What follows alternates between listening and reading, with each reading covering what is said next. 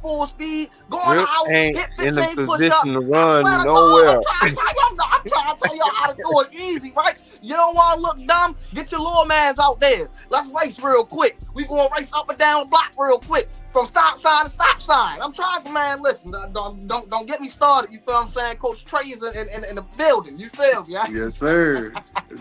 Do your thing, brother. What's Damn right.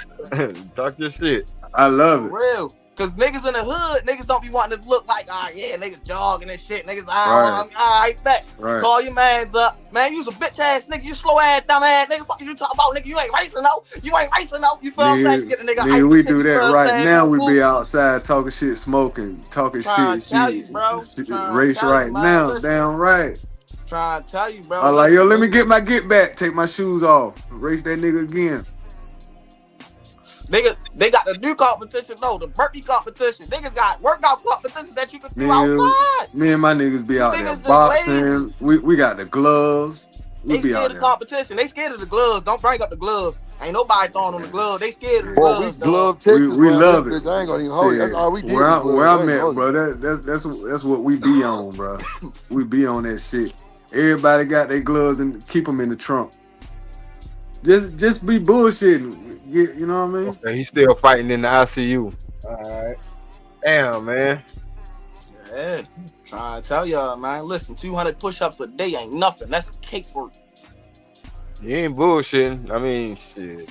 Yeah. And what I do, I don't do the same push-ups. I do variations. So I do Yeah. outs, I You do supposed ins, I to. do Out, diamonds. yeah. There You you can do go. the Them up. clap jump. There you Switch, go. yeah, All switch types them of up. shit. Switch them up. Yeah. Yep. That's how When you do it. get muscle fatigue in one set, use another set. That's all you Yes, doing. sir. That's why I said, bro, I'm up to Yeah. 5. I do And that 5 a day. right. And what I do, I burn out. When I first get up, I thank the Lord and I burn out. I just do how the most that I could do Right. until my muscles fail. And then I Right. chill out. I don't do nothing. Then I like eat breakfast, shit Yeah, like that. And then I don't have no set time. It's just when I feel it, I bust out 10 before 12 o'clock. I'll try to get as close to 500 as I can before 12 o'clock, before I eat lunch. Right. And so I just bust them out in 10s so that way I don't get burnt out no more. Cause I You do already the burnt out. So I already burnt. I can do 60 push-ups straight right now without stopping. Right. That's what's up. What up, Shanique? So after 60, I take as much time as I need because I know I'm gonna need the remainder 440. I'm gonna need the energy to finish Right. before 12 o'clock. So, bruh, I just bust out 10 whenever I feel it. Just hurry up, 10, boom, boom, boom, 10, boom, boom, boom, whenever. And before you know it, you'll be at 500, bro. Before the end of the day. Oh, trust me, I know, bro. Not by just 12 o'clock. You know, I Right. just give myself 12 o'clock to push myself. I feel you. But No, you know what I'm that's saying? good that y'all even had that regiment and y'all are not military. That's what's up. Because I I'm, was you know what about I'm to saying? say, bro, this shit be so easy, right? Because people don't be thinking about it like this, right? You feel what I'm saying? If you give yourself 2 minutes, right? Give yourself a 2-minute drill. Do push-ups for 2 minutes. Do jumping jacks for 2 minutes. You feel what I'm saying? Do squats for 2 minutes, bro. You can do 2-minute drills, literally. You feel what I'm saying? This is stuff that you can do while you in the bathroom, before you take a shit. You feel what I'm saying? Before you go take a piss. You feel what I'm saying? Before you brush your teeth Hey, in the morning. Shanika. For real, like this shit, bro. You can do squats while you brushing your teeth. You feel what I'm saying? That's where you feel what I'm saying? You brush, you squat. You brush, you squat. I'm trying to tell you, like, I'm trying to teach y'all some shit now. Man, my wife would check my ass in somewhere if she see me squatting and brushing my goddamn teeth. That shit, you can do it though. I ain't gonna knock you for doing that shit, but I'm telling you, my wife would have my ass in a loony bin somewhere. What the hell you doing? I'm working out, baby. You know, brush your teeth and then go do some squats. If it takes for you to look goofy, I know what to you're get some saying. entertainment out of what you're doing, sometimes you got to do that. You feel what I'm saying? Because you Plus, gonna wake man, up. ain't no gym type of dude, no way, bro. I be seeing either man hit the gym hard. Respect to the gym goers, but I feel like, man, all that You shit man that you be could be watching, doing, man. all Like, you Yeah, can go, you you can right you to could the do park and do pull-ups and shit. Then right. You go could to do the the gym. same shit at the crib, bro. Hell To yeah. be honest, Do the Man. I same think that the shit. gym is really for and I'm sorry, Niggas- hey everybody, hope y'all having a good day. Hey, The gym is for fellowship. No, You know what I'm hell, saying? man. You ain't never been like feeling like you at the end and then the person on the treadmill to the left of you be like, come on, you got it. Or just seeing them No. run long make you want to run long because the white Hell no. Uh-uh. The gym be Okay. boring as hell, for real, for real. That's why I go to LA Fitness. I only go to LA Fitness. When you The at LA gym- Fitness, you work out for 15 minutes, you in the basketball court. I don't know what you talking about next to somebody. Man, nobody I'm worried about saying, that, man. We see trying other to bust people- these sets out real quick and hop on it and hop inside that basketball court. Niggas ain't going to no Planet Fitness. Niggas is going to LA Fitness. Niggas is trying to hoop. I'm just saying sometimes seeing other people in that element can push you to keep going, especially if you see somebody doing something that you're trying to do. Because I know, Nah. like when it comes to me running on that treadmill, if I got the right person to the left or right of me and they running for a really long time, that's gonna make me want to go longer. Because it's like, how she bet. able to do this shit for 2 hours and I'm getting tired after 10 minutes? I'm gonna try and, you know what I'm saying, your push a slick little. ass. I know exactly what you're saying. How this fat bitch still running, and I oh, that's go fucked on up. and keep it a buck. That's Go on and exactly keep it a how buck. I be. That's Swear to so God, fucked up. nah, She running beside the fat bitches, man. Come on, Yeah, I man. I'm didn't your say evil that. I didn't conscience. say that. You didn't have Come to say it. on, I'm your man. evil conscience. I'm your non-filter. You running in beside the plus Yeah. size girl. Anybody, it don't even matter. It don't even matter. Just seeing other Motherfucker, people, you know what I'm saying, riding out, it make me want to go hard because I'm like, yeah, they just did, something crazy. And I'm over here with the Roll up here, lightweight. Like, yeah, let me pick up that 10 pound instead of the 5. Like, I want to match their energy. So they inspire me to keep going. Hey man, I can't match them motherfuckers in the gym energy, bro. They be going hard, bro. They They be going too hell hard. no. I Y'all can't keep niggas up. ain't I can't Putting keep the up. powder on the Listen. hands and all types of shit. I be like, hold on, wait a minute. Like, I Them came niggas, with these them three niggas sets, in there like, be swole, bro. I'm like, bro, Bro, why you y'all got so ain't- much aggression early in the Y'all ain't morning, fucking bro? God with them damn. big old ass arms. You ain't fucking nothing with them big old ass arms. You ain't telling me shit. I ain't hating on you, but you ain't fucking up with them big old ass arms. You can't be in the front leaning wrestling with them big ass things. I'm telling you, that shit gonna get tiresome after a while. That shit look good, you know what I'm saying, for niggas that want to bulk up, but Yeah. man, the average bitch will think you gonna break her. shit. Man, what? Man, All right. I ain't gonna lie to I'll you. let I y'all ain't got motherfuckers no have big ass that arms. I'm just athletic as hell. When they love Yeah, touching bro, on my I shit, they be can't. saying, what the fuck? Okay, yeah, man. My What? Yeah, homeboy what? all They the time be talk about trying to something. get me to go in there. He was like, man, just come off my membership. You ain't even gotta get in. I ain't motivated to go. I ain't lying. I got a free gym I can go to. I don't be going to that shit because I work out when I work. That's my workout. I go to a free gym every day. The crib. Oh, trash. Oh. Trash. That nigga said the trap. Hell And no. yeah, you got to run and shit. And so often you might have to lift some weight. You feel me? Yeah. That's funny. Yeah, Casual Jar, I don't feel like I've ever like maxed out or nothing like that too. I feel like I'm gonna pass out or nothing, but I will say I will go a little harder just because That's not maxing out.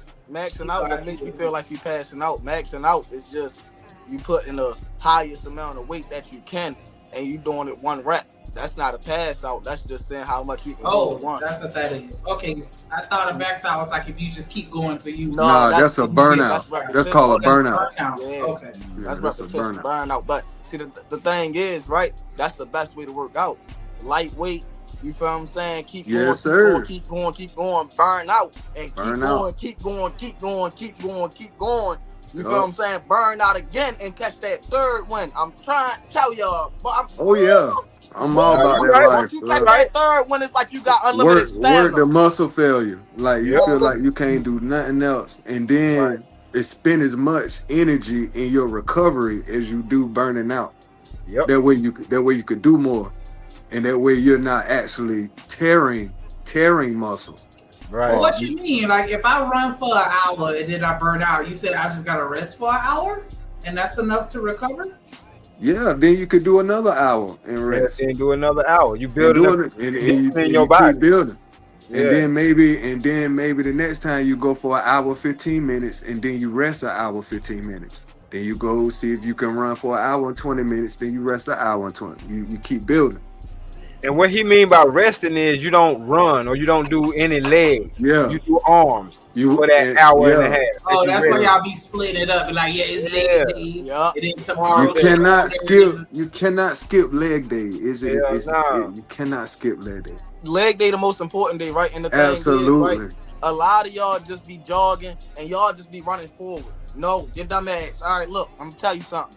Look, turn around, run backwards for a whole block, then run up some steps. I'm trying to tell you. I'm trying to tell you some good shit. You giving them Now, the listen, game. you You got to giving turn them the game. around and you got to run backwards for real, for real. You Yeah. feel me?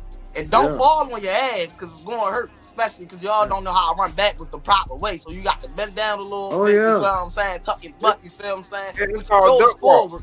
And then, Yeah, it's you called feel what I'm duck saying? Hit the back pedal on their ass. Absolutely. You feel what I'm Absolutely. saying? Boom. Run Yeah, backwards. The hamstring out. Not only that, with bear crawling. Bed Yeah. crawling the door too. Yup, up and down them hills. You Yeah. gotta find the right hills though. I'm That's talking right. for all. I'm talking for all the hood niggas. It's easy to find steps. It's easy to find Yeah, cars. bear crawl up And it's steps. easy to find pull-up bars and shit. I'm trying Yeah. to tell you, man. Trying Right. to tell you. Man, Hmm. I'll pull up on anything. I'll see basketball goal, and I ain't dunking or nothing, but I Yeah. can jump high enough to grab the nets. Shit and I'll pull pull up up. on the nets. Right. Hell yeah. It's harder Get to it pull in. up on the nets because That's now what. you That's got why I these do it, goddamn because grippers it's for hard real, for real. working People with don't know rope. about that one. Bro, Yeah, I you climb. get your I climb rope. I climb rope. Yeah. Yeah. You got to. Straight A up. lot of people's hands ain't even strong. Right, and it come right back down. I'm all Yeah, about you that. right about that. A Swimming, lot of and this let me man tell you is- another thing to get you right. Swimming. Swimming. Nigga. That's Swimming. a full body workout, boy. Damn right. And you working out your lungs. Swimming and wrestling, those are the two exercises that work out every muscle in Absolutely. the body at the same Yes, time. Shanika. That's why- Absolutely. Yeah, that's why it's good for rehab. See, the thing Absolutely. about women though, swimming allows you to work your muscles to their full extent because you ain't got no oxygen. Yep. When you oxygen starve your muscles, that's when they work the hardest, That's it, brother. the absolute hardest. You know what And I'm saying? not- And that's how and- you build up. And that's why you gotta go into the mental, because the brain the brain requires oxygen too. Exactly. Yep. So when your muscles start to fail, your mind has to tell your muscles no, you're not, Exactly. and you have to go to another level. Yep. And that's how you become mind, body, and soul. That's why Absolutely. Bruce Lee talk the way he do about water. You know what I'm saying? This the thing. I But love water. that wrestling, Shanika, you so on point, because I dabble into the fight game a little bit, and let me tell you something. A person who is efficient in wrestling, their lungs are impeccable when it comes to actually physical contact and fighting. It translates to mixed martial arts, particularly wrestling, because when you're wrestling somebody, not only are you wrestling them physically, you're wrestling somebody's will. Yep. So it's like it's literally mano a mano, is to where you're not dealing with teams.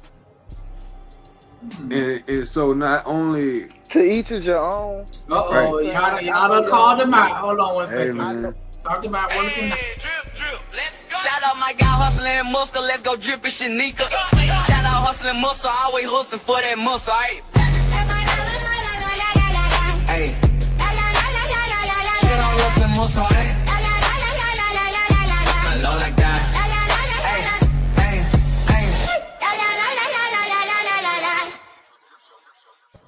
What up? H&M in the building. It's What your it kind of is. conversation. ain't Salute.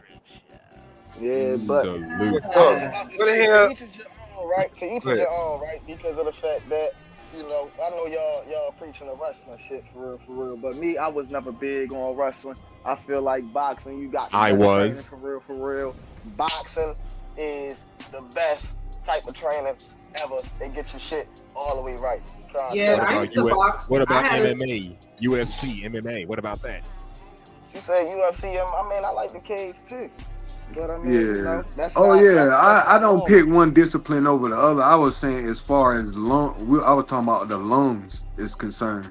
Yeah, As because far as breathing. my PE teacher told me that. He was like, yeah, those are the two exercises that burn the most fat. And he was like, you never Yeah. notice when the niggas be wrestling, they get tired quick as hell. And not only that, in the sport of wrestling, it's only it's 3 periods and it's 3 minutes a period. And the reason why they're so short because it can't last. Nigga be exhausted. That's why it's if you try to, exhausting. It's That's why- exhausting. Yes. that's why Fighting I'm is more. exhausting, period. Fighting is Yeah. exhausting, period, though. I was about to say that's why boxing rounds. It is. Yeah, that's what I was saying. Yeah. As far as Yeah, your so breathing, that's why is concerned. Hell yeah, that's why I love mixed martial arts, because I do that shit in real life. If you run up Yeah. on me with some wrestling and shit, I'm gonna box your head in. If you Oh, yeah. if you good with them hands, I'm gonna have to tussle you up. I'm gonna have to tangle you up and choke the shit out you. Yeah, but see, look, the thing I mean- is, Damn. as you put your head down, that motherfucking foot and that knee gonna go up. I mean, shit, Oh, that yeah. kickboxing go crazy. Oh I yeah. don't give a fuck about that Oh, wrestling. you damn right. Why you gotta put it. That's why you gotta put it all together. You can't be a person that just read one book. You Real gotta talk. put everything together that you learn along the path, and you put it together to fit your style, to Yeah, fit that's what it is you do best. Because I you think. might learn a discipline, but you might have a strength. Right. And I would suggest you tap into your strength and what you are weak in. You pay attention to work that. No, you work on your weakness the most. Like that's what you work on the most. You for really for do. real. So you know what I mean? Like I know I That's what I was struggle with my told. flying kicks for real. So that's what I'm working on right now. You feel Did you me? just say flying kicks? Flying kick I here, swear yeah. to God, You Bruce Lee up in this I swear- motherfucker? Y'all are We got out here Bruce doing Lee that in over real here. life. in Hey, real if you don't life, master that shit, Yes. somebody gonna catch your ass and throw you some. in real Hey, but life, I'm saying, Wow, I'm okay. talking Many years to get it. I'm talking about some the spin around, all that. Yes. Yeah. Yes. It's called They a round. out here It's called trying a to be new roundhouse. things. Yeah, he Called trying a to be new roundhouse. things. Spinning roundhouse kick. Spinning roundhouse. Yeah. Yeah. Roundhouse jump. Man, I'm When you trying to kick- tell when you you. kick What off your would back you need foot, to do a spinning roundhouse kick? Like that's just real random. Like I That's know the y'all ain't in the showstopper. club doing this when y'all get No, into fights. Well, that's the that's thing. It's so That's random. called Nobody a gonna see the showstopper. shit coming. right. Yeah, exactly. Like, that's what I'm You can saying. do that Like, shit. hold You on. can, All right, so, you can do that shit with your Louis bag still in your hand. On the street, only one on the bag. Hey, bro, I'll be happy to see one of my brothers fighting like that. Versus what I see now. If I see Yeah. 2 brothers using actually discipline to fight, boy, I'm gonna sit there and be proud. Bro, I'm most like, niggas, this I is- swear to God, most niggas, they use their hands and they straight get to wrestling. That's why they never worry about the kick. Niggas think that you Jackie Chan is the moment that you kick. They like, what the fuck? I'm not trying to fight you no more. Nigga using feet. Like, that's not fair. Like, nigga, ain't no rules in fighting. What the fuck you say they can't use feet? Like, I swear to God, like, people will put their head down real quick, but then, you feel what I'm saying, they have their hands up the whole time. And then the moment that you kick their ass, they be surprised in the motherfucker. Now they trying to do some different shit, and now they all fucked up in the head, because they don't know how to kick a nothing. So That's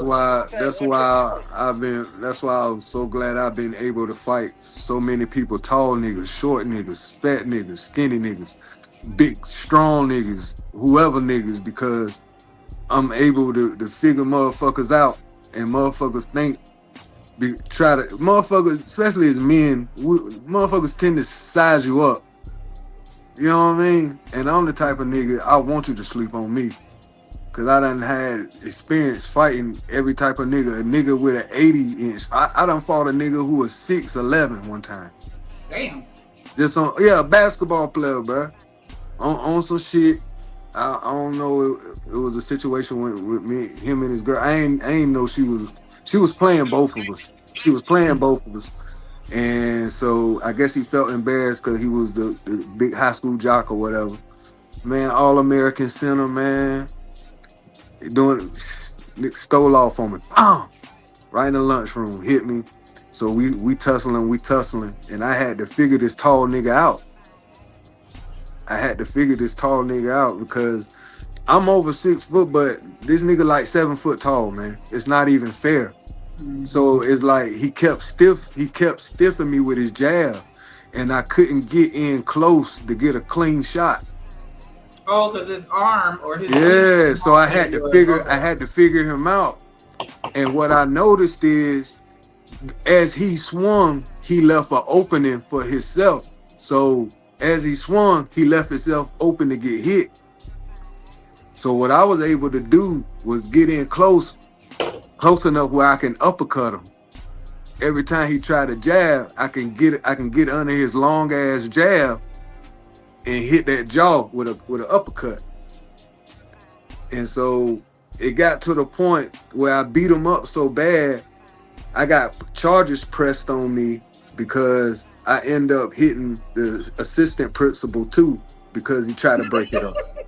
So I end up getting charges pressed on me. I was a junior and he was a senior.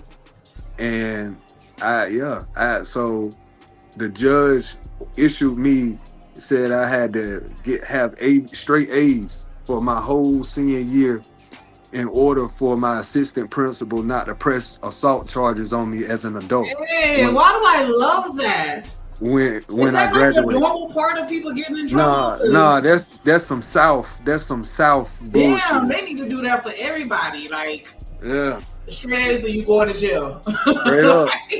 Straight up. And they issue me and say, bro, if I don't get straight A's, as soon as I turn 18, they gonna bring them same charges up and try me in as adult.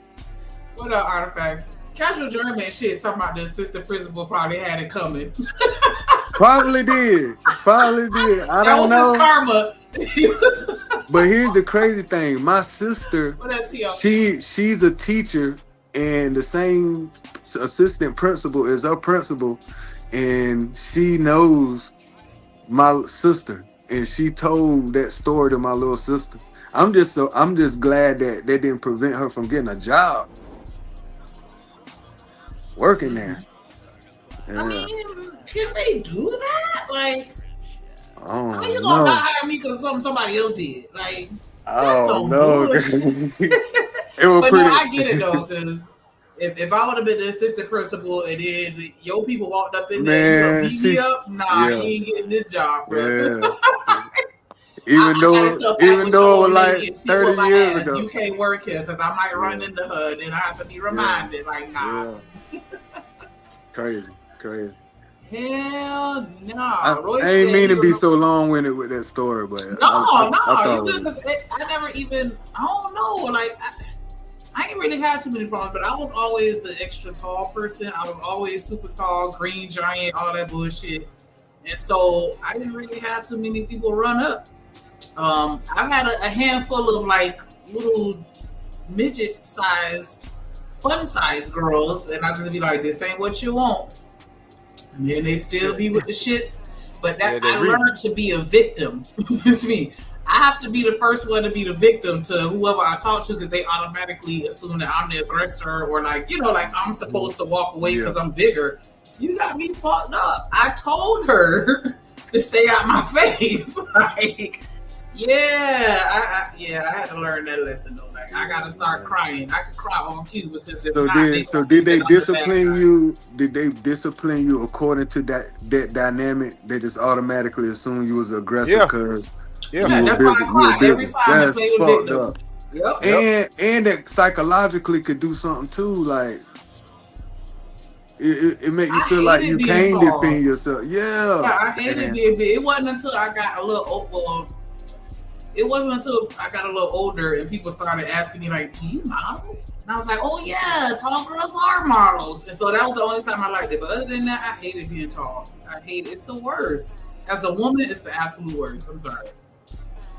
Yeah, it's hard for you to play victim, like you said.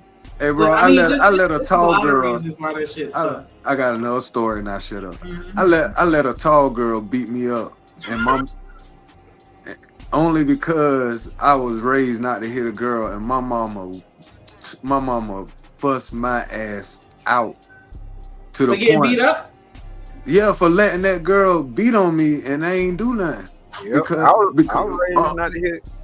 But Cause I was this not is to why. get This is why. But I mean, here's why go ahead. though. I think because when my mama brought me to the school to fuss everybody out, when she seen how tall the girl was, the girl like 6'4", 6'5". Exactly. Like you could have beat So- that nigga up. My mama said, "Boy, the next time you let anybody do scratch, cause what it was, she scratched my face, like kept Yeah. scratching my, and I let her. That would have and made I my let- mama mad too. Yeah, and my Yeah. mom's, and I learned a very valuable lesson, cause my mama said, "Would you rather deal with me, Right. or you gonna handle this before you get home?"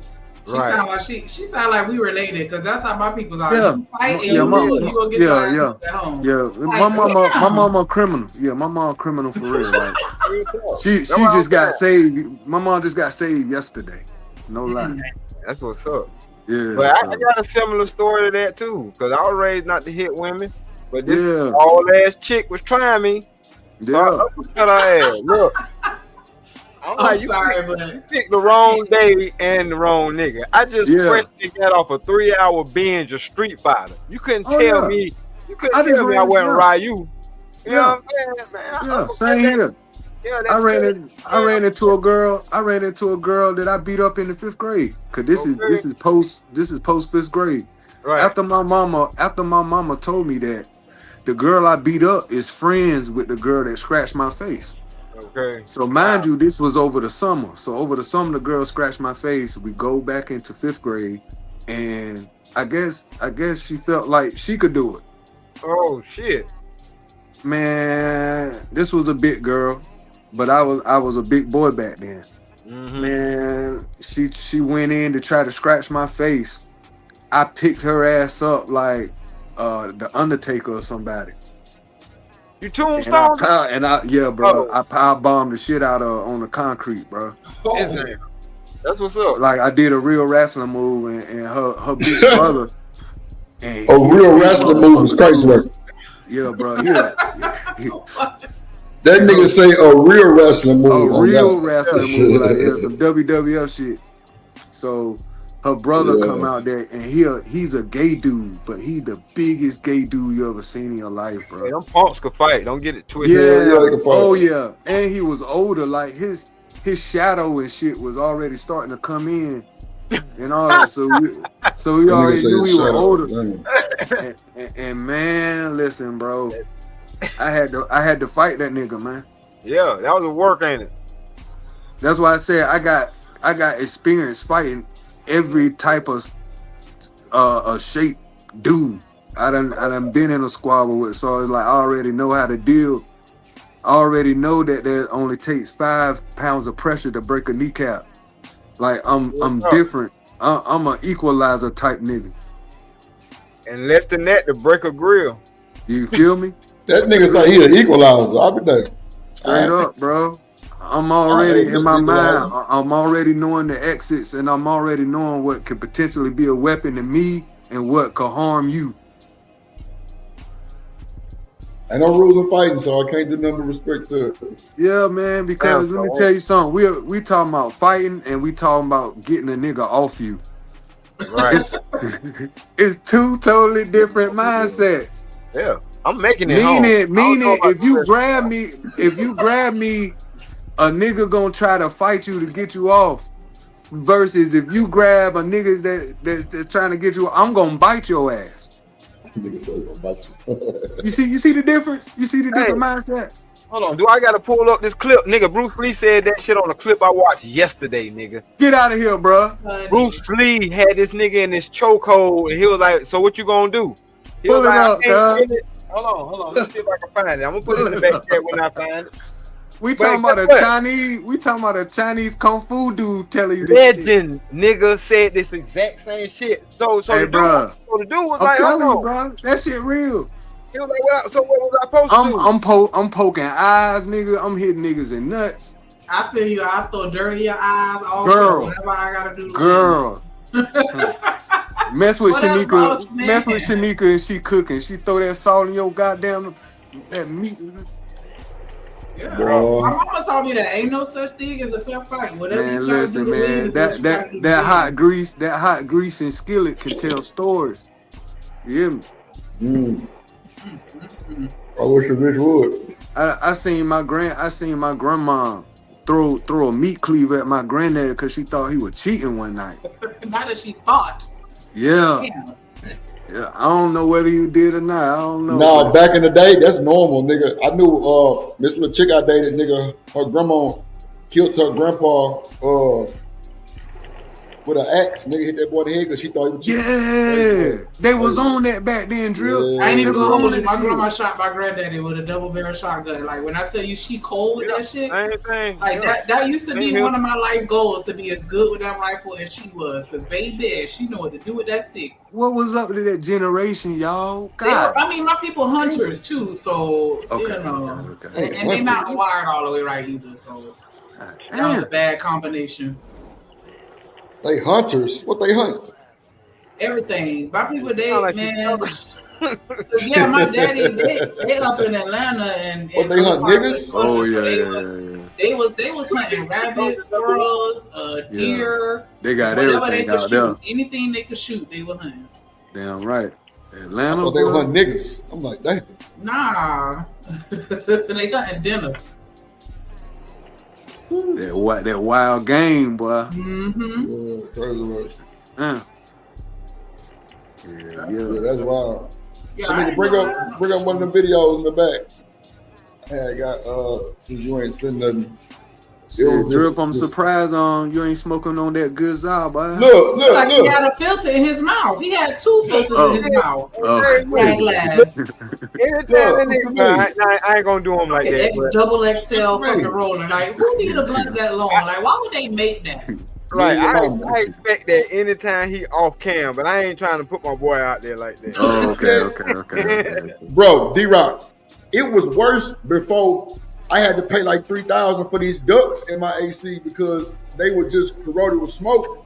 I was Yeah. smoking, bro, man. Bro, me and Six would have the biggest blunt contest. No cap, Okay. no Real bullshit. stuff. We'd be No. rolling. The blunt When I Olympics, first bro. came around, when I got a first- rolling the blunt broken, Olympics, broken man. finger. Yeah, the broken finger. No. Ass nigga. When I first started coming around, this nigga and your brother.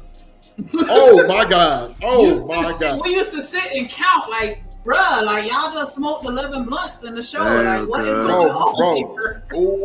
Oh, D-Rock, I forgot about this. But you say Shanika, motherfuckers start getting word. Motherfuckers start getting word. Like, you what around the that? hell going on here? D-Rock, me and Ron used to sit up in the Oh, bitch and you- smoke all so long, bro. Drip, what you smoking? Shit, some runts and about 4 other flavors. Shit, Ron, what yeah. you smoking? Shit, same. Or this. I'm talking about we Yeah, steady yeah. rolling blunt. Steady rolling them hoes. We like, and I gotta say, Six would be there too.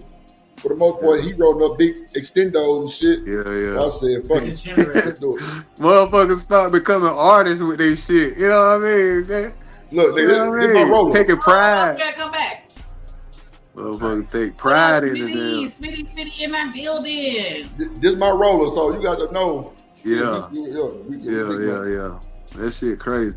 Yeah, my wife got me spoiled on that. She bring me about 2 blunts every hour. I just be on. Oh, hey, that's the superwoman right there. Does she smoke too or no? Huh? Yeah. She smoke too or no? Hell yeah, that's my twin. Oh, you in there? Oh, we That's be heaven. twins. You Man. that's heaven, bro. And she- My girl don't smoke, but she really cool. So she good Yeah, around. Nigga smoke. So, you know what I mean? Smoke ready. That's all that, that's all that counts. As long as you don't, Yeah. as long as you don't Don't. fuck with me, as long as you don't fuck with me about what I do, we good. Yeah, she Yeah, nah, for sure, bro. she regular. She Oh, the more I hold on, smoke, time she good. I got to say this. Hold on. What up, Smitty in the building? Boss man back. Smitty and Boss Man. Yeah. Well, let me tell you this shit right here. This was the realest shit ever to me. The day that I got off of probation, federal probation, right? After being, I was on probation violation, and they just ran a bullshit charge that I had because I had a assault with a deadly weapon charge that they ran concurrent with my federal probation, right? All right. Yeah. So I couldn't smoke at all, whatever. The day that my probation was up, before the damn dude got out of the parking, pulled out of the driveway, my wife mama was right there handing me a joint. And I'm like, see, you have to be a smoker to even understand what the fuck that even meant. Yeah, that's everything, bro. That's and it everything. wasn't right, and it wasn't so much my girl did it; it was my girl mama. It's like that's dope. You read my heart. Yeah, You know what I'm saying? And at the end of the day, let's not get it fucked up. It ain't nothing like an old school joint. Oh my god! What? They hit, boy, nice and tight. Nigga, when an old head give you a joint, they fuck with you. They pearl that bitch. Too. Oh my bro, that bitch is pearl now. Look, Royce, why you sound like my daddy? He used to do shit like that, go around and be like, punch me. I bet you I could take it. Like, just what? Just ridiculous. Hey. Like, my daddy liked the fight. He liked the fight. Like, and it's so crazy because we used to tell him, like, somebody gonna whoop your ass one day. And you know what I'm saying? And that's, they had to jump my daddy. It took about 8 of them. And they had every weapon known to man, and they still had to come back and shoot him because he was whooping their ass. Okay. Yeah. So what? You win some. I'm telling you, bro. Some people will, Shanika, is unbreakable, bro. Mm-hmm. It go beyond the physical. Yeah. I done seen motherfuckers that got their ass whipped and they just keep coming back. Royce, every time I see them, I'm gonna whoop your ass. Royce, it goes back to what I said earlier, Mr. Lister. If you go into a fight thinking that you're gonna lose, you're gonna lose. But if you go into that fight with that mentality that nigga, I don't know about you, but I'm making it up out of here. I'm gonna do whatever I got to do to get you up off of me since you wanted to smoke. Straight up. And you got folks like that. I'm one of them niggas. Yeah, me too. Go ahead, bro. I black out. I ain't even gonna hold you. I black out and then I come back too, and then it's like, oh shit, what have I done? That's so crazy, but that's dangerous. That's dangerous. It is. It really is. But I ain't doing no blacking out. I'm punching. I'm punching. I ain't blacking shit. I'm trying to. I morphed into that nigga trying to black somebody's eye. Man, you need to have a conversation about that blacking out shit. Cause look. When we say blacking out, that just means we ain't got control over what really happening. But somebody do, unfortunately. Because I blacked out when I got jumped. And I survived that shit. Because I blacked out. Because in my right mind, I wouldn't even have stuck around for that shit. Right. But because I blacked out and I was like, no, all y'all got to go. Nigga, it's a fire sale. Everything must go. Because everybody against me, then I'm against everybody. You know what I'm saying? So it is what it is. But I made it out. You know what I'm saying? I made it out. Shit. Yeah, I done got drunk before and held my motherfucker on. Like, because you blacked out. That's what I'm talking jumped about. out the fight. Like, come on, Ashley. Nah, Ashley getting this work. She'll come back to you later. Yeah. Hey, look, that's messed up when you got them in retreat mode, cause they jump you and you got them in retreat. Right.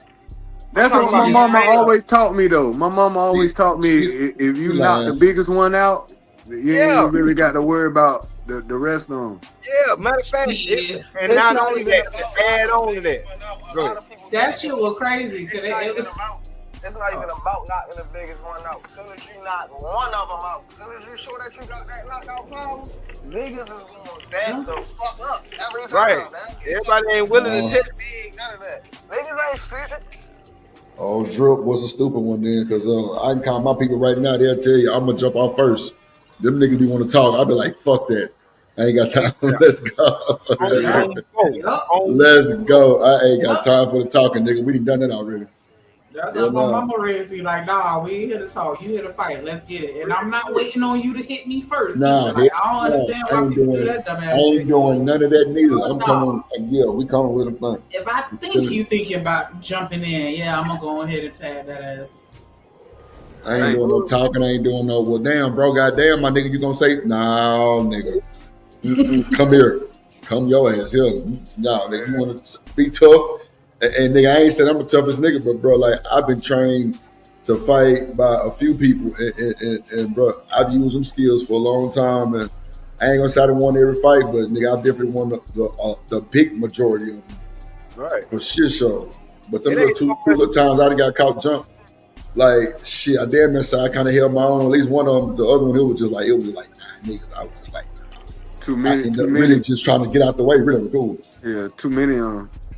Yeah, see, I got lucky. I was being stupid. My ass whooped, yeah. But I know it's possible. But yeah, I Yeah. had to experience that, thankfully. Oh no, Shanika, you look like you probably started some of them motherfucking fights. Yeah. A little bit. With dudes, yeah. Usually, like with the girls, like I say, they be little, so I be like, just don't mind me, leave me alone. Like I don't even want to do it to you. But yeah, with them dudes, I don't know, cause my mama raised me like it don't matter how big they are or whatever. Like Yeah, man. My mom The did bigger that they shit are, the before. harder they fall. Yeah, bro. Yeah, Yep. David took down Goliath, so hey, look, it's hope. Yep. Real shit, bro. Mamas be coming at you with that energy, bro. I used to think that was kind of dangerous though, because it's like, you know, to not fear anybody. Hell no. I thought it was too. No, I they just like you. They put their shit on just like you. They can get knocked out just like you. I get that. I'm just saying, like, yeah. Sometimes you just gotta walk away. But with me having all that bravado, thinking that I'm bad, like I ain't never walk away from nothing. Like, nah, fuck that. We finna get out. Yeah, my mom taught me how to be tough because I seen my mom survive domestic abuse and multiple boyfriends growing up. I grew up in an abusive environment that my mama got her ass beat until she had to figure out how to fight niggas. I don't know. My mama is like one of the strongest people I know, so I didn't know why men felt like they could just beat on my mama until I figured out it's because my mama ain't take no shit off nobody. Nobody. And so once I understood the dynamic that my mama didn't see me as a woman and you as a man, all she saw was disrespect. And so she wanted to set the example to me that I don't care who it comes from. If you don't have any self-worth to stand up for yourself, ain't nobody obligated to stand up on your behalf. And that's including me being a woman, not taking no shit from any man I'm dealing with. Yeah, my grandma was like that. That's why I hated going places with her, because she'll start shit with men, women, children, anybody. And it's like, because I'm here, I gotta jump in and help. Like I can't just watch. Like my mom and pops done had beef to the point my mom done showed up at the nigga church. I think he was like a deacon or something, bro. She showed up at church, bro, going crazy on this nigga, bro. Like banging. Yeah, I embarrassed, bro. When I was in high school, my cousin used to work at Captain Crab's, which is a popular chain down here in South Florida or whatever. And everybody knew us, and we was in there, and she got to argue with this lady, and then her husband called us up, jumping in like, "You ain't no woman." She was like, "Nigga, I'll pull my skirt up and pull my drawers down, show you this pussy, so you can see I'm all woman, and then proceed to whoop your ass." Like this is how my grandma taught me. She ain't threatened to pull the pussy out. She threatened to pull the pussy out and show that she woman, and then still proceed to. And I'm just so embarrassed because everybody that working there, they just looking because they know how we are and they laughing. I'm like, oh my God. No, they laughing. Yeah, because they knew how she was. They thought the shit was funny, and I'm like, y'all laughing. Y'all laughing at the wrong shit, man. Y'all laughing at the wrong shit, bro. Wait. Me and Did she my pull the cousin pussy out? embarrassed as fuck. No, Did she she pull the threatened pussy? to. She threatened to. Drip Always stupid, wore bro. dresses. As soon as she said that, Buddy was Drip like, ain't all right, shit. it ain't love. Go You fuck crazy, ass. bro. I was thinking it, though, Drip, bro. Y'all I'm niggas just wild, saying, bro. You I gotta hope say it not, like Pearly bro. Two Ply to pull a puss out. She pull that I puss hope out. I hope she Right. did. You man. know, I hope yeah, she don't did. tell her she ain't acting ladylike, because she gonna show you I'm all woman and then still beat you up. Because, yeah, Drip we just Drip gonna get on you about that ragged ass grinder again. Yeah, she hear that motherfucker click, click, click, click, click, click. It sound like some Leave jail the ball. Bob Marley grinder alone. That ain't Bob Marley. That's somebody's son named Marley. Hell nah. Stop that bullshit. Hell nah. I like this grinder. You grind up that Reggie, you done tore it up. Like, Hey, You but grind up that Reggie, you done tore it up. Yeah, you're putting on game though about scraping that motherfucker out and getting that resin that's at the bottom. Yeah. That ain't nothing but Keith. yeah, I was say just dust and That's dirt. Nah, ain't no Yeah. damn dirt. That's She Keith. said dirt. Yeah, that's that dirty ass weed you smoking. That motherfucker Reggie. Yeah. No, But about I'm this shit. telling you, we if you take that- got here in Miami. We right next to where all the sources at. Oh yeah, but You look, better- I you couldn't better know couldn't it. find none for shit when I was down there. But anyway, Really? Man, man. they even got studios set up where you could just go and ring the door and go in there like a regular grocery store. Like, oh shit. Well, I couldn't find that when I was down there. I ain't. Yeah, I Yeah, ain't had- but you know, I ain't D-Rock, had- but yeah, D-Rock, you gotta fuck but with D-Rock, we not gonna find that shit though, cause we Yeah, you tourists and gotta know. shit. Yeah, Yeah, we you ain't gotta gonna know. know because Yeah, yeah, they exactly. you gotta know which door to knock on and yeah, 'cause Yeah, they got it set up like a studio. Which In the door to back knock on? room- That's janky as fuck. I ain't gonna hold you that shit. In the back room is where they have it set up like a smoke shop. Oh, okay. Cause I had Yeah. I found this one little base. So I was like, okay, I know she know where all the dope at. So we went down here to like one of these little projects and shit. They had a little store right there. So them Probably in niggas out, Liberty City. yeah, them niggas was out there in lawn chairs and shit. Them Yeah, niggas but like, down nah. here you can just depend on where you go. All you gotta do is just go in certain stores and they gonna be out there. Hey, you need that? And I'm like, Wow. damn, y'all bored with it. How y'all know I ain't 12? And y'all just freaking offering this shit to me. Niggas be You don't look 12. That's why, motherfucker. Right. I was about to say, I hate when niggas do that dumbass shit. I ain't gonna lie to you. But That still, shit they don't is know. Like, you can't just be absurd. openly advertising to people. Yeah, them YNs got these bodegas and Man, these little shit. stores out here on lock. I was about to say, how you gonna get your shit off if you don't? I mean, I'm just saying that shit wild as fuck. It's dangerous, I mean, yeah. if you hustling, nigga, everybody gonna be. Hey, you need, I mean, but you know, nowadays they can kind of tell when nigga smoke weed. Like every time I did a cruise and we like got off the boat at like the little landing dock where all those stores and those shops and shit was, everybody, bro, the first person, I was always first person. Hey, big homie, you need that good? And in my mind, I'm like, bro, I don't want no Reggie, bro. I want some good Doty, but I know where I'm at, so I'm gonna have to take it. You know what I'm saying? I'm gonna just Yeah, shit, adjust yeah. to what it is. Yeah. Cause bro, I ain't gonna lie, bro. When I went to Playa del Carmen, bro, for my sister's wedding, my nigga, no lie, D-Rock, this was the best trash ass weed, but it was just bro, like, no, listen to me. It was just what we had, what two stories really. But this one in Playa del Carmen, bro, it was the best trash ass weed because of how I got it, bro. Right. The nigga had a restaurant, bro. I'm talking about they making nachos, tortillas, all kind of shit. Cause you know it's in Mexico, bro.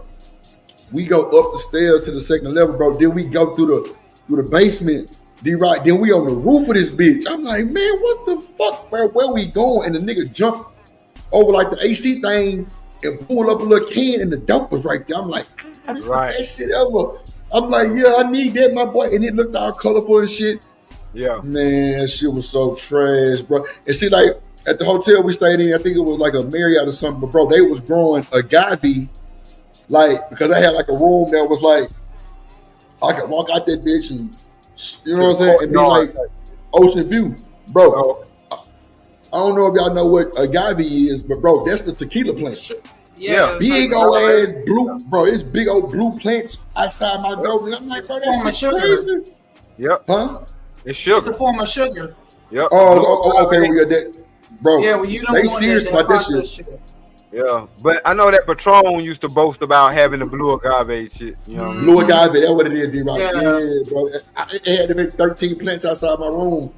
And, bro, I could walk out there and it was like another little couch and little table and shit. Now I'm out there smoking.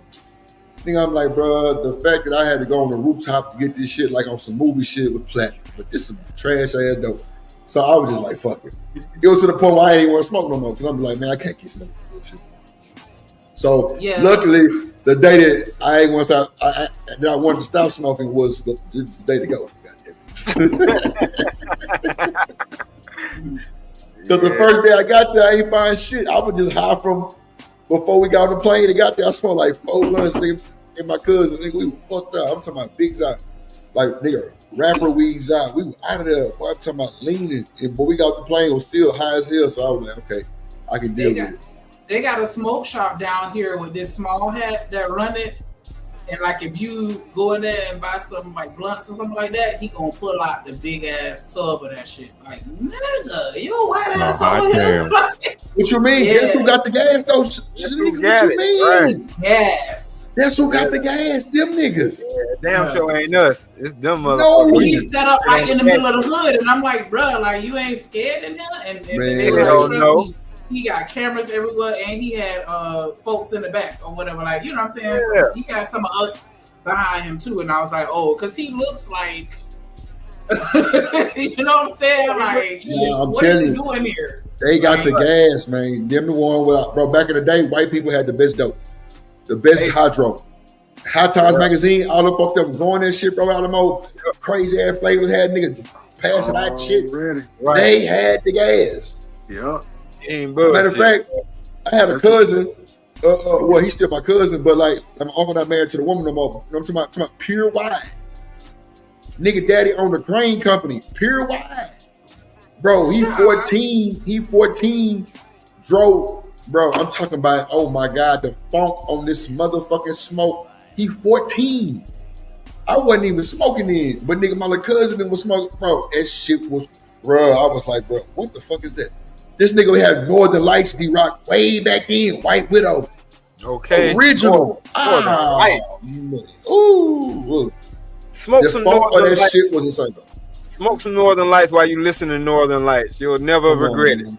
Never regret it, bro. That's a fact. I heard that term so much of, you know what I'm saying, smoking in my, you know, because I was a late bloomer. I ain't smoked till I was 20 years old. For real. I was an athlete. Yeah, you Wasn't no was smoke. late. What you mean? You was an I athlete? stopped smoking till I was 18. Yeah. I was a nerd. I was a good kid, but I fucked around and found my brother's stash one day, and it was over. Nah, I feel you. What knows? Cause see, bro, my brother was locked in with the RTC shit. My sister was a motherfucking volleyball player, so bro, we all did something.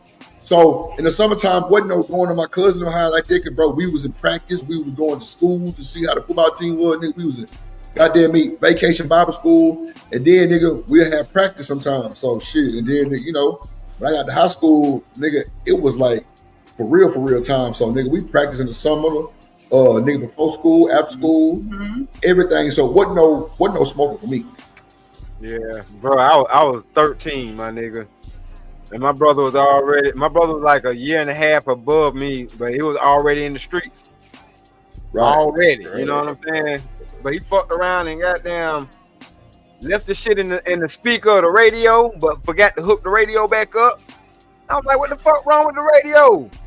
I knew this nigga was just left town, you know what I'm saying? Because he said he was going out of town to handle some business. You ain't got to say nothing else. I got you. But I'm trying to fuck my old lady and shit. My girl at the stole time. your brother weed. Hold on, nigga. Hold Y'all on. bad as fuck.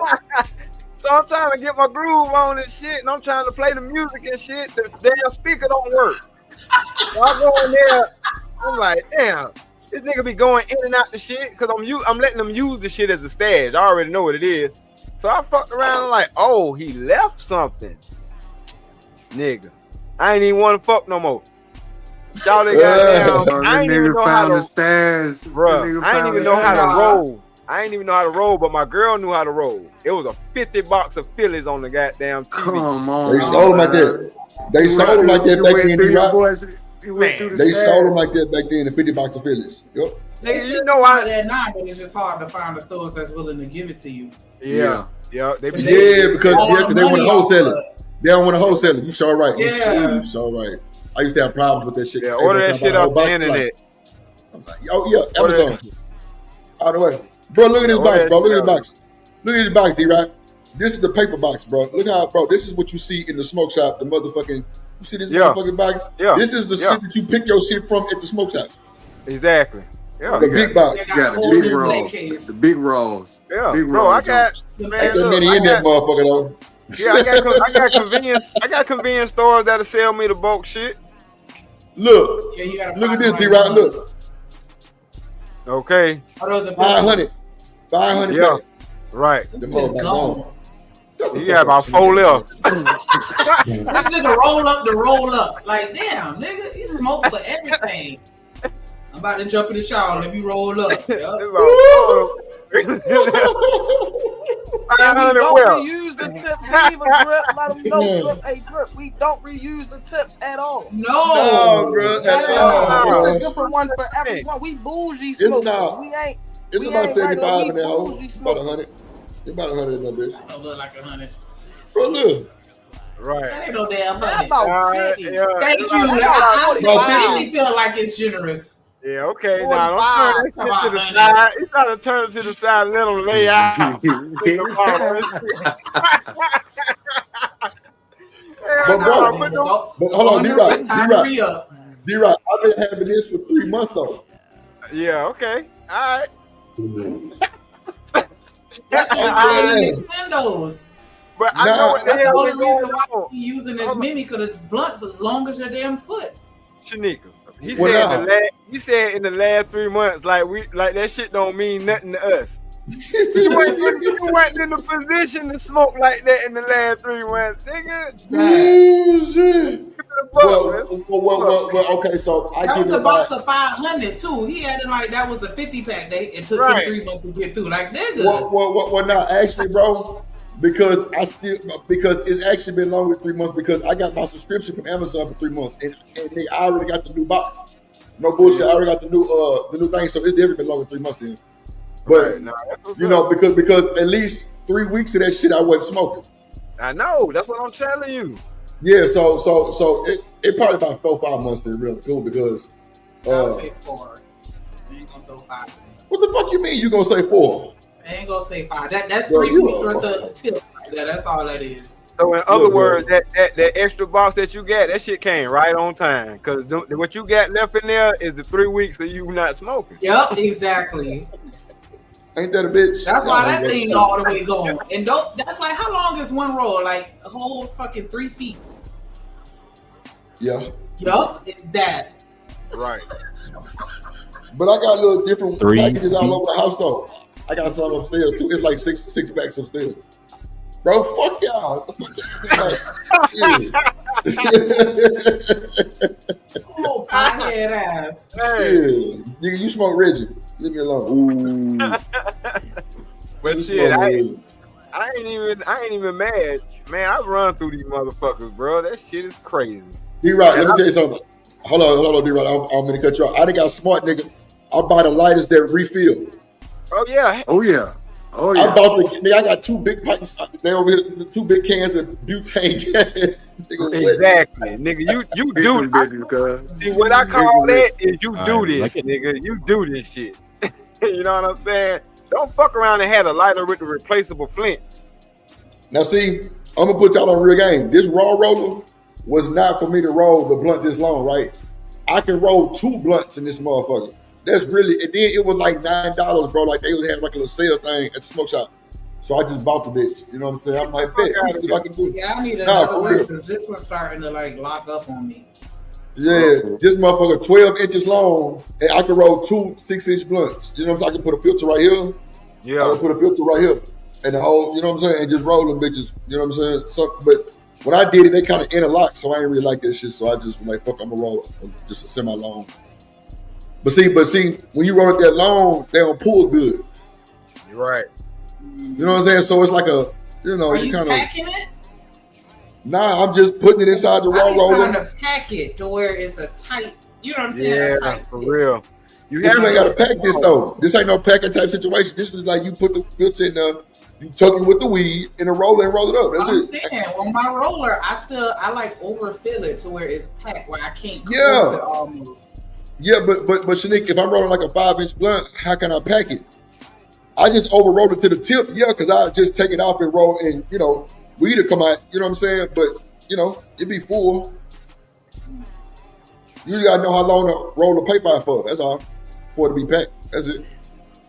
Yeah, 'cause I don't like when it be too loose. I feel like it go fast. Nah, I feel you. I feel you on that. I feel you because towards the end, I can see where I might have to lick it again, or it's kind of loose because it ain't all the way packed. So I feel you on that. I feel you. the fella. I wonder what the fellas got to say. I know they probably don't want to talk about this right here no more, but I know H&M ain't never hit a blunt. Hell nah. I ain't never hit a blunt. It's crazy. Never took a shot. I did. His I arm too strong I to did. lift. Never again.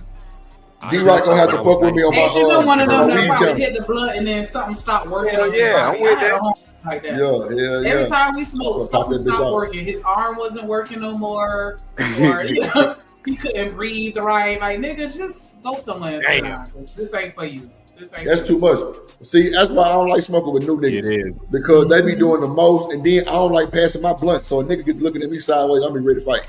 So it is what it is. Lying. I mean, Yeah. to be Yeah, fair, don't. I know a I'm guy that telling you. did that. I know a guy that did that. I know a nigga back in the day trying to do too much to impress the homies. Nope, it ain't worth it. I smoked weed once, never again. It ain't for Tastes like everybody. shit. Well, now you was smoking Reggie. You was smoking Reggie, that old nasty ass Reggie back then. Because everybody smoked Reggie before. But you was smoking Reggie in the newer age when it was illegal. I know what the fuck I put in my body. This shit tastes like shit, and I never touched the shit. Oh shit. Nah, it's cool hustling muscle. You was a military nigga. Shit. But you know what's crazy? Hold on, wait. Hold on. I can't even say that though. Hold on. I can't even say that. You know why? My daddy smoked weed. That's a fact, bro. That's what I'm about to say, bro. She, bro. My dad retired military, and he made me go in right after high school. That nigga's bro. My old man. You remember back in the day, you were talking about the dro. We talking about the real hydro. Yeah. The liquid, the little liquid that come with the weed. Yeah. The liquid dro that came with the weed. Yo, they got shit that's laced with They got shit that is laced with all kind of shit now, wax and this the diamond shit they got going, bro. I ain't gonna lie, that shit be real hydroponic weed. Yeah, grown in the water. When you think about it, in the water. I mean, when you think about it, when you in the military up there fighting wars and doing army combat, you gonna feel stressed. So that weed gonna take the stress off of you. I do soldiers in the military get blazed almost every other drill weekend. Yeah. Smoking and drinking. Smoking and drinking got me through AIT, bro. But let me tell you, my daddy. But we do it. We don't do that shit on the base, but we do it. Shit, bro. Every time, bro, my daddy would call me, bro. He'd be like, what you doing?" I'm like, "Shit, chilling, Pop. What's up?" He's like, "Shit, my goddamn bag." I'm like, "I bet." And bro, before you know, I done popped up over there with a 14. But bro, Pops take a month to smoke a 14. You know what I'm saying? That's how they do. They roll their joints real loose. There you go, joints. That's what they do. Pops roll joints. That's how they do. Yeah, they smoke joints. It's crazy, but my mama taught him how to roll. That's wow. My mama taught my daddy how to roll. Crazy work. So look, then my daddy be like, because I told my pop, I said, man, I don't want you going down to that nigga down there behind. You know what I'm saying? Because that nigga be having too much traffic. The loud be down there. I ain't not Pop. I got you. Don't worry about it. So I ended up doing that for him. And my I call her my niece, you know what I'm saying? But she my cousin. She like 20 years old. And bro, she want to smoke a little weed, you know what I'm saying? You know, she a fucking loner. She don't talk to nobody. So I'm like, look, don't worry about it. Every time you come home, you stop by here. When you going back to school, and I give you, like a seven or something. And bro, she been loving it. I ain't had to worry about no bullshit. I always tell her to be careful. Plus, I put it in the car for her. So it ain't like it's just right there. I go to the trunk and tuck it all in Anyway, but you know what I'm saying? Like, yeah, so Pop. But bro, let me tell you how crazy this shit happened one day. I'm in my garage, I'm in my mama's garage chilling, and they know if you don't want me there to smoke, don't invite me. This shit. Yeah. Don't invite me. My mama know I smoke. She know I've been smoking for a long time, so don't try to put me on blast because the auntie that don't like me smoking here, I don't want to hear that bullshit because I'm gonna go off. Don't try to get up. Whoa. You just got through what you doing, motherfucker. My business. Like, see, that's how me and my mama communicate sometimes. But it's weird, but it is what it is. She not soft. I swear to God, like every time I try to be soft, she dragged me, bro. I be like, fuck it. You want rough? Fuck it. We gonna talk rough. It is what it is. And bro, we get along so well. But when my pops came outside, bro, we was smoking. And so when my pops type of nigga I asked him, do he want to hit the blunt? He'll hit that hole 1 or 2 times, and that's it. He done. Because the shit that I be smoking be strong. Yeah, it's different. He be like, he be like, nah, I'm good. I'm like, but Pop, I'm bringing you this shit though. Yeah, the old heads can't fuck with his new shit. Bro, I'm bringing him the shit, but it's just, he taking almost a month and a half to smoke a 14. That's insane. Salute, you know what I'm saying? So, what else, Stan? So goddamn, he hit the blunt 1 or 2 times. He's like, nah, I'm good. So, nigga, my mama come out there, her little ass, what the hell y'all doing? I'm like, man, we smoking. What's up? What you want? What you smoking? I'm like, hell nah. Nigga, my brother was sitting right behind me. See, he's sensitive. Bro, I passed mama the blunt. She hit that bitch, and bro, my brother broke out crying. Nigga, I'm like, what the fuck is going on? Nigga, throw your ass in the house, cry baby ass nigga. Right. Wild man, motherfucker, bro. I'm like, come on. You gonna do the, man, mama, I don't want you to smoke. I ain't never seen you smoke. She say, nigga, I smoke. Bro, my mama say they used to drink this shit called black coffee or black night or some shit, bro. She worked at the post office overnight. Everybody at the post office fucked up. I swear to God. They all drunk the same little shit. She say it give you vibes like an ecstasy. Like, nigga, you be up. Like, nigga, you be, you know what I'm saying? I'm like, mama, y'all were doing this shit back in the day for real shit. Like, you have no clue.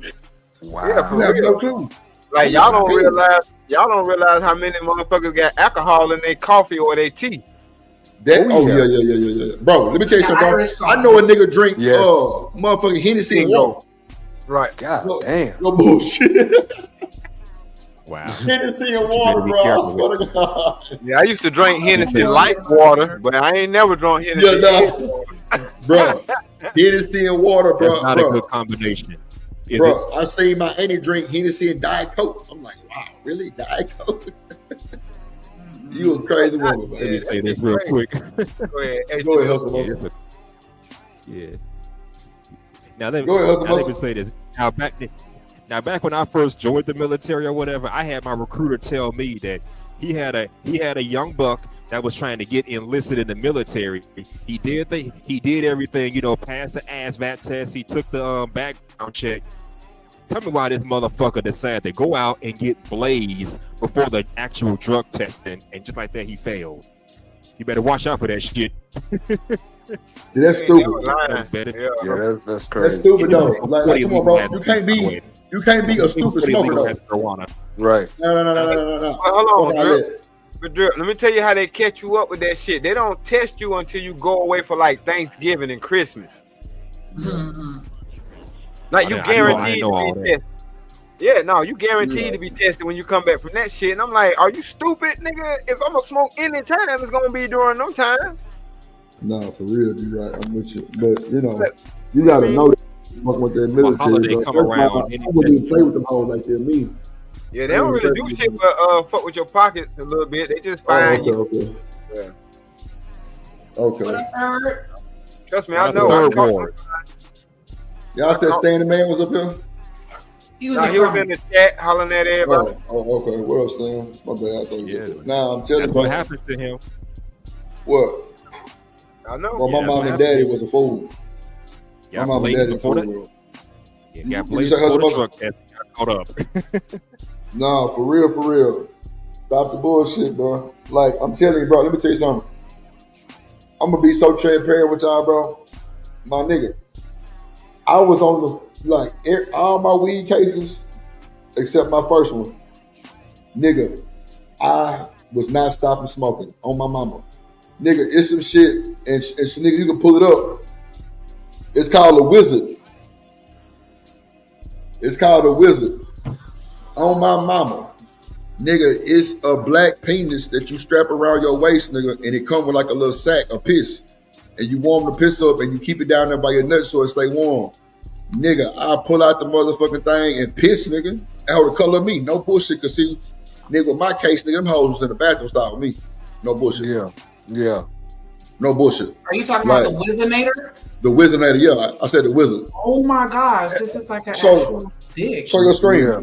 Show your screen. Shit, I ain't bullshit. I paid $150. Oh no, you right, nigga. No. Shit, my bad.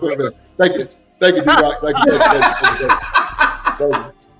So nigga, I paid $150 for that bitch. I ain't lying. Yikes. Nigga, I wasn't gonna start smoking because I was, man, I ain't gonna lie, that was my last I did the same thing, but I didn't buy that. What I did, because my probation officer, they don't stand, they didn't stand over me, but they stood behind you. They stand behind you. Yeah. But so what I did, I had a bottle, a pill bottle, and I used a rubber band, right, and just attached the pill bottle to whatever, and did it that way. I think so. It's ways around bottles. What? I think the pill bottle is crazy because you want that bitch to make the streaming sound. Yeah, you know what I'm saying. Yeah, with that Wizinator, nigga, all I do was grab that bitch and like squeeze it. That motherfucker gonna come out, bro. I ain't bullshitting. That bitch coming out. Yeah, if y'all Google it, y'all will see. Yeah, bullshitting.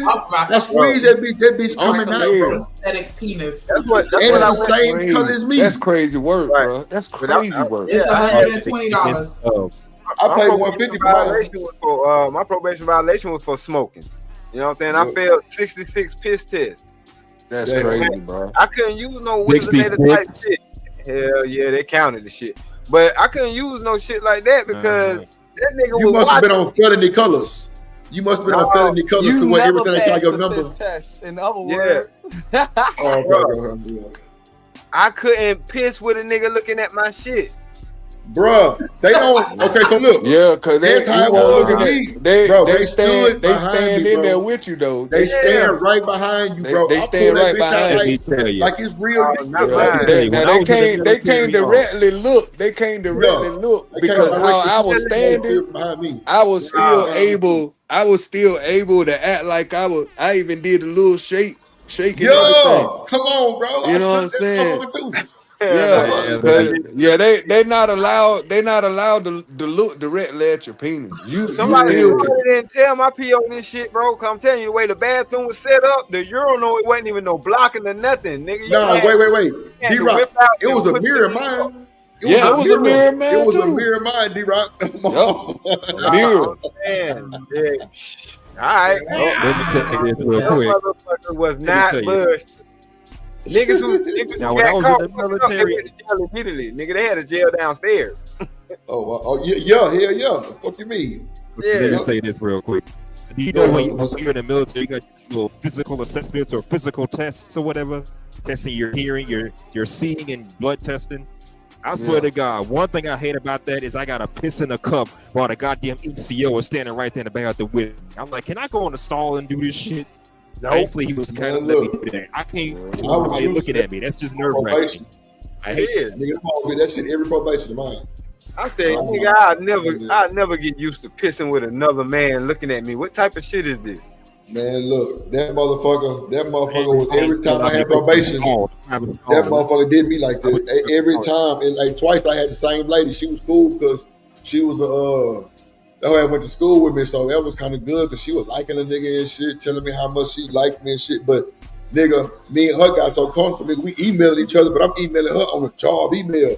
They moved her to a whole other station. I'm like, motherfucker. Yeah. Unprofessional as a motherfucker. Look, I ain't give a fuck, bro. Bro, she was letting me just sign the shit online, bro. I wasn't even coming in there for a meeting. Oh yeah, some other motherfuckers are gold. Bro, and I wasn't even fucking, my nigga. I brought some donuts for the whole goddamn staff one morning, and it was over. Oh yeah, they like that when you do. It was over. They were like, that. "Oh, he's so nice," and bro. Then I'm coming in there, I ain't looking like no young nigga. I'm collar shirt, khaki. You know what I'm saying? Bought donuts for the whole shit. Come on, for the whole staff, nigga. Everybody can get 1, 2, 3, whatever. You know what I'm saying? She was like, "Oh, honey, I'm so thankful for you." I'm like, "Bitch, you just don't know." I'm trying to be careful, bro. I tell you, your girl work with niggas like that on the job all the time. That nigga that always buying everybody breakfast and shit. I'm trying to tell you. Watch out for them niggas. Oh my mama, nigga, I wasn't bullshit. I'm like, man. And the crazy thing is, I had a little gal, and I'm telling the gal, I'm like, man, look, this was gonna go on. So if you see some emails, because like, bro, I was the type, I ain't give a fuck about all that hiding my phone shit. It is what it is, because I wasn't really trying to do no cheating shit like that, because that shit was just too much for me. You know what I'm saying? It was just I always got caught, so it was just crazy for me. But like, nigga, the gal was like, nah, nigga, do what you gotta do. You know what I'm saying? Like, nigga, do what you gotta do. And nigga, whatever it's gonna take, nigga, for you to ease out the goddamn probation, bro. I ain't have to come no more. No piss test, no nothing, nigga. And then once we got caught emailing, them hoe pulled me in for interrogation. I lied like a motherfucker. I'm like, bro, I'm not gonna get this woman caught up in none of that shit. Like, nigga, she too cool. So I'm like, man, I don't know what y'all talking about, man. I ain't getting no email. So them hoe pull it up shit. I'm like, that ain't my email. Real shit. But anyway, nigga, they ended up moving her to a whole other office. And nigga, my gal got mad. Like, what the fuck? Damn, nigga, what the fuck you did? And I'm like, wait a minute, bitch. Messy, like, I ain't bro. do shit. Messy, man. Messy shit. I ain't do shit. She's like, well, how the fuck she got moved in? Because then I had to start coming in there and paying for them piss tests, bro. And then, bro, then when they moved her, they were like, why don't you have piss records on, I mean, you know what I'm saying? Piss tests on record. I'm like, man, I already know. Yeah. What? Come on, bro. I held it down for the south side. So then she started hitting me on another email. I'm like, man, look, this just ain't gonna work. You know what I'm saying? You like 2 years older. I'm just doing dumb shit, just like trying to get out the way because I was through with it. Yeah. And she was just like, damn, you gonna use me for the probation? I'm like, nah, because I already told you what was going on. I told you how to get out and everything, but you want, you want to see me. That female don't even give a damn about her own job. That's crazy. Go ahead, nigga. Read super chat. Dr. Frizzle Falls award with the $2 super holler. He said, "What it do, Drip Nation? Hope all is well. Everybody, can somebody match that energy? Because I was scrolling up and scrolling and scrolling and scrolling and scrolling and scrolling. I ain't see no color in the chat. Make sure y'all hit that like button. Make sure y'all subscribe. No. So nigga, BJ sent one. BJ sent a super chat. Yeah, that's what I was saying. I only seen. BJ. I had to scroll up for that thing. Come on now.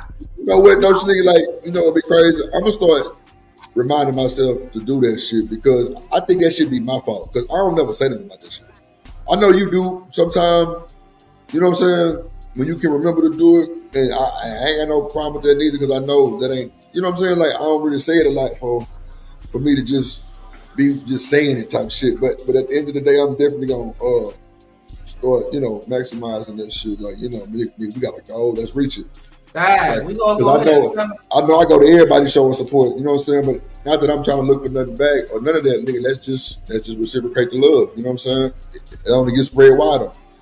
You know what I'm saying? So yeah, that's how that shit goes. But at the end of the day, though, you, Dr. Frizzle. But nah, shout out to Frizzle Cross. Love you, boy. Go ahead. Hey, Drip, say let go Drip Nation.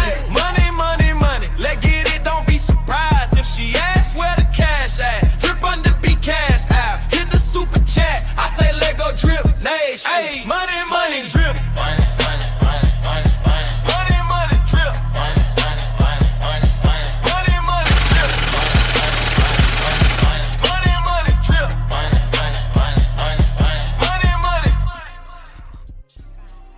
Man, that money drip part, all I see is ass moving. God damn. D-Rock, we gotta get the video shoot, man. I was gonna say, are you looking at my screen? No, I'm just kidding. We'll hook something up, so I gotta come out that way anyway. You know what, nigga? You be trying to crack a funny joke. That shit don't even It wasn't a joke. Oh my God. God damn it. Shout out to D-Rock with $5 super chat. He said, keep cooking. I'm finna put your nigga ass in the pot. Shit. Anyways. D-Rock on Drip Nation. We on the block. Rock the block of Drip Nation. Shout out my play OG Point and D-Rock. Drip Nation. Shouts out my homie D-Rock. Drip Nation. D-Rock, we rockin' your block. D-Rock, running the block. Drip Nation. D-Rock. Shanika, run that. I gotta. Damn, did I upload the new one? Shanika, make sure you run that back because D-Rock gave me a super live donation too the other day. For some goodness, everything. So appreciate it, boy. D-Rock on Drip Nation. We on the block. Rock the block of Drip Nation. Shout out my play OG Point and D-Rock. Drip Nation. Shouts out my homie D-Rock. Drip Nation. D-Rock, we rockin' your block. D-Rock, running the block. Drip Nation. D-Rock. Yeah, Boy, I like that's that it. LB shit. Yeah, Boy, got the motherfucking camera. See, bro, I be listening to what these niggas be saying they be doing. Like, you know, D-Rock got the production, Lord Jesus, the production shit. You know what I'm saying? Got the camera, got the fucking director's chair spinning this shit. I'm gonna add some more flavor to it though, but like that motherfucker just like shows these niggas I pay attention to him. Yeah, I need to see yeah. what Now, this you doing put a at lot the of time. thought. Yeah, you put a lot of thought in that too. That's dope. For real, because you know what I'm saying. Besides this appeal, like you know, me and nigga D-Rock ain't never talked on the phone what he told me what he wanted. Nah, I just be listening to everything. You know what I'm saying? Like for Trey, I'm gonna put a nigga on a motherfucking dirt bike. That's for goddamn show. Oh shit! Bring up Sergeant. Yeah, and I peeped that too. That's why I shot that to you real quick, quiet as kept, because I was like, yeah, I ain't asked you to do it, you know what I'm saying? And you ain't asked me to do that. No, for sure. Nah, that's for sure. I ain't asked for it down. You ain't lying. That's a fact. That's a fact. Go ahead, Chanel.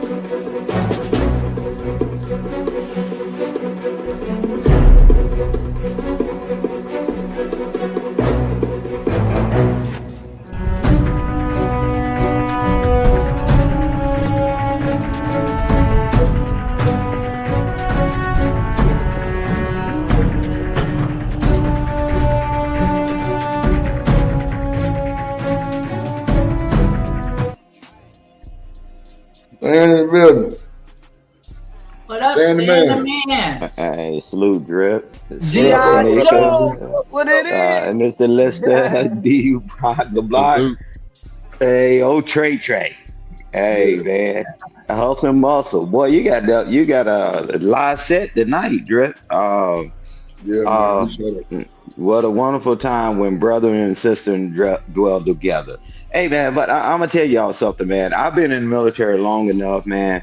I remember when it was so lax, right, with urinalysis, and then they ramped that shit up when we started deploying a lot, right? And, bruh, I seen a lot of people crying, bruh. They pop hot, they gone.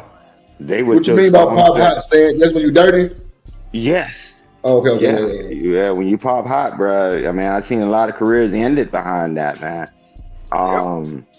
And then, and D-Rock is right. See, because when he had them federal charges, see, it would have been state and local county. They kind of like, they do certain things. When you talk about Fed, man, they be trying to find any reason to violate you, right? Yeah. So that shit is rough, man. I mean, y'all can come on with all them gadgets, man. I remember in the military when people came out with that synthetic smoking shit. Oh yeah, K2, the K2. Yeah, that K2, bruh. Yeah. The military was already on it, man, and they was just popping people. It's just all about what are you willing to take the risk, right? You know, I'm with you. Yeah, man. And that's what it was too, OG. It was a risk. Yeah. Even on my probation, when I had the little thing wrapped around my waist, you know what I'm saying, and everything tucked in my shit, it was still a risk, no matter because what if that bitch would have malfunctioned?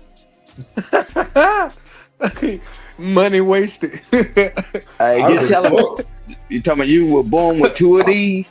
Oh, you look, 150 down the toilet. 150 down the toilet. Them all tell you in the direction, Stan. Make sure you clean the lines. No bullshit. You better clean the lines, motherfucker. If you squeeze that bitch and it don't go through because there's all kind of corroded shit, you're done. That shit funny, man.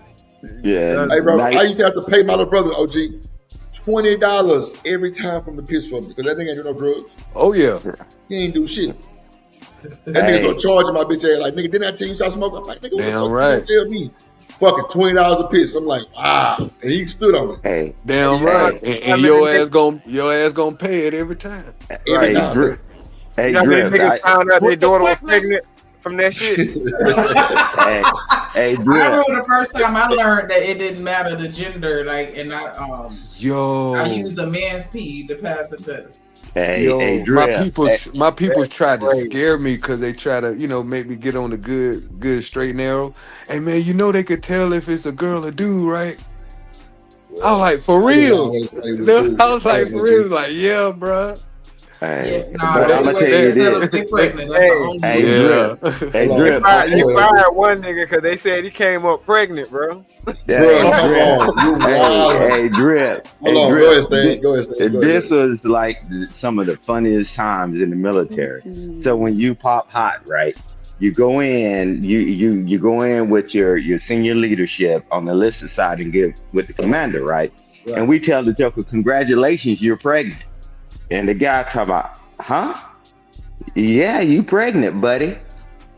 Now, bro, now you done tuck it and ramped it to a whole nother level. You already was frauding, and now you did this, and now that shit goes in your file, bro.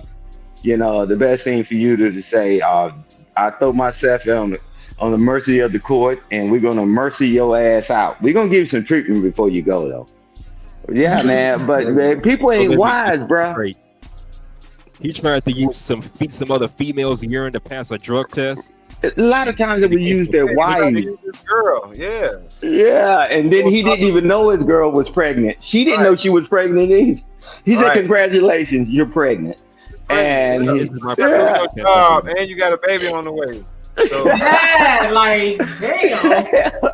He got you Slide in the work. military. You look Slide you work. trying to put that baby, knowing you ain't got a military career to fall back on. Shit. Man, look. That shit is crazy. Go, OG. Yeah, man, but You know what? I've heard of people doing shit like that, but that's the kind of shit I worry about. It could backfire on you in a major way. Using somebody else's DNA, you don't know what the fuck they got, what's in their system, and you just putting your own self at risk. Well, nigga, I knew my little brother bullshit. was I knew my little brother wasn't doing the motherfucking thing because he wasn't fucking with shit. Shit, I He can had tell a- my older he- brother right now. Right. That man don't drink, he don't smoke, he don't do shit. Like This is nothing. hard. I'm Nah. trying to tell you, so it's certain people out here that that man, they ain't No, with no, shit. no, one of so. my damn brothers didn't do that shit. I ain't gonna lie. My little brother had a quick little X run. And that was because all his little partners was doing that bullshit. And them niggas was about 3 months in and he stopped that shit. Because he ended up that what made the baby. I'm like, motherfucker. Dang. Hey, Drip, ain't nothing like you on that gas, and then next you know they test it and you on that hard. You Lord on that Jesus. hard. You be like, wait a minute. Now what do? Do you tell them that you cheated on the test? Or do you go down for a felony narcotics in your system? Boy, somebody had something worse than what you had. Oh boy. That's a lose-lose situation, OG. Decisions, right? Yeah, that's man. a lose-lose situation, man. Yeah, man. The best thing to do, man, if best you can, because it's hard, right? You just be honest with your PO or whatever, and they try to give you a little grace, but don't try to crook them because this is what happens, right? You think you're gonna sucker the system, and they'll violate you, right? Because they know you're already there. They already know you're there because you need help. Your ass going down. You're going down. The POs can't wait for you to tell them that you dirty. They going to take wait a minute. When I ain't gonna lie, when I first signed for my PO, he let me buy with the 2 dirties. But when I failed it again, that whole signed me up for drug class. And that's when I ain't gonna lie. This drug class was crazy because, bro, when I got in there, I'm like, yep, my name is so-and-so, and my drug of choice is weed. And, they say, well, how long have you been sober? I told them about my court date, which is the other day. Boy, So look. One old white lady stood up, no teeth, nigga. She was like, "What? We tried doing heroin and coke at the same time and jumping out the window." I'm like, "Oh my god, yeah, this ain't for me. This ain't for me. I need to go." Hey, Drip. See, because in the military, right? So they read you before every urinalysis, right? The commander, he or she, they stand up in front of you. They read this all long list of things that they're testing for, and they give you all these things. If you feel as though you have an issue before you take this urinalysis, you feel free. You can talk to me one-on-one, right? The smart people do that, but the dummy, they wait until they fail. Hey, bro, ain't no talking after that. It's a done deal. It's over, right? Pass that shit. It all depends. Right, you crossing your fingers in your toes. Yeah, ain't no need to tell on myself. Shit. Say, bro, It all depends on. Remember the niggas were taking them red What nices? day your PO having, and if And be PO itching having like a hell. your ass going to shit jail. But that's just what it is. Itching like a crackhead. Itching like a ooh, nigga. I fuck around and did that shit one time and was, boy, Lord Jesus. And that shit still don't work. Hell no. Don't work at all. Man, niggas were drinking bleach and all kind of stupid shit. Hey, Y'all better stop. Bro. That was Piss me. was like purple. That shit was crazy. I'm looking like, what the fuck is going on? And I forgot on the box that house said you gotta pee like 2-3 times before you take the test. I'm like, oh my god, Bro. I'm fucked. I don't know what kind of damage I done permanently to my inside. I'm telling you, with that cap full of bleach and a gallon of water, shit. Yeah, exactly. Did that shit work? Hell nah, nigga, it tastes like a gallon of bleach. No. Y'all crazy as hell. Y'all crazy. All that shit. That's some Donald Trump. That's some Donald Trump shit. You can't cover that shit, bro. Let me tell you something, bro. I learned in that drug class, bro, THC stick to your fat cells, nigga. Damn right. I'm a big dude, so I'm just like, yeah, it's gonna be hell get clean. Man, bro, the nigga told me that shit in your hair. That shit in your hair follicles, bro. Bro, let me tell you, bro. The nigga told me, look, it's gonna take you probably about. He say, man, how much you smoke? I say, shit. I say, you really want to know? He say, so it's kind of extreme. I say, nah, it really extreme, but it's a lot. That nigga say, yeah, it probably take you about a year to get clean. Like, Hey, yo, hey, Drip. Hey, That Drip, nigga say, the reason, nah, the reason, that's on the low end. the reason why cocaine, the reason why cocaine and crack can get so much easier out of your bloodstream is because is because THC is built in our bloodstream. It's called cannabinoids. Right. So we're engineered to take the medical factors out of cannabis. Right. Already, I natural. know how that shit go. Yeah. You feel me? Hey, That's why the shit takes longer and lasts longer in our blood system. Hey, Drip, what is the wildest thing to me? The first thing, you already got a hit, right? Say, hey, I got this issue and I need the treatment program. See, the treatment program, they know that you're struggling and all that. That's why the military give you that opportunity before you take the urinalysis to talk, and they'll set you up with treatment, right? Because they know you got an issue. But y'all going there trying to be super cats and spending money online, drinking shit that's probably done messed up your kidneys and your liver for the rest of your life. When all he had to do is just say, put me in the program. And, you know, but a lot of people try to be tough and think they're going to beat the system, man. The system going to beat you. Oh, yeah. Every time. Every time. These niggas be coming up with all kind of wild shit. And my whole ass was trying to. And that shit didn't work for me not one time. Only thing worked for me was the fake piss, because I could put it in like a little rubber. Yeah, and, I used keep it warm. I used it called UPass. Yep. You got it right here too. Yep. But see, the catch about them hoes is You got hip to them shit. But watch this. If the UPS truck don't pick that bitch up and take it to the thing, it's gonna come back as a not false and not positive, but what it's called? A incomplete. Yeah. It's gonna come back incomplete, and get what? You gotta go take another one. Because it's got to be to the people in a certain amount of time for them to test it for it to be good. I got you. See, bro, people don't be see, bro. I was a smoker, bro. Like I had to do research to figure out drip. You can't let the drug do you. You gotta do drugs.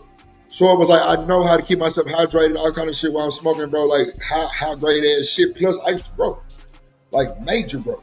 So it was like I'm like really in tune with this shit. But nah, nigga, like I'm so, especially when I'm in that zone, when I'm in that music. Oh my God, a fresh blunt of Zion, bro. I used to have, bro. I bought a whole blower for my fucking keyboard and my motherfucking piano thing, bro, because it was weed everywhere, bro. All in between the keys, nigga. I'm trying to figure out why the keys get stuck. Yeah, that ain't good. That ain't. Nah, nigga, that's great. I was blowing it out, but it was just that weed just had me in my zone, bro. That's why when niggas say they do certain drugs to get in that zone to like sing a song or write a song, bro, that Zion had me just, especially bro when I was on that guitar, bro. That motherfucker had me, boy. I'm talking about, I thought I was Bobby Bland. I ain't bullshit.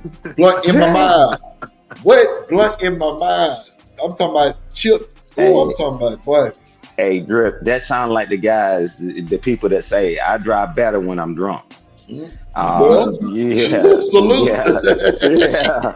Hey, it ain't the same though. Steve. No. What I'm saying is this, right? Be responsible and understanding that if something goes left, are you willing to take that heat, right? You know, and that's why you got to, like y'all was talking about earlier about the mindset, right? I know I'm taking this risk. You know, are you resilient enough to bounce back from it, right? We've all done dumb stuff in our life, but are you resilient enough to bounce back? Unfortunately, some people can't, right? And they just crash out, they just spiral down, they lose everything, lose their house, their wives, their children, their friends, their family, and all that, right? But are you willing to take that risk and walk down that damn road and go to hell with gasoline draws on, right? So, yeah, shit. But yeah, so I'm gonna give y'all a fun fact, right? You know, the reason why I never did a legal drug a day in my life, right? When I was growing up, date myself. What was the paper called? 0.5 paper and all that other shit, right? What? Yeah, the rolling papers. The rolling paper. Yeah. Oh, yeah. So I'm standing in the hood, right? It was in Campbell Terrace, right? So all these guys in a circle, right? And them jokers rolling it up, and I saw how they was doing it. And I'm a pinky-fied motherfucker. I saw that motherfucker licking that shit, twisting that shit, put both in his mouth. And the nastiest guy on the planet, breath smelled like he had a shit shake all day. And he talking about, hey, you gonna spark this? I said, man, you don't get this shit out my damn face. So that's why it will not give me hugs, not drugs, and you know, and my parents don't kill me. Hugs, not drugs. I'm cool. Yeah, I said no, man, because that was a big campaign back in the day. Give me hugs, not drugs, officer friendly, and all that shit. But when I saw the way them jokers was rolling that shit, I said, ain't no damn way I'm trying this shit. You know, but you know, it's to each his own, man. I ain't not gonna nobody hustle. We all got reasons why we stopped doing things or started doing things, but that was my reason. I was like, I can't do no communal shit, you know, and that's why I knew I could never be a wino and, you know, and just passing the bottle back and forth and everybody drinking out of it, man. I was like, man, come on, man. Man, I was a germaphobe, man. I said, I don't even pass my blunt stand. I don't even pass my blunt stand. Like, way before C19, I don't, bro, fire up your own blunt, bro.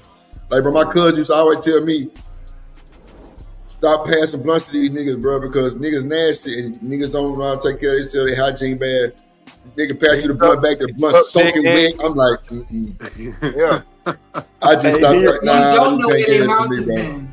Hey, D-Rock. Hey, D-Rock. You sit up there chiefing, and then you look over there at the one that passed it to you, and you look, and that definitely got a big knot on his damn lip or her. You're like, holy moly. Oh hell I no! don't even like smoking with chicks that wear lip gloss and shit. I hate when my blunt get wet. Like that's why niggas I don't pass to now. A chick, I definitely slide that motherfucker her way, and you know what I'm saying. See what time it is. Yeah, but other than that, yeah, man. But like I said, man, to each his own, man. It's just like, man, is it worth the risk, right? Man, life is full of risks, right? Are you resilient enough to bounce back? You know, is you resilient enough to bounce back from the situation, right? So I mean, hey, hell with that. I know I'm resilient, but I can't take risk in every damn thing, man. Because I know eventually one of them gonna catch your ass. Nah, go ahead, Sneak, read some chat. You right. We can read this one again. Shout out to D-Rock. Oh, it's Am I frozen or is that Drip? Drip, you still there? Yeah, I ain't froze. That's recent. That super chat recent. My bad. Hold on. You said If y'all can y'all still hear us? Oh, that's probably my shit on my end. Yeah, I hear you. My bad, player. I thought that was a new one. My bad. I'm scrolling through the chat. What up, chat? What up, Miss Bridget? What up, Casual Germ, Cynical? What up? I ain't looked at the chat. Kojak now. Rooster. What's up, Rooster? Bring your ass up here. Shit. Nah, you know what? Never mind. Nah, because he said he hit the blood and started talking to his ancestors. Yeah, that nigga did. I don't want no parts of that. I don't want no parts of that. That shit was hilarious, man. What that nigga say? He did that. He did it on the screen. He say, "Look." He had that mask on. I said, "Holy moly!" This nigga ain't shit. That shit was funny as hell. That nigga Rooster different. That nigga say, "Yeah, I'm a smoker and be talking to my ancestors." I'm like, what? Yeah, like clearly meaning he gonna be high as a kite. Clearly, you know what I'm saying? Absolutely. Hey yo, they do be the YNs do be say they be smoking on that pack when somebody die. Yeah, smoking I on that always tuka. thought that shit was weird and scary as fuck. Smoking on that tuka. Yo, that shit sound crazy. Shit was crazy. Yeah, I had to smoke a pack of a few niggas.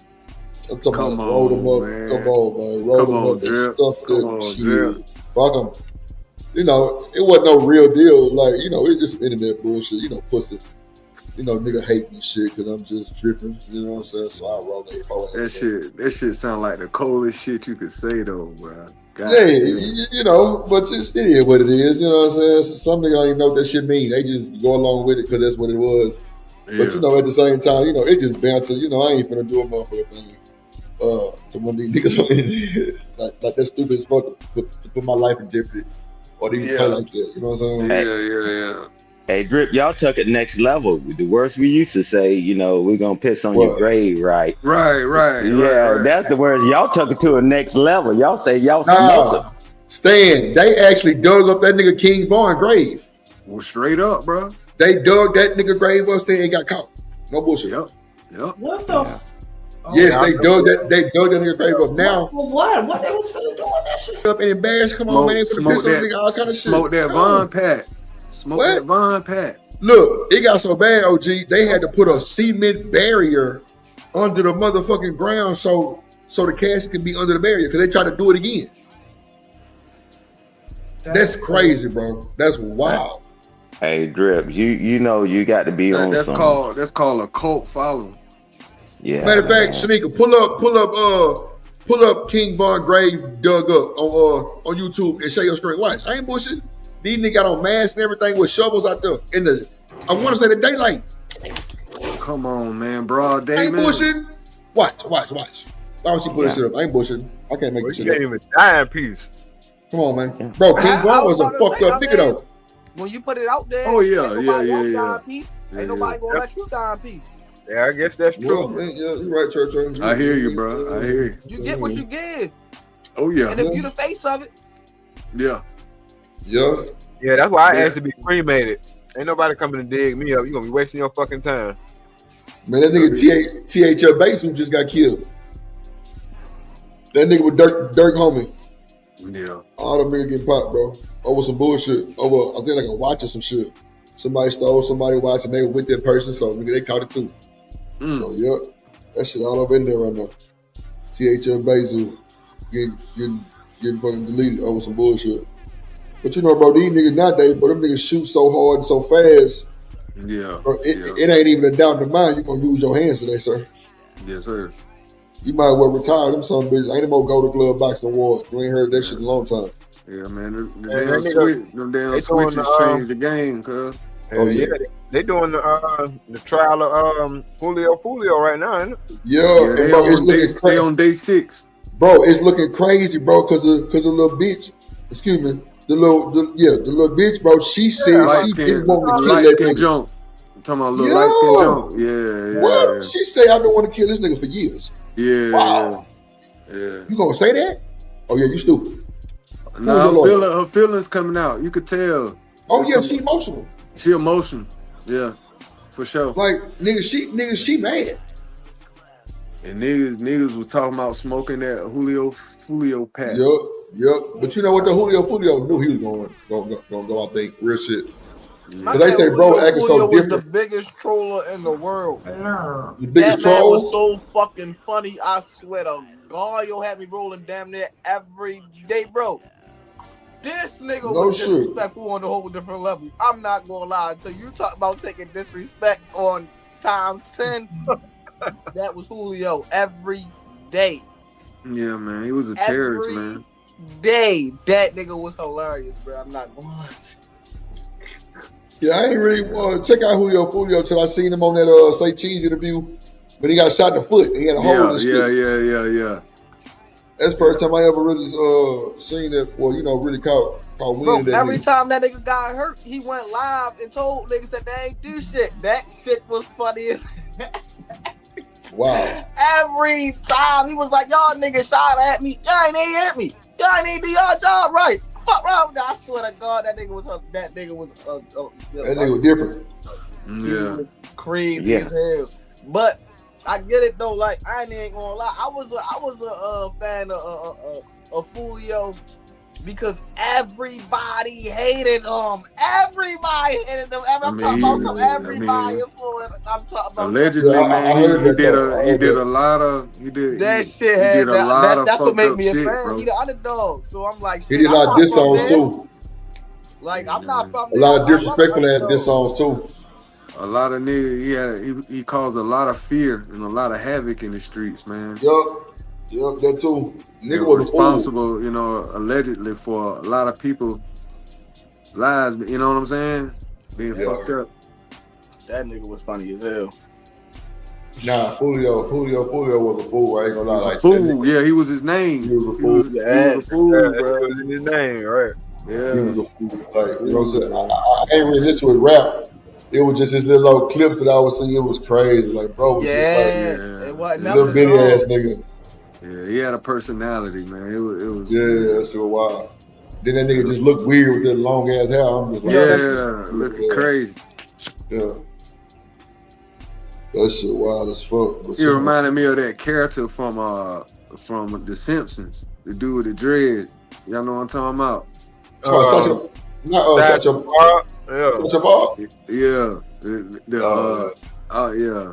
Or the Black Simpson shirts. Shit, them niggas on the Black Simpson shirts used to have them. You bought him at the beauty store, D-Rock. Right. Real talk. Oh shit! Wicks in general, man. Florida, man, that shit, the culture down there, bro. Then that nigga JP had some wicks. I was about to say, but don't them motherfuckers stink like they I'm just saying like oh my motherfuckers God. don't like you gotta not wash your hair to get that shit right. Like oh. Well, now hold on, Trey. Shanika said you got to go jump in the beach and let the salt water lock your hair. I was saying if your hair is too straight, like that Asian bone straight ass hair, has to jump into the beach. Like a Japanese anime. But regular character. niggas with nigga hair, at the beach.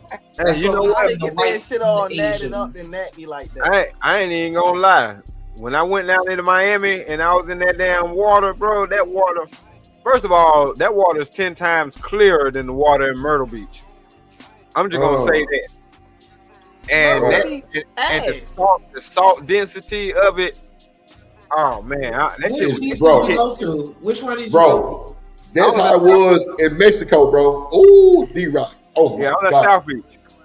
Oh, Hollywood Beach is the best in my opinion, aesthetically. Okay. That's where you go to take your pictures and get married at Hollywood Beach, and it's super calm. You can like the water teal, then blue, like you can see everything. Like Yeah, I was down there by the Carlisle where they shot Tony Montana at. Yeah, I was down on that side. I mean, it's straight. It's just oversaturated and they ruining it. Hollywood is that untouched gem where it's like they don't get as much traffic, so they're not beating up the land. Don't tell everybody about the you gotta keep that on the low. Hell no, I know about it now. Yeah, I'm about it now. I share it with my peeps. Yeah, for sure. So Miami Beach be like You supposed to overpacked. send that in the back chat. It's Tell just everybody to congested. read it. That bitch be overpacked. Look at Trey Trey gatekeeping. I mean, shit, it was pretty packed when we were down there for the film. Yeah, I know it's packed. It's always packed. We got down there at the same time as a damn parade, a LGBT parade. I said, oh, shit. You was I ain't down going. there with the faggies? Trey, you can't say that. Oh my bad. No, my bad. I was with my wife, so I didn't care what they had going on. But I'm just saying, it actually happened. Like that shit was wild. Bro, I couldn't ever in life. Bro, that's too many in one spot. I'm sorry, bro. Same. Ron, I kind of got the same experience with my boy. In Houston, it's this shit called Splash. It's like it's the LGBTQ LMNOP capital. So Trina them was down there, all the motherfuckers. So bro, the biggest LMNOP club host was on the bus. So bro, they had 2 studs from HPD on motorcycles, which I've never seen in life before. Motherfucker escort the bus all the way down to Galveston, nigga. No light stopping, nothing. I'm talking about, bro, the LGBTQ LMNOP is elite, bro. Yeah, for sure. They elite, bro. No bullshit. I'm talking about, bro, they drove on the beach. Nigga, I was so nervous because I'm like, man, these tires gonna sink. These tires gonna sink. Bro, it was like, bro, the police officers guided us straight through, bro. We pulled up there into the stage, bro. It was so platinum. And bro, like the chick that was a big club, bro, she got off stage and like her and Trina hugs and they was live. But bro, they motherfucking elite, bro. I've never seen 2 HPD studs before. Not even one. Fuck 2. I ain't seen one. Right. HPD stud? Never. Wow. And I live in the city. Black? Huh? They were both black? Yeah. You ever seen an Indian stud? Bro, Nah. you know what? I seen an Asian. I seen an Asian. The show is one, over but with, bro. I ain't seen no Indian. I'm just saying, I don't think I've ever in my life seen an Asian stud, but I've seen every other race as a stud. Oh, okay. Yeah, I seen an I Asian. seen the Asian stud. Yeah. Yep. I seen the Asian stud, bro. Yeah. And she was police too. Well, you know, she probably like a dude. I never see no Asian stud. She had the haircut and fit the profile and stuff. Right. Crazy. Unless the motherfucker be having that long hair and be stud still. I don't know. You know how that shit go. Asian stud. I just never seen the Indian one. I never seen that. I don't know. I never seen that. You talking about like the red dot type Indian, right? Bro, this is crazy as hell. I don't think we ever gonna hear that. I mean, Jay-Z said it. You got red dot, you got the feather, red dot or feather. That is funny little motherfucker. I'll be damn. Go ahead. Nah, but nah. At the parade, the GAY parade with the LMNOP, you probably will see some Indian studs. That's for sure. So I ain't want to look. Right? I ain't never seen it. Wait. I can't picture it though. I've never seen one. Cause of their culture, I guess. Like, you Did know y'all what I ever mean? like think about like I don't know, like, you feel what I'm saying, like shooting a spitball and like in the middle of the red dot, like, and ever like That's fucked up, bro. This nigga Church are crazy as hell. Fucked up. I be wanting to ask them, man. Dude, y'all got to do that shit every day. y'all get up, y'all got to wash it off and then put that shit back Nah, on? Or do they leave really it? think they wash it Or off do they though. just leave it on? Like, how do it work? I don't think they wash it off though. That's that what's that ink called? What, like a henna tattoo? That's that henna Indian shit. ink. Yeah, henna. Indian ink, yeah. Yeah, that's that Indian henna. Oh, okay. Indian ain't go crazy. Man.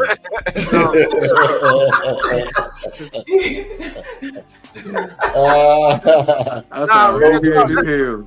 Nah, that's what they do tattoos with. Like, for real. For real. Henna ink. Yeah. Especially Because sometimes that shit be looking real fresh, like they just it's did it. supposed to. Yeah, bro. It only lasts like 10 days. Okay. But bro, if you go to Venice Beach in LA, bro, that's all, bro. It's so many tattoo shops. You would think they doing real tats. That shit henna like a motherfucker. Like, damn. It is like a real tattoo shop, but bro, a lot of that shit, what a real business is that henna shit. Bro, folks come out there with sleeves.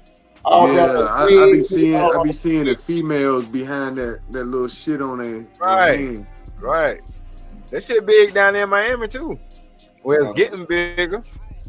Okay. Them henna tat. Yeah.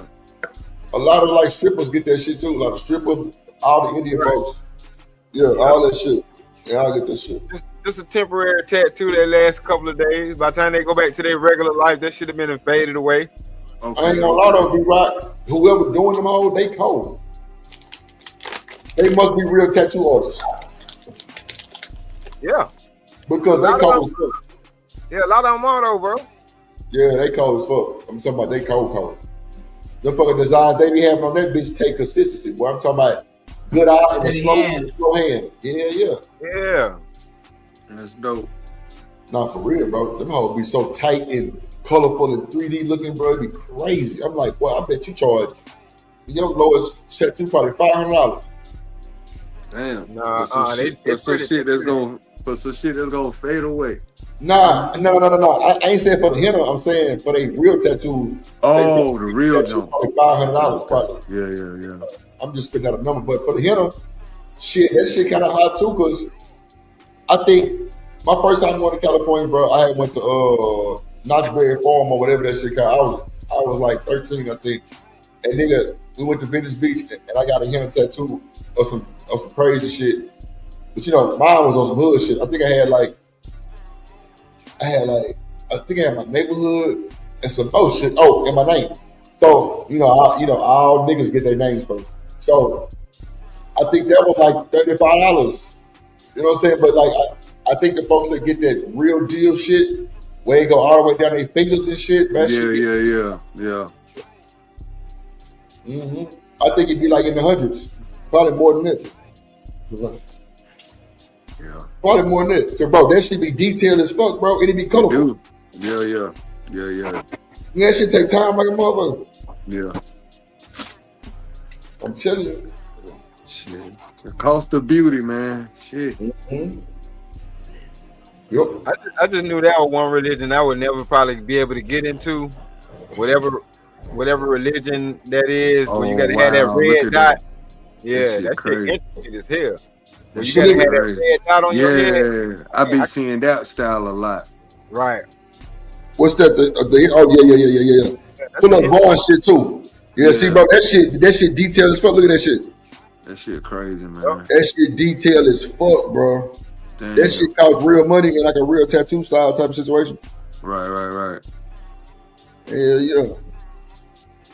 I was looking for the Vaughn shit, and they was saying like it was some rapper that stood over his grave and was like talking trash to the OTF or OFT or whoever they are. Yeah, that too. Yeah. But I didn't see the one where they like dug it up.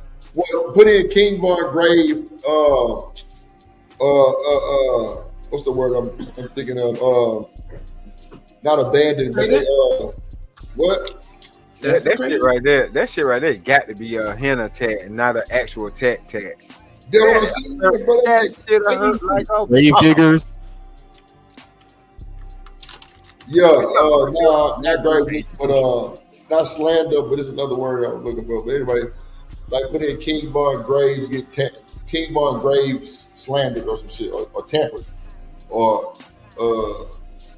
Deface or whatever that shit called. Yeah, defaced or vandalized. Vandalized. That's the fucking word I'm looking for. There you go. Vandalized. I said, yeah. See, all that shit mean a lot of shit. Vandalized. That's what I mean. It's gonna show about these little niggas in hoodies and masks, and they digging that motherfucker up. And it's gonna show you when you had to put the cement barrier under the goddamn grave because they had moved it.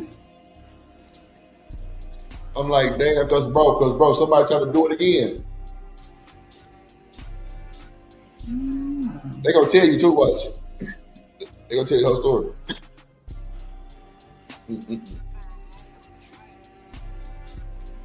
They're talking about a mural. I'm gonna have to pull it up, man. I'm gonna go Well, I searched King Von grave vandalized. Did you scroll through all of them? You gotta scroll through it, man. It show.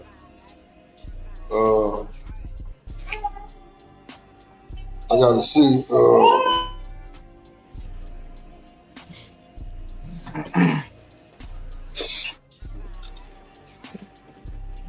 That's I gotta fucked up. see. I ain't no. Hold on, let me see my phone here. Let me see my phone. Hold on. Hold on, let me go to YouTube. King Von. Come on, King Von.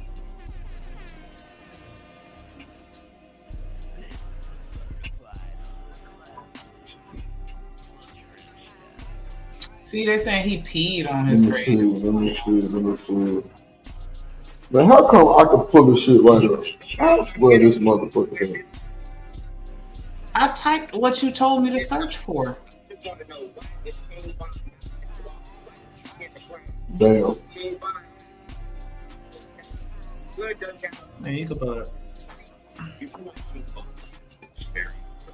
Oh, here you go right here. Here you go right here. Here you go. Yeah, 2 barriers. Yeah. Yep, this is right here. This is, hold on, sleep. I'm gonna send it to your phone.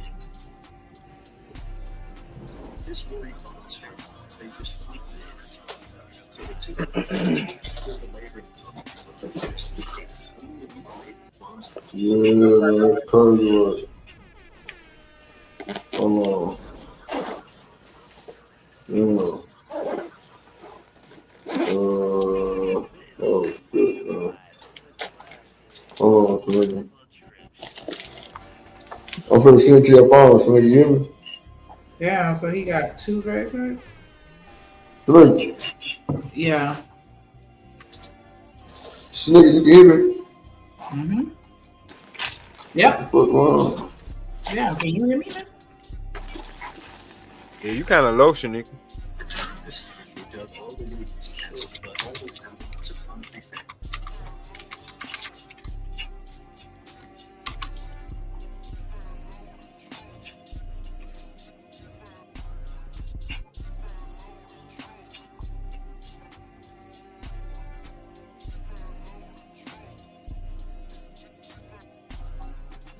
Yeah.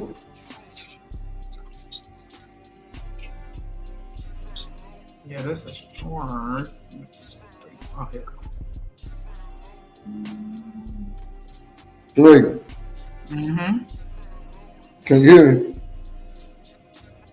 Yes. I just sent it to you.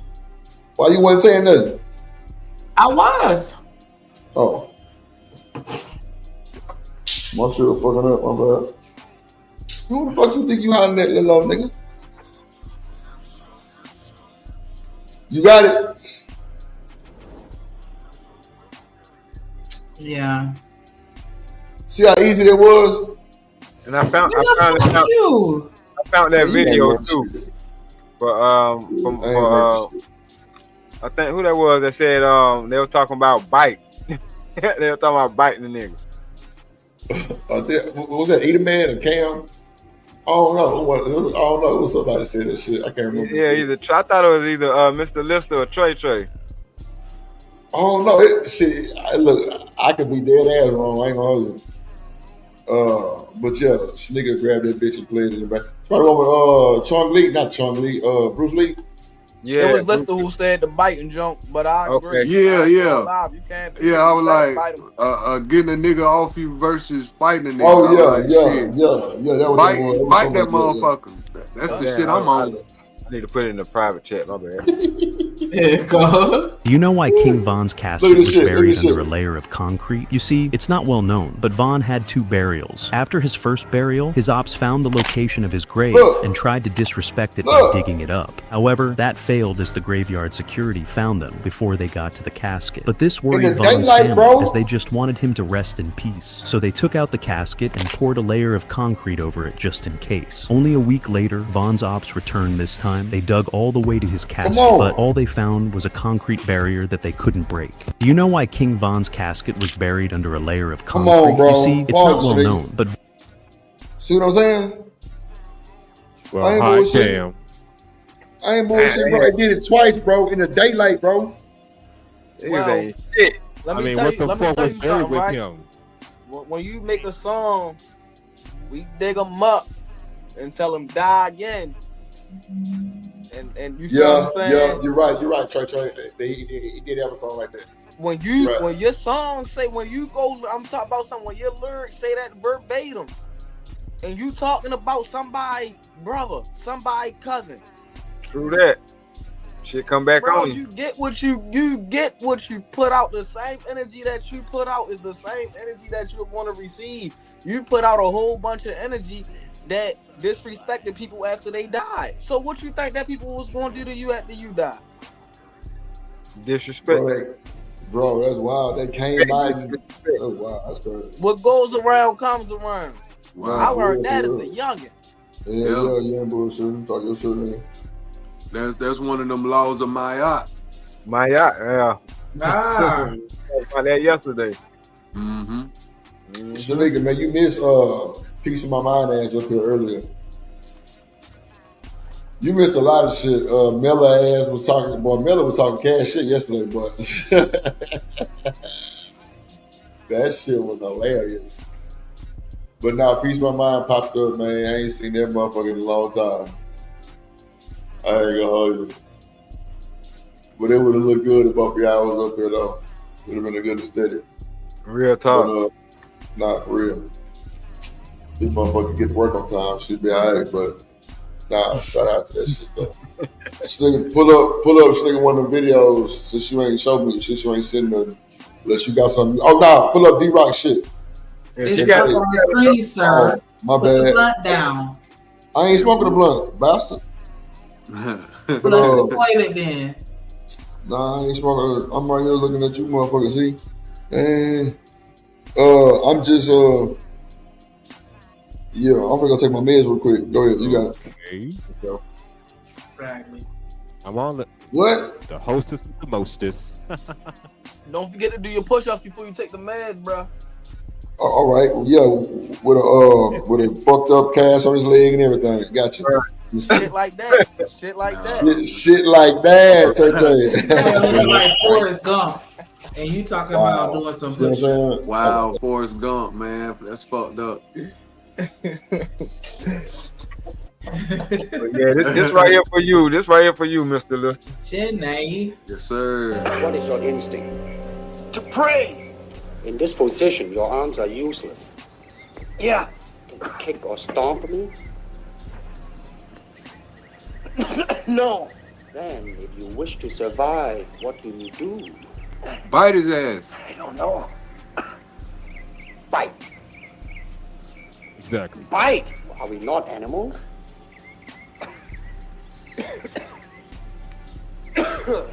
All right. I can't find much evidence to the contrary lately. Bite. Biting is efficient in close quarter.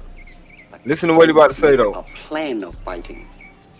That is a very good way to lose your teeth. There's so much to remember. If you try to remember, you will lose. Empty your mind. Be formless, shapeless, like water. Now you put water into a cup, it becomes the cup. Put it into a teapot, it becomes the teapot. Now water can flow or creep or drip or crash. Be water, my friend. Yeah. Why don't I just stand in front of Bolt and recite that to him? Maybe he'll faint or drown. Man, he don't get that shit. Tomorrow. I do. That shit went over his head, bro. Yeah, it went over his head. I know. As a practitioner of martial arts, I understand everything. You want to he's learn saying. the way to win. Man, this nigga said the most powerful shit just now. Wow, bro. You know what? Being a So practitioner of martial arts, he getting into like winning and losing and shit. He getting into a lot of shit just in that one little clip, man. Yeah. In other words, adapt and overcome. It's about surviving. Hey yo, Yeah. Bruce Lee. Yeah. Hey yo, Bruce Lee was that one, bro. That's why they had to knock him off. Damn, bro. Hey yo, let me hear some more of that shit. Become water, able to adapt to anything, no matter the shape or size. Makes sense to me. I'll back it up a little bit. Hell yeah, it won't hurt. Like That Bruce man- Lee that was, man he spoke was wisdom, kind, man. he was kind of a philosopher too. You know Yeah, what that I'm saying? man spoke wisdom, bro. Yeah. Like that's when you one with mind, body, and spirit. You know what I'm saying? That's the definition of that shit. Don't make a plan of fighting. That is a very good way to lose your teeth. There's so much to remember. Don't make a plan. If you try to remember, you will lose. Empty your mind. Yep. Be formless, shapeless, like water. Now you put water into a cup, it becomes the cup. Put it into a teapot, it becomes the teapot. Now water can flow or creep or drip or crash. Be water, my friend. Why don't I just stand in front of Bolt and recite that to him? Maybe he'll faint or drown. When is it? Tomorrow. You are not ready. I know. Like everyone else, you want to learn the way to win, but never to accept the way to lose. To accept defeat, to learn to die is to be liberated from it. So when tomorrow comes, you must free your ambitious mind and learn the art of dying. May it be well with you, Mike. I'm a makeup artist who does. Yes, but Eat check shit. this out. Hold on, but check this out. You know how that shit was cold. so perfect. That shit cold. That shit. But That's some that was cold perfect shit. for the title, bro. That's because think about it. That nigga right there has a defeated mindset, and Bruce is telling you, don't Right, have a brother. defeated mindset. You know what I'm saying? Like Wow, bro. you gotta think about, you know what I'm saying, survival and Yeah. think about dying and what does that mean? You want to be able to leave something. Yeah. You know what I'm saying, for these people that get coming up behind you. You know what I'm Yeah, saying? And you can apply this shit to any and every and all situations. Yeah, That's that's a all dope I'm- segue. That's a dope segue, bro. Yeah. That Like man this. said water. Basically, he said adapt to whatever environment you are put into. That's why I was Yeah. telling Shanika when that blacking out shit, when you blacked out, that means you became water at that moment. Because guess what? You made it out of that situation and you didn't have full control. That means you allowed yourself to take over. That's why I say that shit right there. I did it before I blacked out, but I made it through because I relied on my instinct. My instinct kicked in, and my everyday nature lay dormant. That's It's what happened different. when I blacked out. You know what I'm saying? Go ahead, I was bro. about to say, but it's different when you train though, like because so when you train, your instinct is just your instinct. Like if you think about it, like you say, if you think about it, then you already lost. You don't even think. Like it's you just go. Like you know what I mean, everything you just go with the flow with the, you know what I mean. Like you study as you go, but you know what I'm saying. Like you're not thinking it. You just do it. Like, and it's like my whole thing is, if you black out in a fight and you fighting against me, you already lost because you don't even know what the fuck you doing. No, you do. That's what I'm telling you. Nigga, they think because you blacked out, that means you don't know what you're doing or you blind to what's going on. No, you're not. Like, because when I blacked out, I was perfectly in sync with what the hell was going on. But my thing was, I blacked out because I saw myself bleeding. See, this the thing. This happened while I'm still in the military. Like, I'm like in the military at this time. So the training that they taught me, that shit automatically kicked in. I felt like I was in a war zone type situation. Nigga, I turned into John Wick. That's what I'm saying. I wasn't like blacked out. I didn't know what the hell I was doing, just randomly swinging on people and shit. No, I was moving with expert precision. I was proud of myself because I'm actually watching myself from outside. Yeah, I was just gonna say it's like an out of body experience. Like, I'm like, that nigga is kicking ass, nigga. Because it is an out of body. Because we are really two people. We are our conscious and our subconscious. Right. And when you so-called blanked out, the two separated, where you was able to see yourself and observe yourself. Right. And I was sound crazy, shit sound bugged out, but that's a real thing. A little bit. And look, I don't know whether, and it probably had a lot to do with the Mad Dog. I ain't gonna lie, but I went into the situation. Hey, bro, they call alcohol spirits, bro. Okay, yeah, exactly. I was on that Hawaiian Blue, but look, I went into the situation with I'm not about to lose. I know it's a lot of y'all niggas out here, but I don't give that. That's just more. That's for me to do. That's it. Minor challenge, you know what I'm saying? Just give me some shit to do. I ain't going to I ain't going to the situation with the mentality. Oh damn, I'm about to get my ass whooped by all these niggas. Well, shit. When I was in the service and when I was doing my blackout thing in the SEALs, bro, and they taught us hand-to-hand combat. We learned Russian Sambo as well as other kung fu tactics, bro. Yeah. There's another video but hand to hand for sure. But look, when Trey was talking about training, I got another video. I gotta go find it though. But nigga was talking about growing up in the hood, growing up in the projects. Nigga, that was the damn training ground right there. Mm-hmm. Nigga, we fought neighborhoods just because we were from a neighborhood. Mm-hmm. We weren't trying to do shit but go to the store. That's crazy, man. But you know what I'm saying? You learn how to fight. Yeah, that's crazy how your environment can be a training, almost like training too. Yeah, but I'm gonna let this nigga say it. Let me find this video real quick. I think I text that shit. Hey, Shanika, have any of your kids ever like had to deal with any type of fights or anything like that?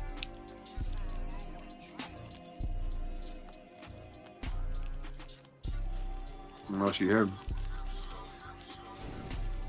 I wonder in this generation when kids fighting, how do you parent that? Like as opposed to back in the day. Like you still tell your kids the same thing? Not get your ass whipped. Yeah. If you run, I'ma whip your ass. And that shit the same way for real. I got you. Don't start it, but you damn sure better finish it. No. Shit like that. I mean, it's the same shit, just a different day. I got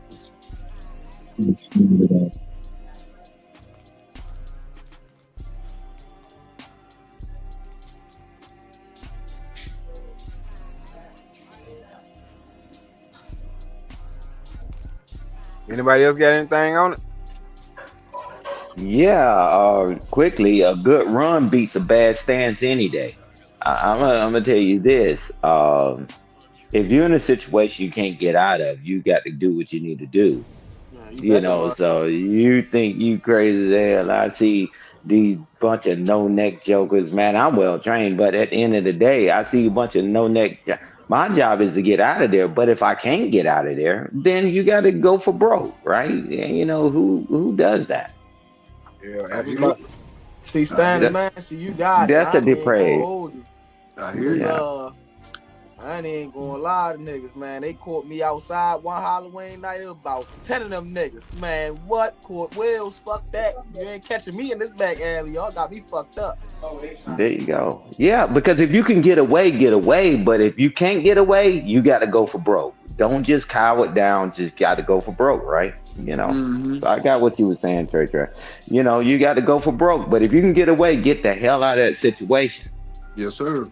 Shit, But hell, sometimes you you can't. I agree. Motherfucking street. Yeah. Motherfuckers asking you for a lighter. You don't even know them niggas for real, man. Look, I ain't look.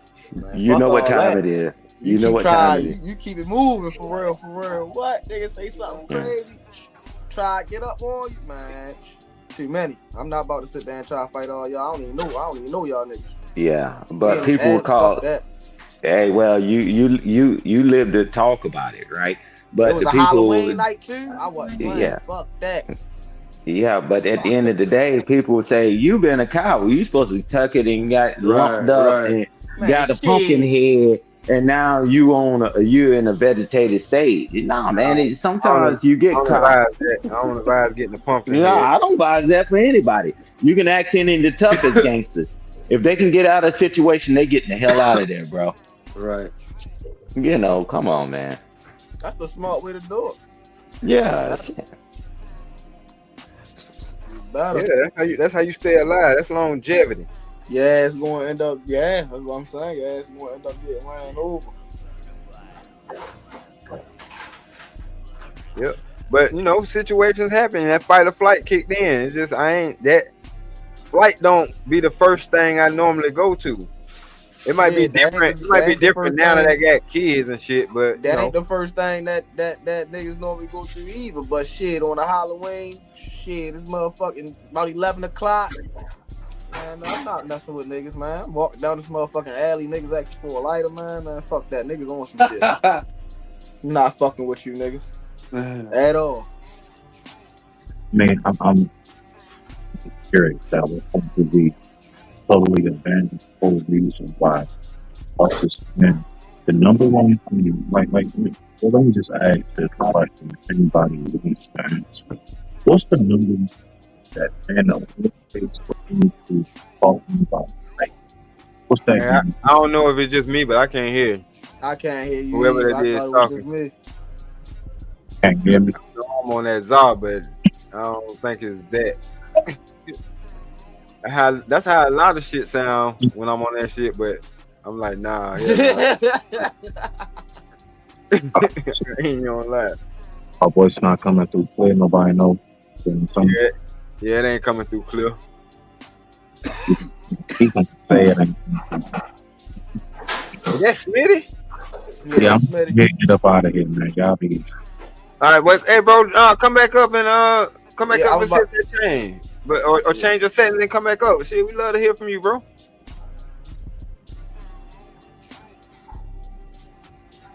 Yeah, hell yeah, but shit, I'm about to get up out of here.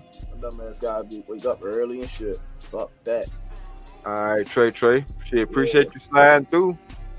Alrighty, man. Y'all niggas be safe out here, man. You too, my brother. Be blessed, man. For sure, man. Yes, sir. Don't forget to do them 100 push-up. I do 10 every day. Hey, Shanika, you still there?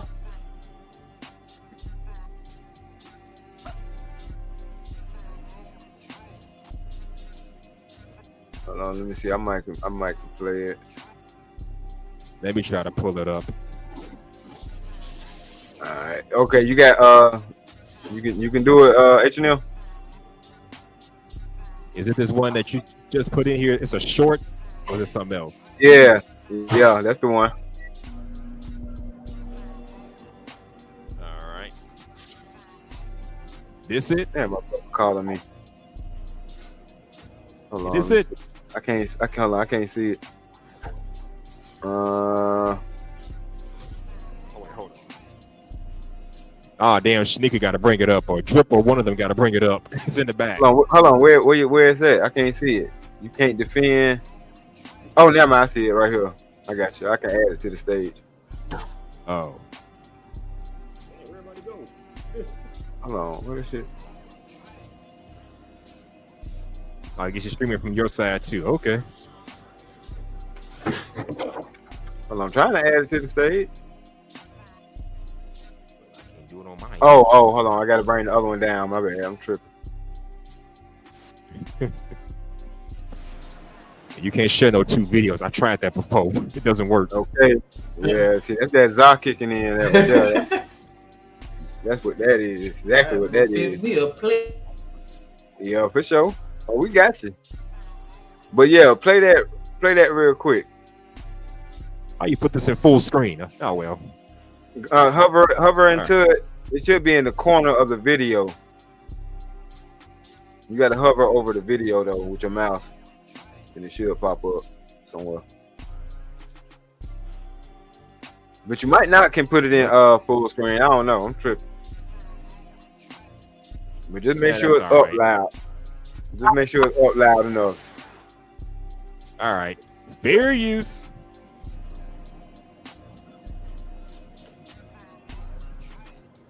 Turn the music down a bit.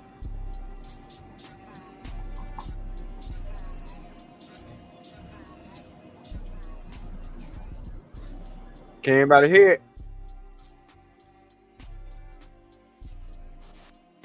Nah, I can't. Can y'all hear it? Nah, I can't hear it. I cannot. Yeah, make sure it ain't on mute, H&M.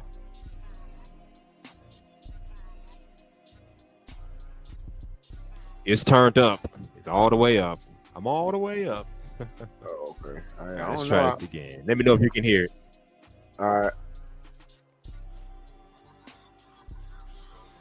right. Where we study that.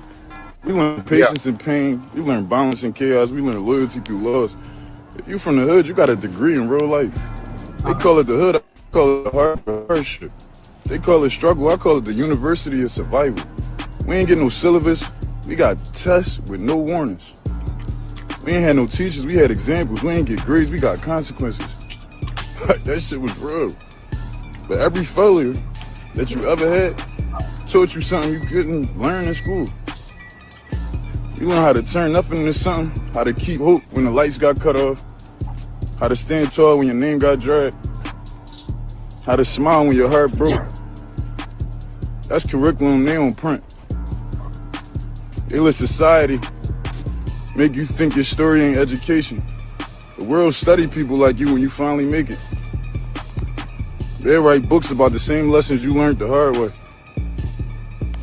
You just been in class early the whole time. You really the one. Some of us got PhDs in pain, masters in faith, and still smile through finals. Because the test don't define us, the survival do. The number one rule is to make it out. Never forget that. Whatever you doing, keep doing it and keep going and go hard. They want to see you fail, prove them wrong. Get up and get up. Makes sense to me.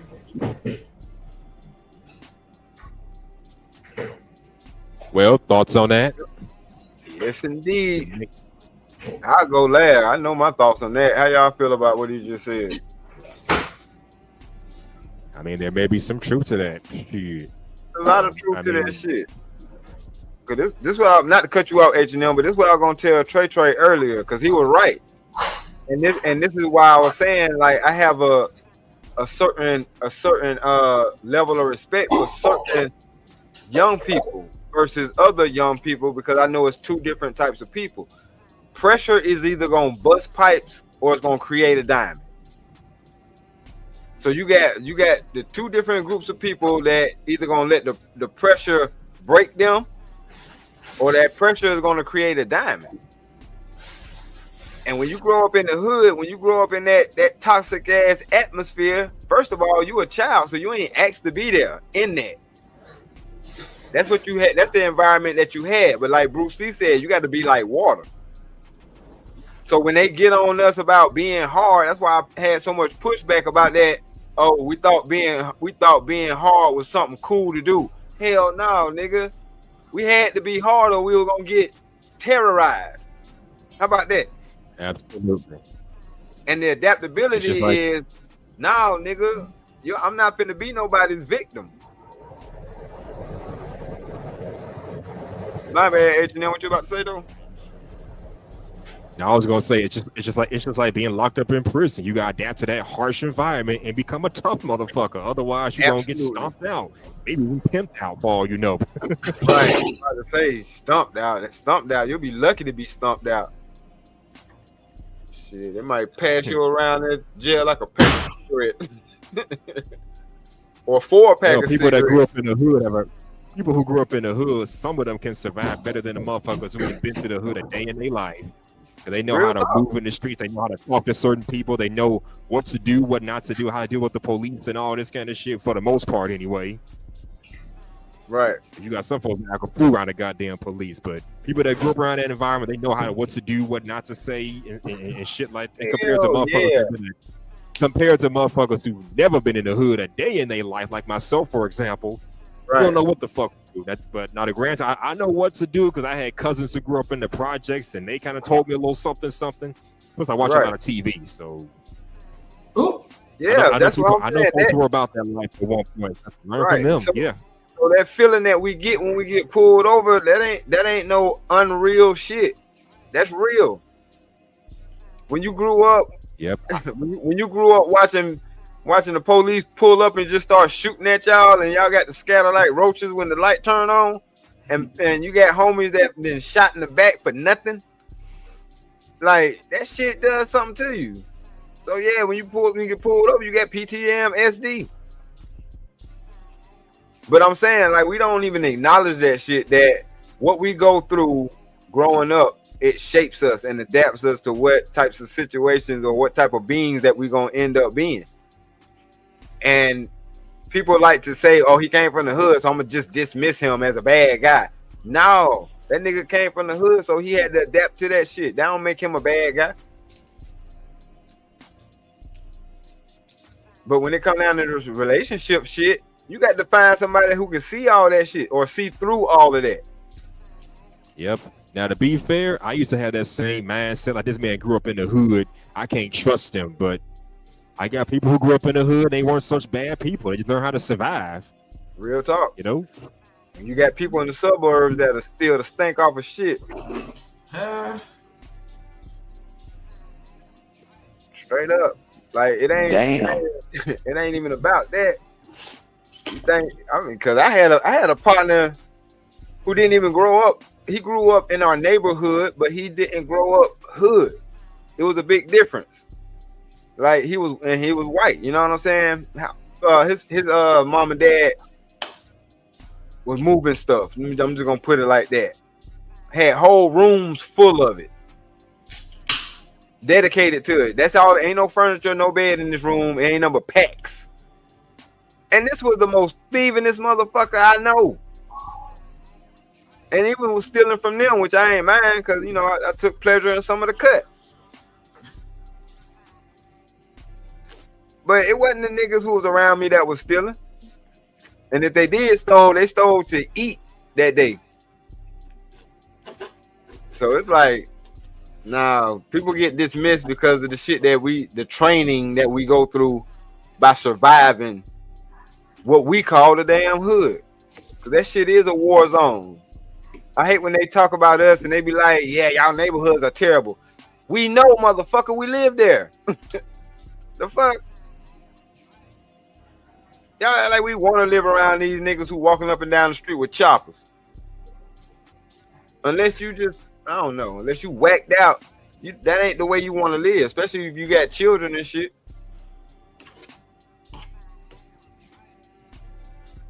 Then you come to find out that niggas who do that shit, that's because they defeated. Life done already kicked their ass and they ain't got nothing to live for. So they think. To be fair, you got some people who are just contempt on living in the hood because they don't know any better. They don't know any better opportunities. They just weren't given any opportunities, you know? They defeated. Right, and they defeated. And that's the problem with being too complacent or being too comfortable in the situation, Mr. Lister. You know what I'm saying? Like a lot of people are comfortable with being a big fish in a small pond. No doubt. Yeah, like Coach Ferg talks a lot, right? It's just that's being resilient, right? but don't be complacent, because that doesn't identify you. Because a lot of people, they end up giving up hope, right? I don't care whether you're in the hood, corporate world, or wherever you are. They just give up hope, and or believe that there's nothing better than this, right? There's nothing better than this. And the trick is, what's the biggest trick in the hood? To teach you that we your family, not the ones telling you to do your homework and go to school. No, we love you, and we this. Man, the record of the streets is undefeated. And when you get sunk in that mindset, it's very challenging to ever change it, right? So be resilient where you are and keep that resiliency. And you know, and it's 2025 now, but some of us figured this stuff out years ago, right? Mm-hmm. Now, how do we push that information? Say, guys, this is not because you in the hood. This is all you're going to be. This is what you do. Nah, man, this is temporary. Right, Stan, but you fix that by having these type of conversations. You know what I'm saying? Because like I said, going back to what Bruce Lee said, be like water.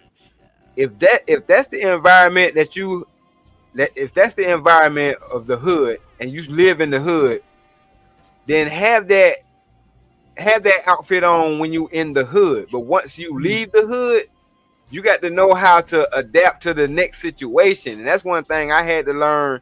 Y'all call it code switching, or people call it code switching.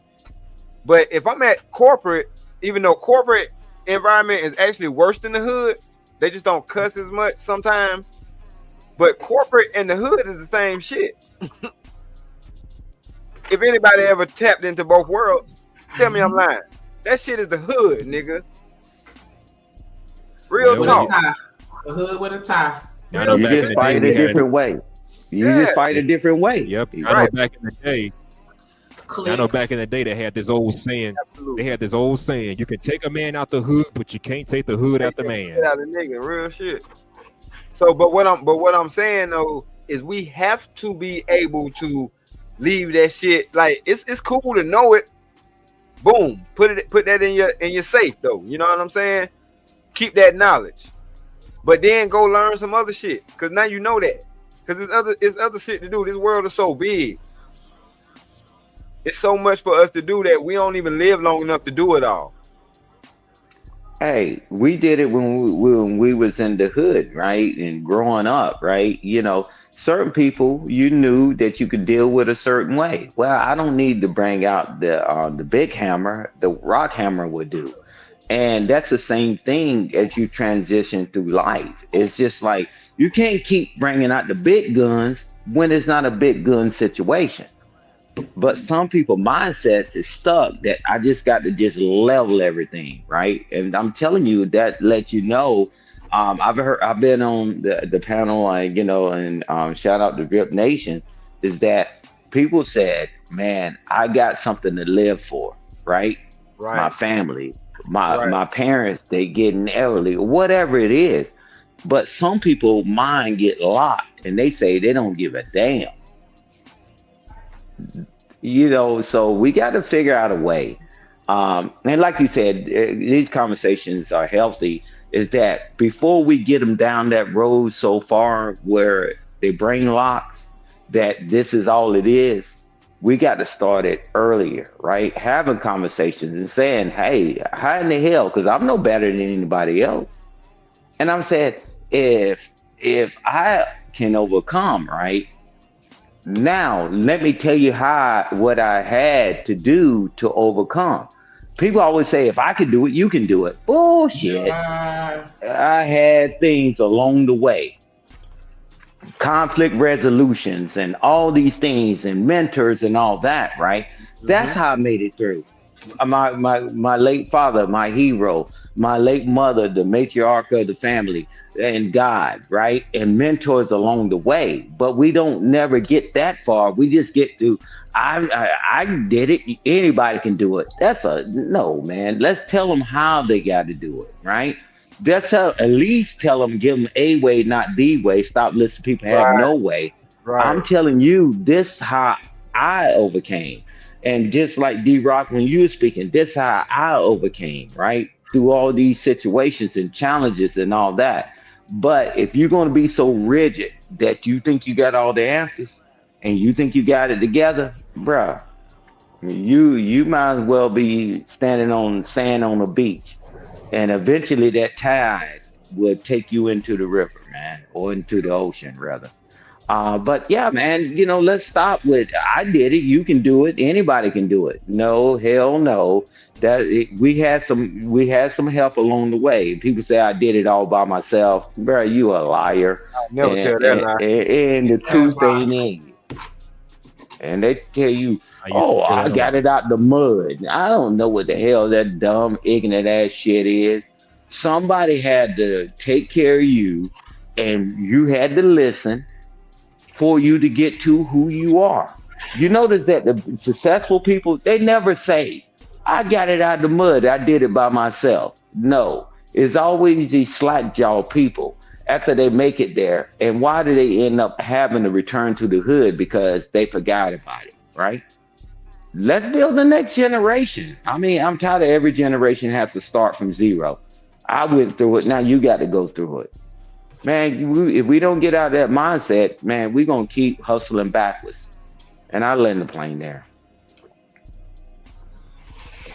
We don't have any balance, though.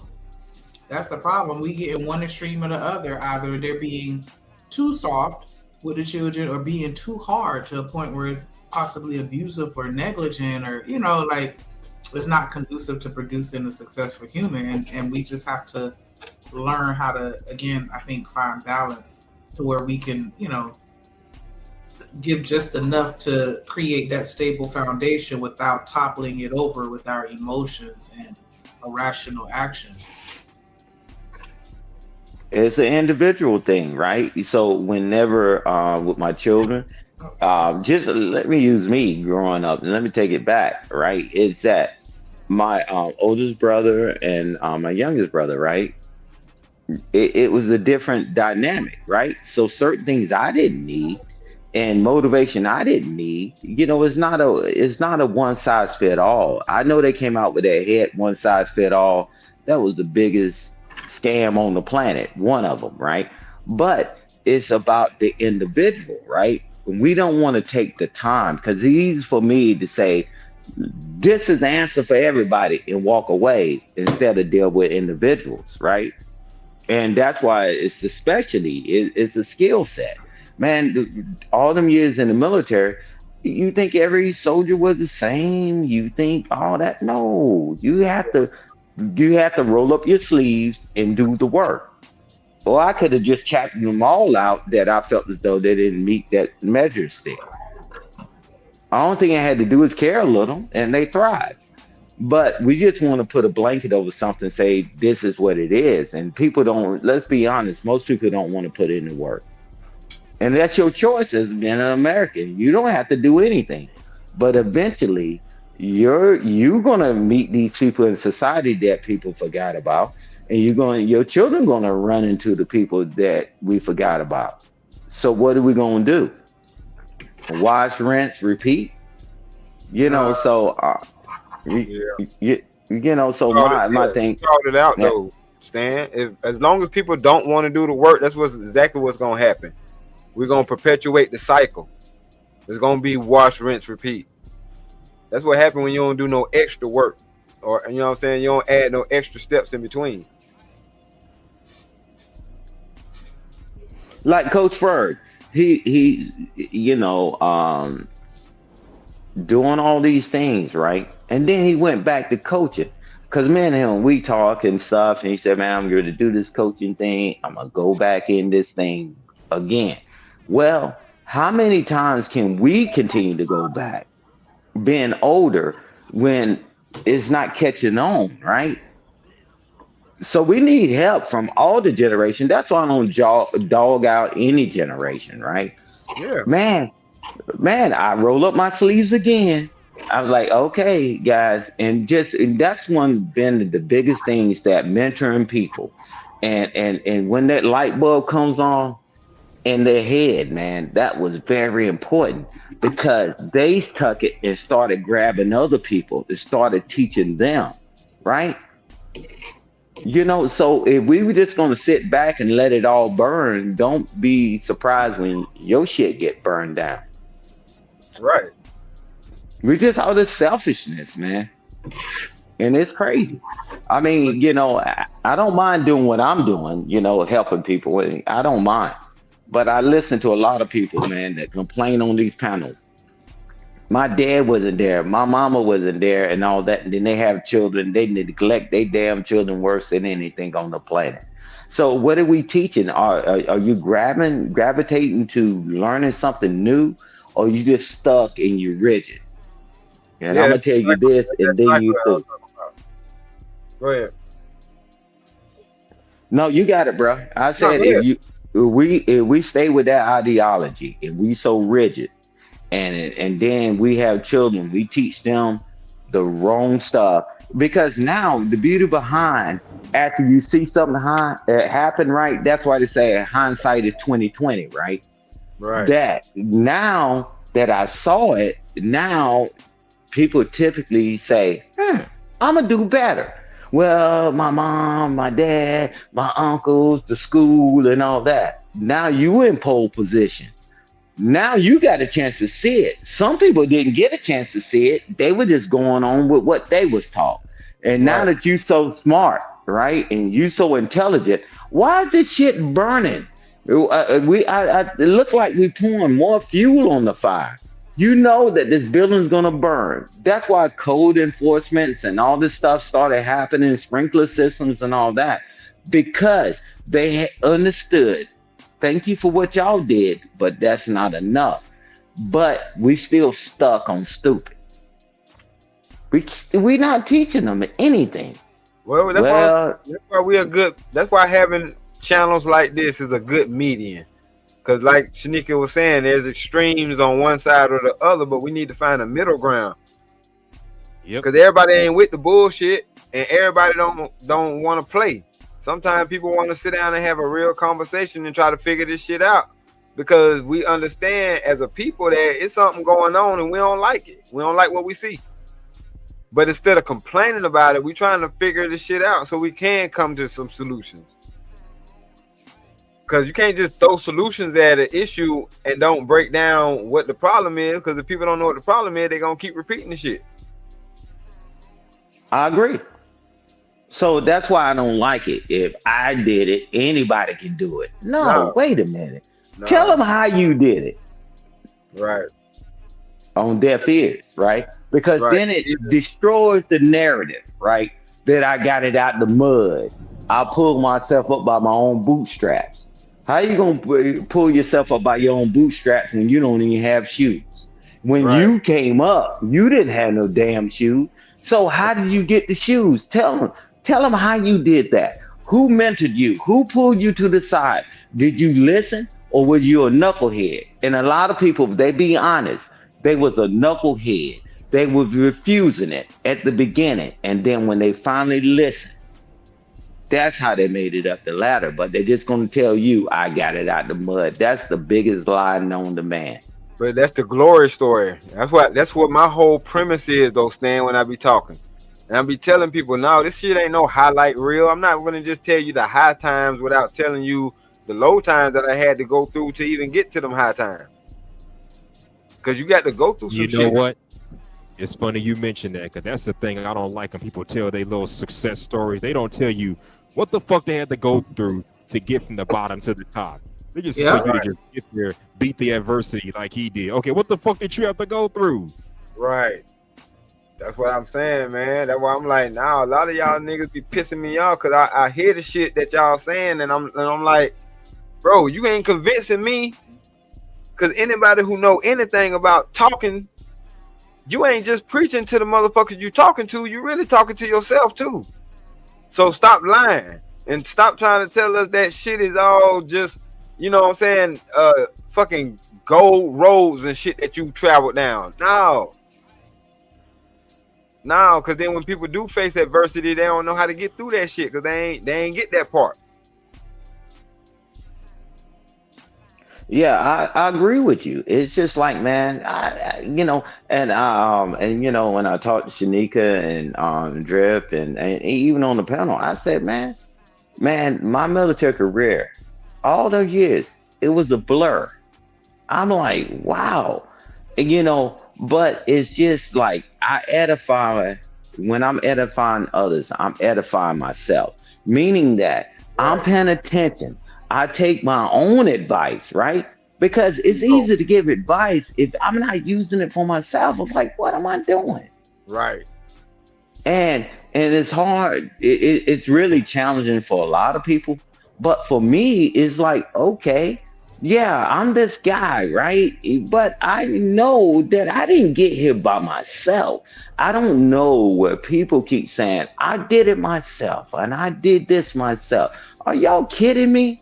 You think I buy into that bag of bullshit? I've spent 36 years, 2 months, and 25 days. The children that people threw away. You know what? That you told them there wasn't gonna be anything. Stan. I could sum this up. What you saying? I could sum this up like this. It took 2 people to make you, and it's gonna take about 6 people to carry you when you leave here. So you in between time, I guarantee you don't do shit by yourself, even if you choose to. Mm-hmm. Even if you're an introvert, you still don't do nothing by yourself. So at the end of the day, it don't even pay to have that selfish ass mentality, because you don't do nothing by yourself in this life. If you ever met somebody who went through this whole life without meeting another motherfucker, that's a special case. Hey, D-Rock, just like your business, right? Don't you have to negotiate with people? Don't you have to do all those things? Hell yeah. Even like okay, but you did it by yourself though. You're doing it by yourself. Shit. No. Okay. Yeah. And America wouldn't be America if they didn't deal with other people, other countries, cutting deals and doing all these things. Those other countries wouldn't be anything without negotiating. But they say that you did it by yourself. Are you kidding me? We need to stop that mentality, man. Go ahead, bro. No, I'm saying even something as small as finding a location. A lot of times we be having to stop people business so we can film in their location, their restaurant or their business establishment. And that shit ain't no easy ass. So, you know what I'm saying? I know this shit don't happen. Matter of fact, anytime you look at a movie, just pay attention to the credits. It took all them people to make that shit work. That's all you got to do. Look at the credits. It took all them people and then some, because there's some people that don't even get credit. But everybody named in that shit, that's what it took to make that film cross the finish line. And then what's crazy, to add on what you're saying, as soon as the credits show up, we out of that motherfucker. We don't even stand to see. That. Yeah, I know y'all don't give a fuck. Don't give a fuck about who put the work in. Hey, but watch this. This is even crazier. But the people that they interview and do all that stuff that's successful and all that, that is wild, because they couldn't do it without them.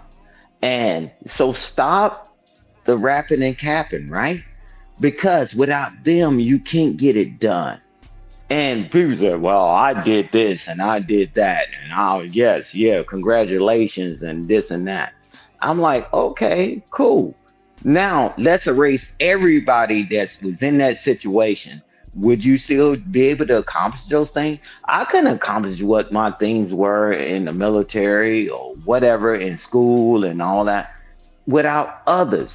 And they talk to you like, I did it by myself. Nah, man. We need to stop that narrative, man, because, hey, Mr. Lister, I heard this stuff way earlier. Hey, man, the choice is yours. And you got to do the math, right? Because I think E-Man came up and, like, man, in this economy, what's going to happen and all that. Now, maybe a delay is better for you, because the last person they gonna fire at your job is you, the current one. Right. But this stuff is all up for grabs, right? But don't ever be like that, hey, I can do whatever the hell I want to do here. Well, until you get a person like me and they hire me at that job and I see you bullshitting, hey, bro, it's over, right? So it's the two-edged sword, but this economy, man, is all over the place right now. It's just like, if you can make your money and do what you need to do, but make a decision. But you need to research that company. Is it heavily dependent on the government, or is it heavily dependent on people buying things, man? Because they done fired, I don't know what the numbers is because it keep going up. How many people are losing their jobs? How long is that job going to really be there, right? Right. And that's just a keystroke. But go ahead. Stan, let me say this real quick. You just dropped the bomb just now, whether you realize it or not. But do y'all realize that they taking folks off of food stamps at the same time they laying folks off? Yeah. They've been trying to force people into a certain job market. And everybody know what that is. They're trying to force us to the fields. I hope y'all know that. It's a big ass You're game. exactly right. I'm telling you, it's a big ass game going on. Oh, my bad to cut y'all, but I did a whole show talking about the food stamp cup and the Section 8 cup, and I had a guy on my panel telling me that around the time this shit was going on, he knew some people out in his home state who literally had motherfucking farms or plantations in their backyard, like makeshift greenhouses in their backyard. So they've already started with that. Some of them people already started with that. Planting their own food again, growing their own crops again. Shit. Yeah, but it's next level stuff, right? So why this is how people don't never get together. I'm not talking about just race wise. You remember when the farmers was been complaining about the tariffs and all that, right? Yeah. Right. The farmers, right? Yeah. And now they're going off after the beef industry. Now the beef industry is like quacking, like ducks, right? They're quacking like ducks. What's going on? We just gave the whole contract is supposed to be $40 billion to another country, right? And they're gonna get the beef and all that stuff from them. What did that mean for us over here in the U.S.? We so separate. We don't see the hustle playing out in front of our face. Like when we was getting our ass kicked as the people, as everybody else was just doing their thing, and now they getting their ass kicked now. Now they want us to come and help them. It's always a hustle. Yeah, it's always a hustle. But I'm like, now the bee people complaining now. We didn't give a damn about the farmers complaining. And then now the bee people, now they jumping up, talking about, hey man, now why are you gonna buy the beef from over there and bring it over here and all that? And we're giving them people money, another country money, to develop their stuff so they can take care of us. What did that mean for us here? And all these farmers that and I'll find the clip, Shanika.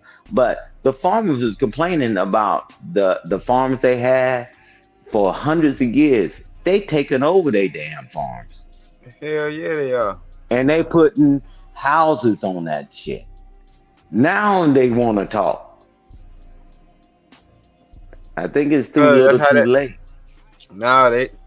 I've been watching a lot of videos that's been keeping me up to date on type of shit like that recently, and what it boiled down to is they upheld the system thinking that it was going to only hurt black folks.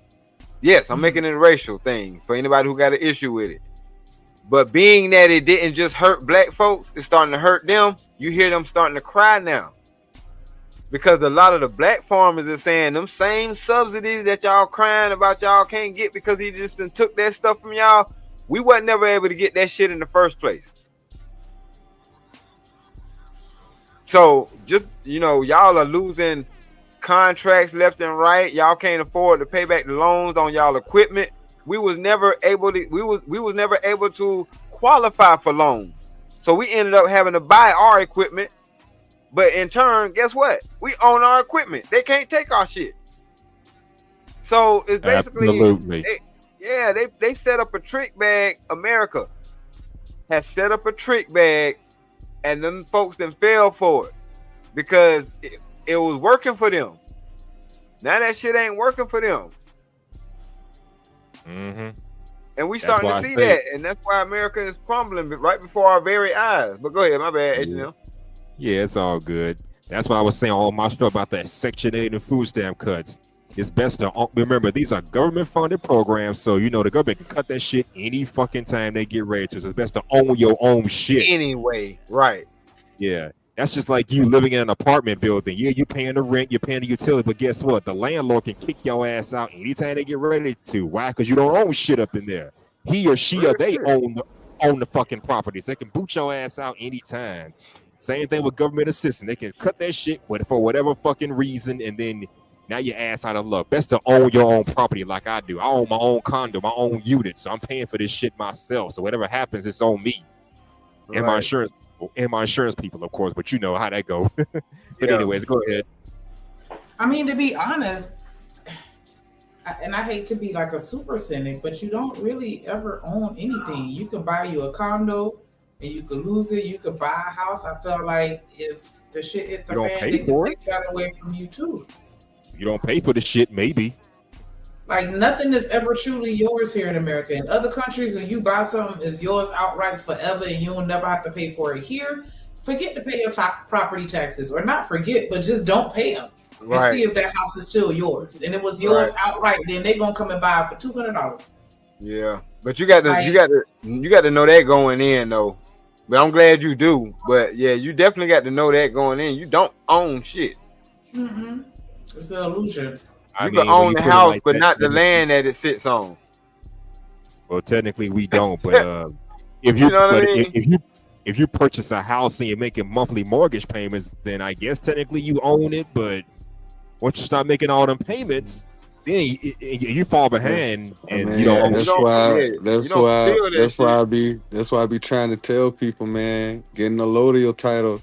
And if you think I'm bullshitting, at least look into it to see if it's real. Right. You know what I mean? Put it in the back chat. Huh? Put it in the back chat. Or how you spell that shit? Okay, yes, sir. I got you. And just try it for yourself. Cause I know that's something I gotta look into. I had a conversation with my uncle. And he was telling me about how we got folks that go all the way back to 1806. You know what I'm saying? And we had land and shit. And that deals with the Louisiana Purchase in the Boston Tea Party taxation without representation. Mm. And that's what a Lodial title is. If you don't pay any title, if you don't pay any taxes, you can claim full ownership. It's offered to. Yeah, well, I'm gonna help y'all out real quick. There's no one in America. Putting in the back chat right now. There's no one in America, and in the other countries. And Shanika, when you said that in here, in other countries you own it. No, hell, you don't. You don't own shit because they'll send them warlords and them guerrillas over there and take your shit. I'm telling you that nobody ever owns anything. Oh, I thought they were saying in other countries, and I'm not to debate, but what I remember seeing, they were saying like in other countries, you buy a house, like, it's yours outright, and then like, so yeah, you don't have to worry about paying like taxes. Give me one country. Was it Japan? Yeah, well, tell you what. They still have to pay to JD. What up? They still have to pay the elites. I've been in those countries. Okay. Oh no, you still gonna pay a penance. You still gonna pay. I mean, you know. They're trying to make it seem like they better than us because of that too. Like, I put it in the back chat. Yeah, no. I mean, man, there's some nasty work in them other countries. You know, here in our country, right? You got to go through courts, and you can go and file and all that. Well, that country, man, they come over there and take your stuff, and they say, "Hey, we need this for whatever reason," and ain't nothing you can do. That's why I said just give corrupt for sure. Yeah. Oh man, it's corrupt like hell. But I'm telling you, at the end of the day, it's about the government, the one that has the big guns. They're gonna do what they're gonna do. But at least in America, you at least got a snowball chance in hell. Yeah, you're gonna pay these taxes. Yes, you're gonna do this because you still want to drive on roads, and you still want to have schools, and you still want to have all these things. You still want to have the biggest military on the planet. You know, the most powerful military on the planet, not by numbers, right? Right. You want all those things. How the hell you think you fund that? Yeah, but the only thing is, within the allodial title, you gotta claim private citizenship, meaning you basically living off the grid. So if I own this house outright, then the lights and the utilities that I'm using, I can't claim that either. So I have to claim my name and likeness, kind of like a NIL. Yeah, in my case, citizenship. yeah, right. And in my case, I use a LLC. I have to use a LLC to use that as in claiming citizenship, just to have lights and utilities.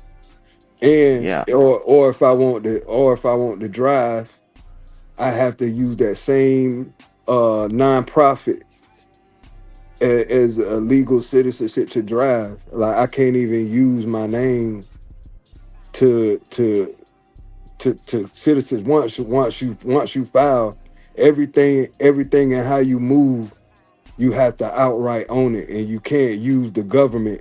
You can't intertwine the two. Yeah, like you got to go all out. You got to go all out with it. Yeah, but the beauty behind that, if everybody did it's beautiful. I said the beautiful thing about it, if everybody did that, we wouldn't have anything. We wouldn't have military. We wouldn't have. Yeah, because you wouldn't need it. No, yes, you would. You think that?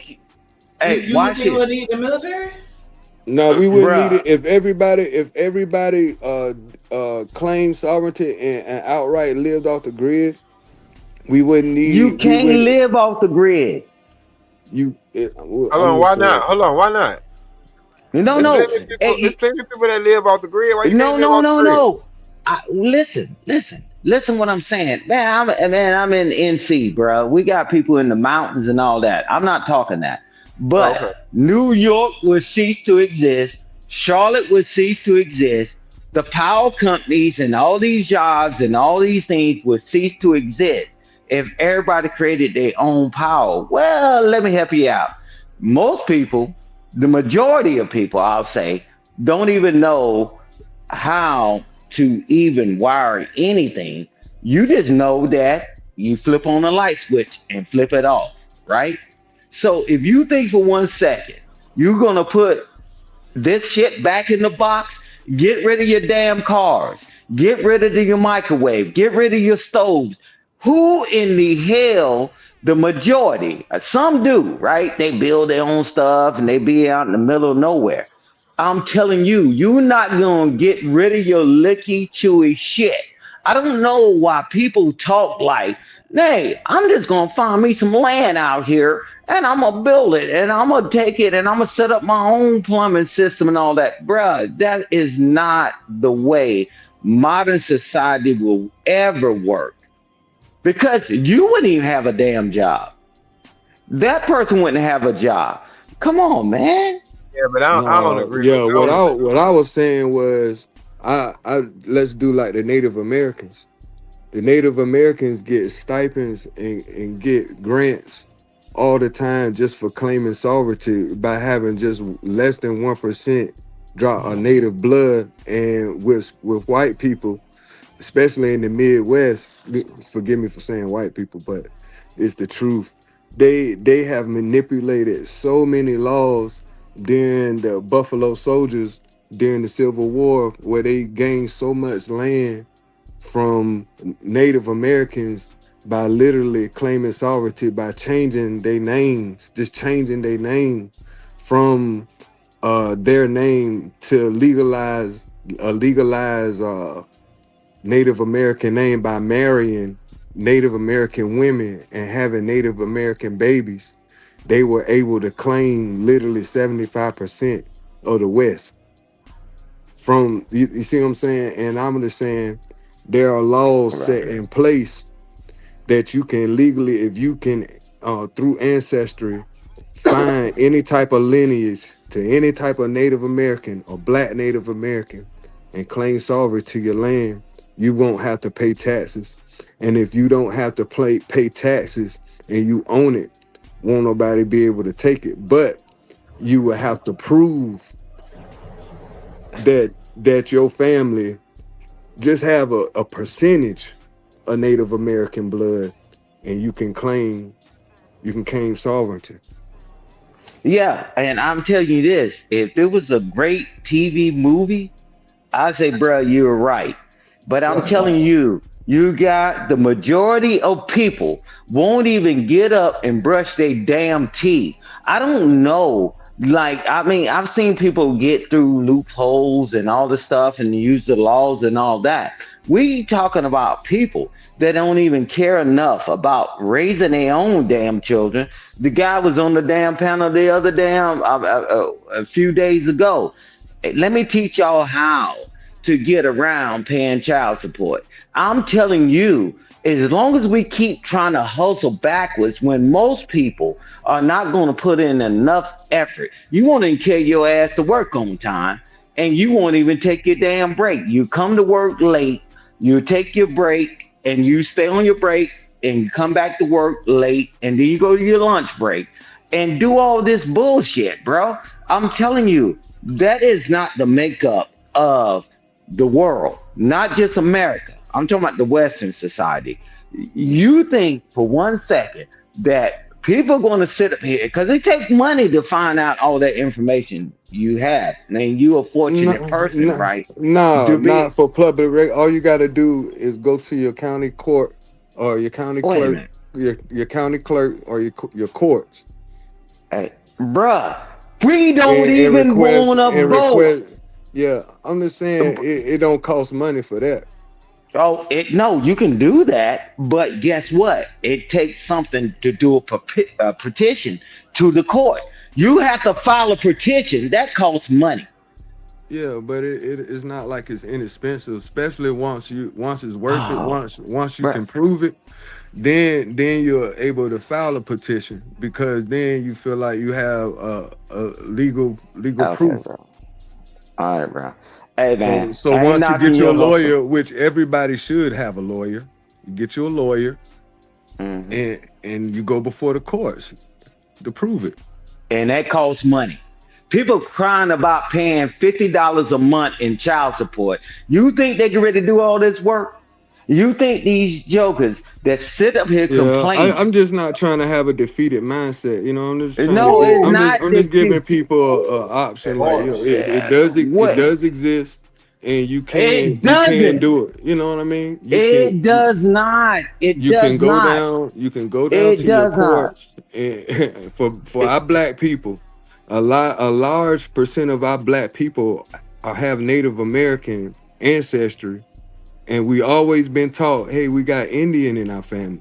Well, I think that would be something to explore. Your people wasn't just saying that you got Indian in your family. It's for a reason. Yeah. Well, I help you out. Hold on. What's that? Why you say it's not? I'm saying it's not a defeated defeated mindset. It's a realistic mindset. Oh, okay. My bad. Yeah, there ain't no defeated.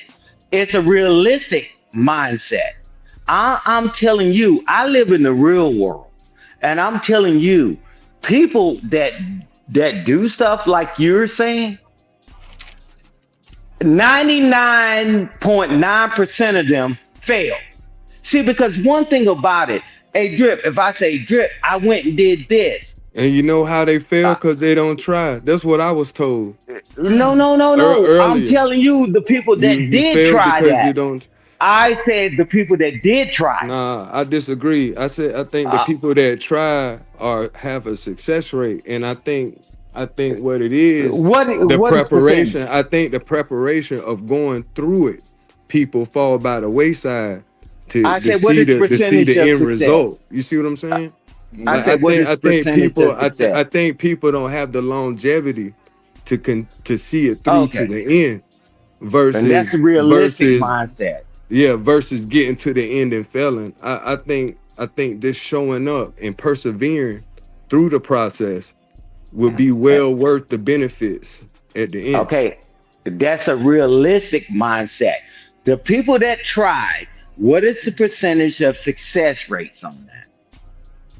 The people that actually go through high. it. I know it's higher than the ones that never tried. Yeah, the success rate is high. Come but the on. people, 1 to 2%, 2% is higher. I'm saying that people who go through it successfully win their sovereignty. This is what I'm telling you. But a large percent don't start the process. Get it going. Okay, you know so why? What I'm saying is, if we motivate our people to let us know, hey man, there might be a slim chance that you might have some Indian in your family. Right. So just go down to the clerk's office to see if maybe you could trace up in your family. You might have some land. You might have some land out there. You just don't know. Just check it out. Disrespectful. I'm sorry. Yeah. hey, but what's even crazier to me, people won't even go to the parents-teacher conference, and you telling me that they get ready to go do this? I'm talking about realistic. Let's be real, man. We in 2025. Watch this. If I was raised and I was like 6'5", and I decided that I want to play basketball, football, or whatever, right? I'm telling you, you got to understand, it's a difference between what we perceive that can happen and what's real. And that's why I keep saying the mindset. I'm not saying you're wrong, brother, but how do you change the mindset? I'm telling you, they taking their own land. By sparking interest, I'm like, man, have you ever been told you got Indian in your family? I bet you a large percent of blacks will like, yeah, I heard that. Yeah, and then you just start there. So, I'm saying a lot of them though is like, nah, I don't. I'm like, you want some? Shit. Yeah. What up, Beasley? Man, y'all, you know, the funniest thing about it is that a lot of people told y'all that you were gonna be, hey, you can do anything. You can be anything you want to be. That Joker still had them strap-on shoes when he was 10 years old. Man, get the hell out of here, man. You need to stop. Yeah, you still straps. No strings, no can't tie shoe, you know, and even adults can't do it. But at the end of the day, it's the mindset of the people. You know, you can say all these mystical things. What the fuck are you even talking about anymore?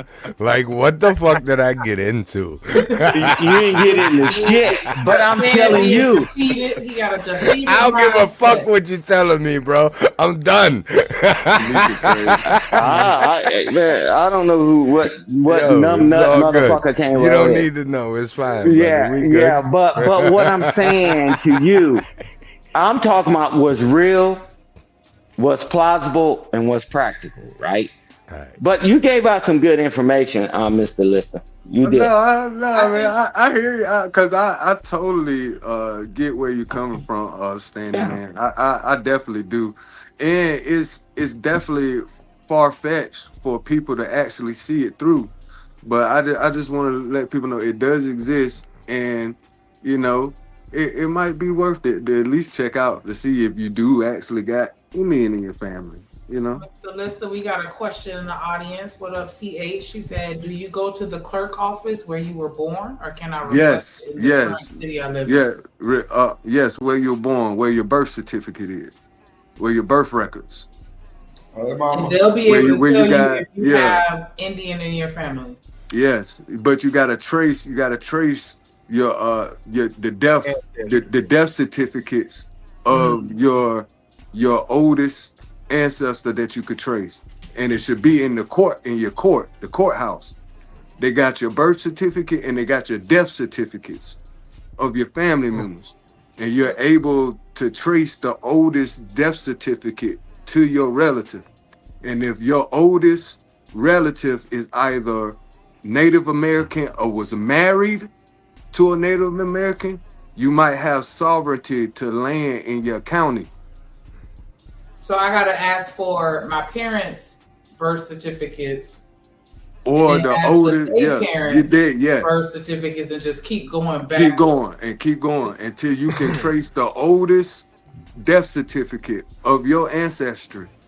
And if your ancestry has any Native American blood, any percentage, or was married to one, and if you can prove that DNA that y'all related, you may have sovereignty in your county.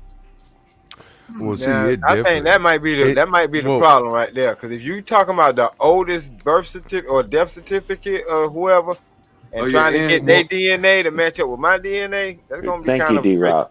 But it differs between state, county, whatever. Right. Because I know, like me, I'm in Maine. I was born in Maine. I grew up in Florida, you know. But me, I'm Micmac Indian. Like I have a lifetime hunting, fishing license. You know what I'm saying? Yeah.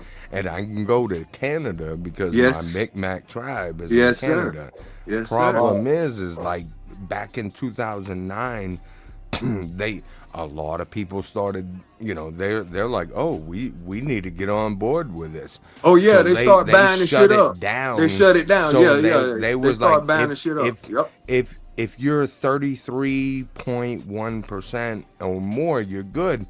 But if you're 30 and less, then you get no benefits. You know what I'm saying? So So, and like I said, I don't know counties or states or their different laws. All I know is me. Because back in my kids should have gotten you know what I'm saying? Everything paid for, you know, like I said, the hunting, fishing license for life. Like absolutely. I never have to renew it, you know? Nuh-uh. That's what's up. But they stopped it at a certain point. You know? Right. So, but you was right though when you said they said birth certificate, and you can't ask for somebody's birth certificate. You can get their death certificate, and you rightly said death certificate. But it's the same thing. Like I said, I don't know how it is on other parts of the country and shit, but right. Oh, that's loud. Yeah. That's what's up. I actually got a copy of my mom's death certificate. Oh, that's great, man. That's great. Yeah. But man, I was just letting the people know in general, like absolutely, bro. You know what I mean? Like a lot of people who don't think that they actually might have or be connected to actually Indian tribal, right? Nationally recognized Indian tribe. Like you might want to take a look. Well, and that's the thing. It's not even about benefits. It's just about your fucking family lineage, your history and shit. True. But actually being able to have certain assets is definitely cool, man. Oh, 100%. Yeah. You know what I mean? But I'm glad y'all speaking on this. I got a great segue for that. Because go ahead. No, go ahead, Shanique. I'm sorry. No, I just want to ask Sam a question because I was like, I was going to ask with the 23andMe, didn't they get sued? Yeah. Yeah, because they was selling people's information. All of them. Yep. Yeah. That's why I'm kind of like shaky on that shit, man. I don't want y'all find out I'm supposed to be the Messiah or some shit, and y'all come hunt me down. Yo, he's scared some ICE agent gonna come in and deport his ass to Guatemala. Hey, you speaking of that shit, they talking about the NFL and Bad Bunny and all that shit. I gotta go. I gotta go. That's crazy work. Oh yeah, he was saying he didn't want to perform because he didn't want ICE to come and pick up everybody. Yes, ma'am. Yes, ma'am. That's not funny. That's fucked up, bro. If that ain't racist, I don't know what is. Right? You can't be exactly. That's fucked Who up. the fuck? And you said it publicly, like you put it on Twitter, bro. He put it on Twitter, bro. That's cold. That's cold. That's cold, Drew. That's cold, bro. Yeah, I was gonna buy the tickets to this concert. This shit gonna be sold out. Damn, bro. Come on, I don't want. Everybody else got VIP backstage passes. That's some racist shit. That's some racist shit. Man. Well, I don't want everybody to get picked up, so I'm not gonna perform. Yeah, that's fucked up. It's fucked up, bro. You can't even go and enjoy a Super Bowl show or whatever performance he was doing. Like, this dude doing the most, bro. He doing the most. Let them perform. Wouldn't they be harboring a fugitive? Wow. Niggas can't even go to the game, bro. Can't even go to the game. Dang. That's crazy. But nah, I just wanted to say this though, because y'all was talking about like the heritage and shit like that. The reason why that's important because knowing who you are helps you avoid having a defeated mindset. Mm-hmm. Because now you know you got the power of some more people behind you, or you represent something bigger than you. Yeah. But on a macro scale, we got to apply that same logic to families. That's why I be wanting people, you know what I'm saying, to have more seriousness about building families. Cause and your last name. I got a child. I got a child that being that I wasn't part of their life, and I can understand this because knowing my dad wasn't a part of my life, it does something to us, not knowing our history and not knowing where we come from or who we come from. Sure. And guess what? Guess what? It played out in real life, in real time, and I'm gonna wrap it up and I'm gonna land it with this. You know who went through this shit in front of everybody? Tupac. Oh, wow. Tupac. Think about it. This nigga was on a crash course with death, and if you really boil it down, this nigga thought that his daddy was dead the whole time. Yeah, that's crazy. He didn't, this nigga, and he admitted it too. I ain't started living until I got with my dad and I realized my dad wasn't dead. He was with his father pretty much up until the day he died. Damn.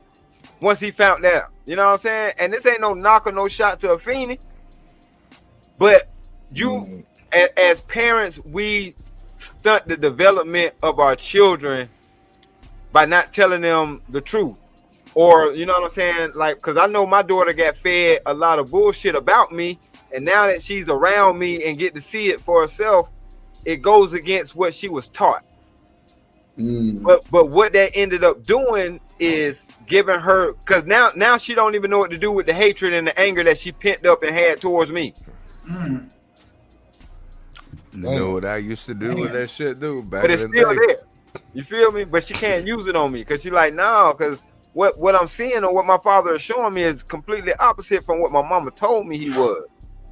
So I'm telling y'all, we do a disservice to our children doing that shit. Hey, and my release was, we know limit soldiers. I thought I told you we know limit soldiers. I thought I told you. I used to get it down, bro. They did their thing on the verses, bro. They did their thing on By the the way, verses. speaking of no limit soldiers. Yeah, but that was a sign of leadership, bro. Y'all seen leadership on display. No, I know, but that was my release. What's this I hear about Young Bleed dying? Hey, Drip, Shanika, y'all seen the verses, John, with No Limit and Cash? Yeah, I did a stream. I did a stream on it. Oh, You gotta okay. watch that. Well, what you think about that, bro? Nigga, I was no limit all the way, but I was You about it, cuz. I was lit the whole stream. I was lit the whole I know I'm about it. I was live. Dr. Quantum was like, yeah, drip on his element. I'm like, yeah, we were lit. We were lit. Hey, yo, why y'all think Lil Wayne? Why y'all think Lil Wayne? Oh, you wanna ride in the backseat of a So car? Wayne said he wasn't coming. Wayne said he wasn't coming if Turk didn't come.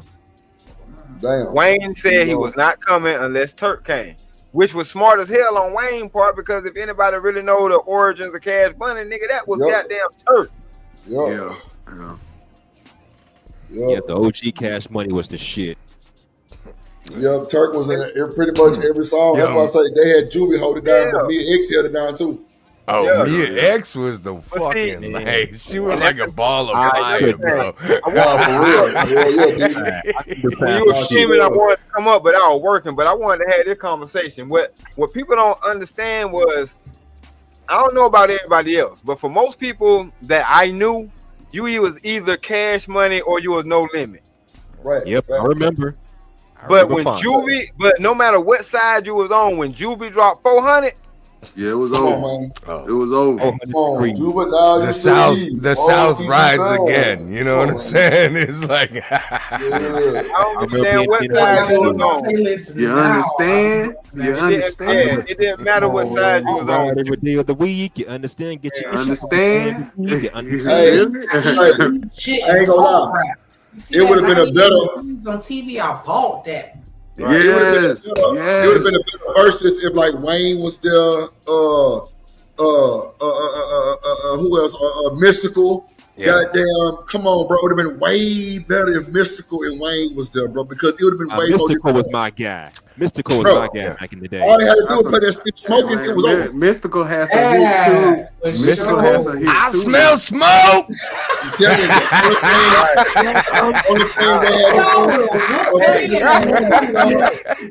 I'm gonna tell you what you done did. I done smoked up the goddamn shit down the toilet. I'm gonna tell you. Hold on. I'm gonna tell you what would have killed the game. I'm gonna tell you what would have just destroyed the game if Soulja Slim was there.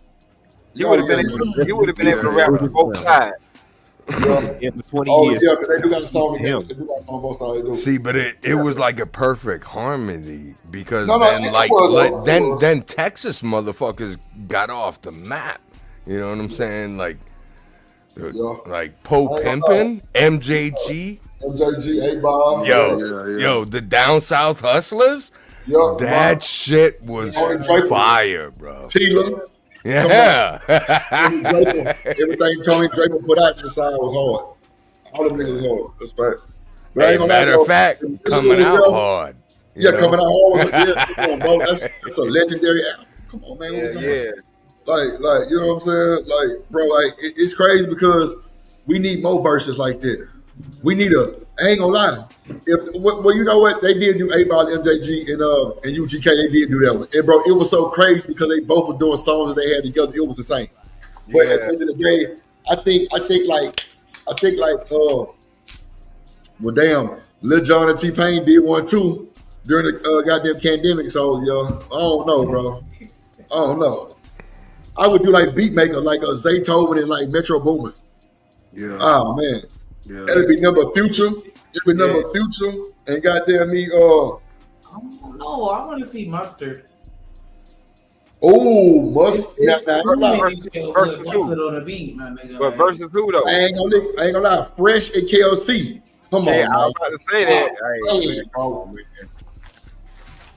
Manny Fresh and KLC would shut that motherfucker down. But like I say, Zay and goddamn me Metro Boomin to break it, bust it down, and then London on the track, and that nigga Weezy out of there. Come on, bro. It'll all be Future and Gucci Mane. Come on, bro. That's all they really did major shit for. Producers? Hell yeah. Okay, so they told me, but I want to throw Yeezy in the mix too. Kanye West? As a producer? Who would Kanye West go against? Who would somebody like Swiss Beats? Yeah. It would have to be somebody like Swiss Beats, bro. It would have to be. Yeah. Oh no. Y'all crazy as fuck. Timberland. Timberland. You got Timberland. You got Khaled. Okay. Yeah. Yeah. I don't think Kelly would hang in there with them boys. I ain't gonna hold you. I don't think Kelly would hang in there. But I don't know, D-Right. I don't know. That's the hardest thing. Hey, I don't you know who would hang with him? Is Too Short. You know what I'm saying? Too Short to fuck them motherfuckers. Man, Kelly broke a lot of people that a lot of people don't really understand. Shit, Quick. Shit. Throw DJ Quick in there. Throw Quick. Yeah, Quick should have been in there though. Yeah, I was gonna say something, Quick but in I there. ain't want to show my age, but I was gonna. I got shit. I'm gonna show mine. Hey, look, it's all right. I'm gonna show mine. Damn it, Quick. Show that shit with some pride. Quick. He said, I'm gonna slap my chest, motherfucker. We good. But you know what? Guess who got a podcast now? Guess who got a podcast now? EA Ski. What y'all know about EA Ski? I know a little bit. I know some of this shit. I ain't know he had a podcast, bro. Yeah, I blast if I have to. Like, matter of fact, go back to the original TRU with Master P, EA Ski, Big Ed, and a couple other niggas. The original TRU before TRU. Yeah. Oh yeah. Check it out. Now EA Ski put P on to the game, but EA Ski had that song on Friday when they did the drive-by. Oh yeah. That shit, that motherfucker go hard too. Right. Yeah. It don't Damn stop. right. Yeah. It don't make me have to. Yeah. Yeah, that was hard, bro. JD said David Banner versus Manny Fresh. My money's on Manny Fresh. Yeah, my money. Don't sleep on Banner, boy. Banner was a monster. He was sleeping on it, but bro, I think the nigga from 3 6 Mafia would have a better chance with Manny Fresh than David Banner. Ooh, yeah. See, y'all seem like y'all remember Oh man. at that time. What about Rubber Band Man and shit what about like Triple Six Mafia though? No. Some scissor. Triple Six Mafia, yo. No, Diesel. That's what I'm saying. Dayton Family. You know what I'm saying? What about Dayton Family? No. Dayton Family. Hey, hold on, Diesel. You taking it back too far, my boy. They don't know about the Dayton fit, bro. That's straight. Come on, man. See, I'm mad at y'all niggas now, Drip, because last time you were playing that music and I said something about Top Authority and Dayton Family, niggas act like they ain't know what the fuck I was talking about. I must ain't hear you, D-Rock. I swear to God, I must ain't hear you, GG. I must ain't hear you. Dayton Family is like nigga, FBI? Get out. FBI. I'm with you, G. I'm with you like a motherfucker. I'm telling you. Indicted, nigga. Come on, man. Fucking the original Scarface. Bro. You know what I'm saying? Like the old fucking This G. nigga said before I can go to jail, the newspaper's trying to sentence me. Come on, man. Come on. Don't that happen to niggas every day, bro? Mm-hmm. If you got a high profile case, these motherfuckers will put your ass in the media and all that shit while you still on trial. They'll tell everybody you guilty. Take that shit to trial, boy. Take that shit to trial. Take that shit to trial, boy. Take that shit to trial. Fucking love it. R.I.P. to that I guy. miss my old shit, man. Yeah, that's all I listen to. Matter of fact, I'm gonna tell you what's crazy, but it actually works. You know what I'm saying? And it's some relationship shit. All the music that I listen to on an everyday basis, my wife is starting to listen to that shit, but she watching the live versions of it. Cause they got like this live shit where you got certain niggas live DJing all the old artists from Patra and all that shit. But I walked in the other day and she was listening to Ghetto Mafia. Like these niggas riding around Atlanta in a convertible, different artists, and they performing their music. So she listening to Ghetto Mafia, and the 2 songs that she performed are the only 2 songs from Ghetto Mafia that I have in my playlist. So I said, I'm just thinking, I'm like, so I guess I got good taste in music. She was like, you know all the hits. Bro, you know what that did for our relationship though? This nigga got a taste in music because the taste that he has in music, he can hear the hits. These are certified hits. I don't just listen to bullshit. Yeah. Oh, 100%. Come through. The AR ear. Real talk. What instrument you play, D-Rock? Yeah, I ain't play no instruments. The only thing I my did mind good. playing tricks on me. The only thing I did good with my mouth was eating box. Oh, Lord. I think I had a recorder back in the 3rd grade. That shit wasn't even a flute. It was the shit before the flute. You got to graduate. You got to graduate to the flute. No, the only instrument I ever played was a recorder. But no, I actually I'm in the music business. I used That's to why have I do. a We do I used to music have a and film. jukebox, dude. That's what's I up. fucking Hey, with a Shanika, little tape player. What instrument you play in the band? I played the trumpet and marching band, and French horn and symphonic band. That's what's up. Yeah. You got some big lungs, then. Yeah. I'm just saying. Shit, no, that's real shit. Oh shit. Oh, that hell shit. yeah. Yeah. Okay. Yeah. Yeah, I done seen you plucking on them strings. That's something that I kind of wanted to get into, but then I felt like, man, I waited too late. Like I wanted to get into like either the bass or like maybe the cello or something. But I felt like I should have started that when I was 2 years old. Like, No, it's you can do anything. I play the bongos and the congo. That's what's up. It's actually not that hard to learn, but the problem is why I never did it. Because Right. I got a boxer's break on my hands, so my knuckles are infused like in between, like the part in your hand. So they just It's hard, yeah, flick though. them, but they just don't work right. They're I just, got you. you know I what I'm got saying, like solid bone and shit back there. Well, they- Like the cartilage. Basically, they call it a boxer's break. So if you hit something, you break the cartilage with your knuckle, and then if you don't go to emergency room or nothing, it just heals itself. So your fingers just kind of get, almost like arthritis and shit. Yeah. Basically, yeah. That inflammation makes them fuse together. Yes. Oh, yeah. They heal together. They shorten. It's fucked up. Damn. It sucks because I'm like, I wanted to play the guitar and shit, but yeah. Nah, I mean, I could, but Yeah, I'd you be can like play- Michael. I'd be like Michael J. Fox, just fucking randomly. This dude said Michael J. Fox, bro. Nah, check this out, bro. Nah, look into what they call the God pick. You know what I'm saying? It's a guitar pick they made with a 3D machine, and it's 100 I seen 100 that picks shit. in one. Yeah. Wow. And you just strung that bitch one time, bro. Right. And he'll give you the right jump every time. What? Hell yeah.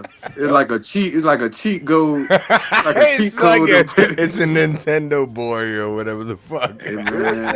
It's like they 3D printed Game Boy. Yeah, bro. They 3D printed that shit, bro. Like you could just shut that shit on the guitar and strum that shit. And it's gonna come out. What the fuck? Bro, you ain't even got to really learn how to play for real to sound good. That's now, dumb though. Why would you That do shit that? crazy. I don't know, bro. I guarantee you people buying that shit. Oh, fuck yeah, I'll buy it. Man. Yeah, I'm telling you, your ass be playing like Jimi Hendrix. I swear. Yo, whoa there, what's up? I I be got a whoa, guitar, but I ain't that good. They call it the God pick. Yeah, I seen that shit, man. Shout out to Kojak Mama playing the trumpet. I like Oh, that.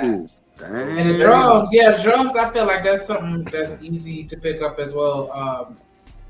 Like where you could just play it by ear, where you just naturally get on new things and just start tearing them up. That shit seem hard though, cause you got a lot of shit going on. I ain't gonna lie. I saw Dizzy Gillespie. I ain't want my cheeks to get like that. Nah, that's just what he was doing. You're not supposed to even play like that. Oh, I thought that's what that shit did. Yo, I see Michael Jackson. He must have forgot to take the thing out the front of it. I see Ray Charles.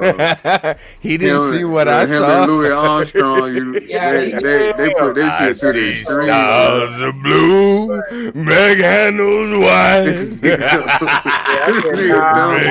I think to myself, what a wonderful world. world. That nigga really sound like Louis, bro. I cannot. We ready. But yeah, Dizzy just did that. That's Yeah, something good he people. chose to do. But yeah, he ain't supposed to be having yet. I Shit, mean, roll it that's out like that. Hell That's the no. thing, though, when you a kid, you don't think about shit like that. It's like, damn, that playing that instrument did that. Yeah, I think I'll pass. Well, bro, it's like every note he blew, it was like he blew with a purpose, like it was his last note. Like Real shit, bro. Yeah. Like, he was What he killing. running? Like, I Get love that Get type it, of Gil. music. yeah, he ushered in the bebop era in jazz. Right. Yeah, so that's when jazz started to drift away from the swing band. Yeah.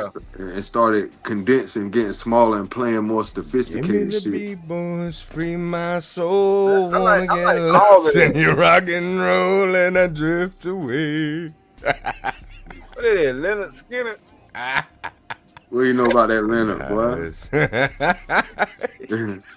God damn.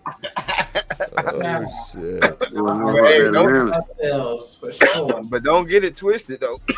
Oh, what's Call that? him, that's the simple man, Leonard Skinner. Yeah. Yes. Now I'm saying, don't get it twisted before everybody could afford BET shit. We ain't had no other choice but to watch MTV. You right, bro. That's yeah. You right. Hey man, it's They had a little interesting bit of though. Cause when did they take music videos off of BET? Oh, you talking about late night? That came out. You talking about uncut?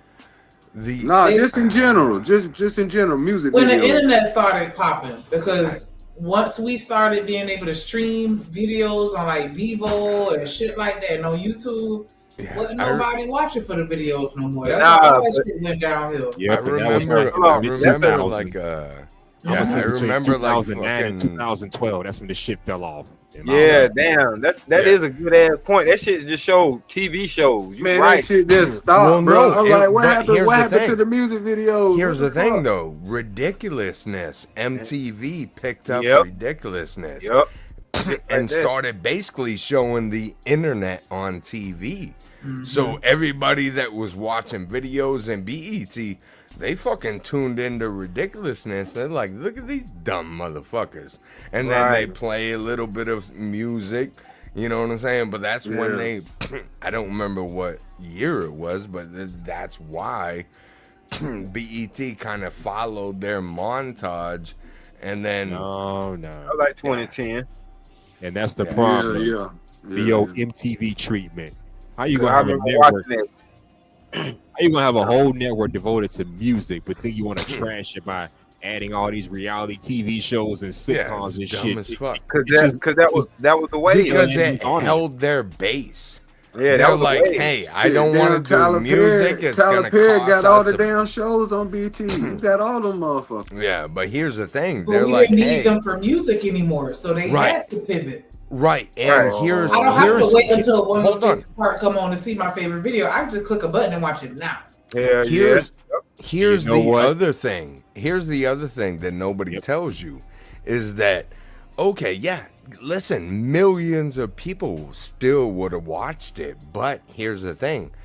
If we do our own show, our own reality, we don't have to pay the musicians or the bands or fucking any rap guys anything if we just run it ourselves. So they're like, whoa, instead of paying $100 million to, you know, do fucking videos that we got to pay per diem on them, let's just make our own shit. And yeah, like it And the they rest killed is history. themselves, you know?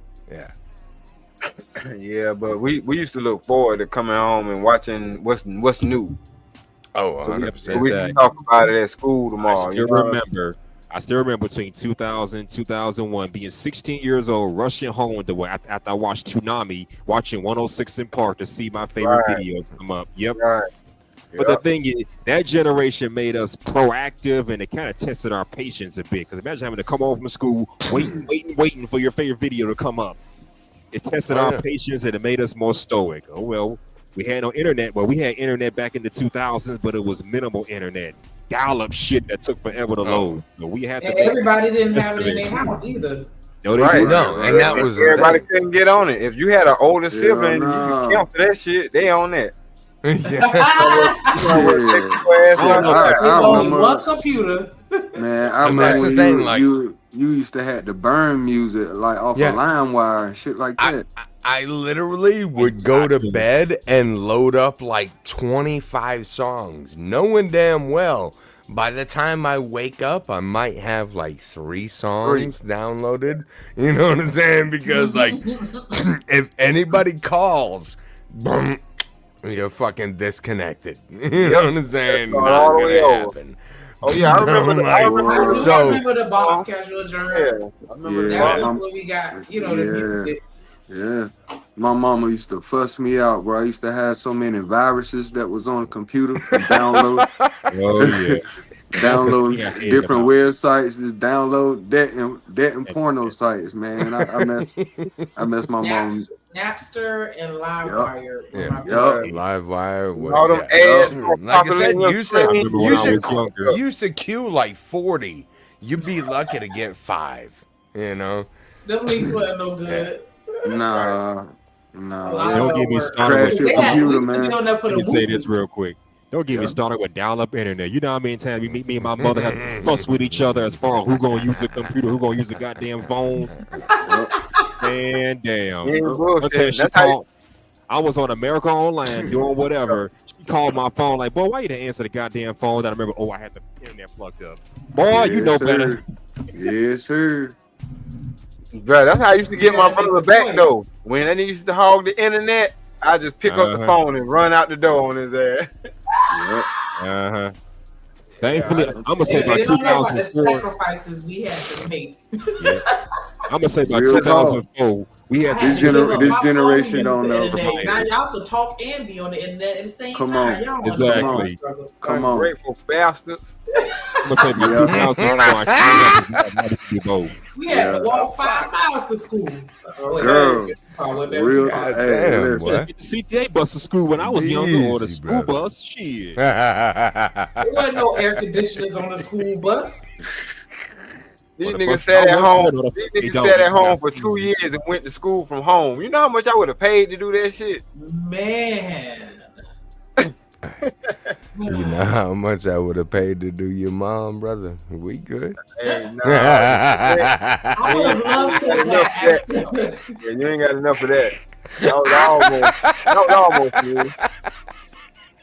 I wish I could have had access to YouTube and the internet growing up when it came to doing schoolwork. Ooh.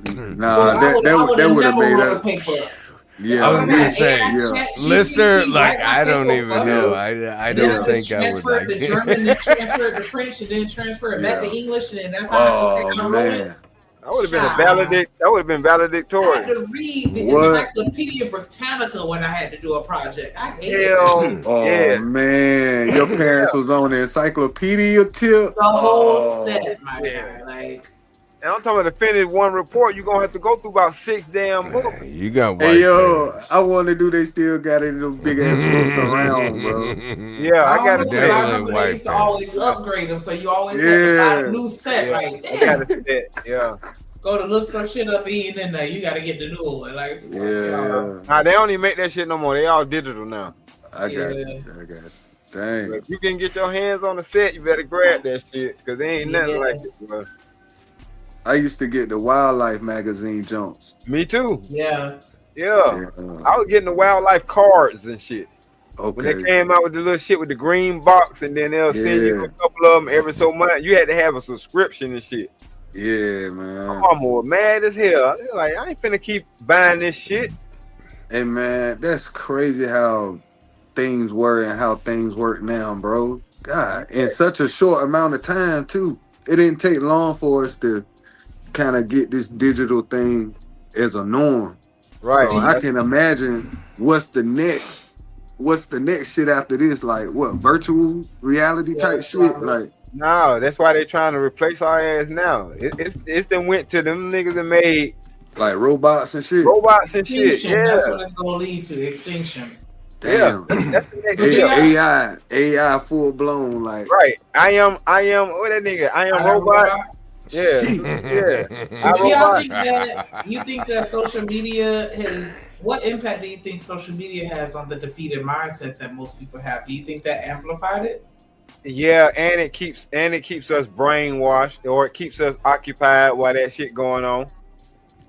100%. Because like I feel like, you know, we didn't have access to see everything else that was going on outside of our neighborhood and our community.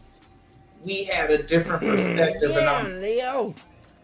No, I was just wondering how much you feel that social media contributed to that. Because like now everybody's insecure, everybody's super sensitive, everybody. It wasn't always like that.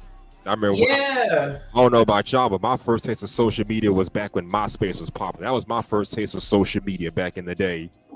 We used to have fun on that motherfucker. I don't know about y'all, but I met hella females on Facebook and Black Planet. So back then we used it more sparingly compared to the 2010s where everybody online want to meet somebody and barely put in effort to try to meet somebody. I would put music on it, like my favorite songs and shit. Like create your little profile. But that's where it started at, y'all. It's called sensory overload. Tom Green? Your first friend. He was everybody's friend. Yep, Tom Green. Was that a real person? Hell no. He was the CEO of the company. He was the CEO of the company, from what I understood. That nigga, he ain't never respond back. But yeah, that nigga, he was the first. Everybody had him as a friend. That was just basically like the link. Yep. That's all that shit was. It had, you know what I'm saying? You had to start somewhere. We're gonna keep all this technology and social media. Let's go back 20 years ago where we knew how to use the shit responsibly and more sparingly. Not today, where it's all about being online. I mean, the shit we're doing now is nothing new. Back then we had Skype to video call people. That's what started this whole shit. Yeah, real talk. Now we got Zoom. Like I said, this shit is sensory overload. And what I mean by that is we've all done this. We've all got to a place where we was looking through social media first. And now we down some kind of social media rabbit hole where we watching a bunch of bullshit. Video after video after video. It might be a bunch of fights. It might be it's just violence. Like you'll start somewhere, you'll start at one point, and you can do this shit now. As a matter of fact, you can type in something in your search bar and it'll show you probably 5 or 6 of those videos, and then it start bearing off to some other shit. But it will ask you, do you want to stay on this topic? Because I'm about to send your ass down a rabbit hole. You're not lying though, because I done had moments where I'll start off watching like a hair video. Then next thing you know, I'm watching pimple popping videos. Then next thing you know, I'm watching rug cleaning videos. Then next thing you know, I'm watching videos on how to properly shave your balls. I don't even have balls, but I'm watching the video. Shave like your I'll balls. be watching shit. Like I'm just saying, like I'll be watching shit that has nothing to do with me, and I'm still I'm tuned in. Yeah, and I was just saying that to make the point. Like just random shit. Like it do. They start putting all kind of shit in the little thumbnails. Yeah. And go to clicking like. Yeah, I put this shit. I put this shit on. Yeah, like I be putting like.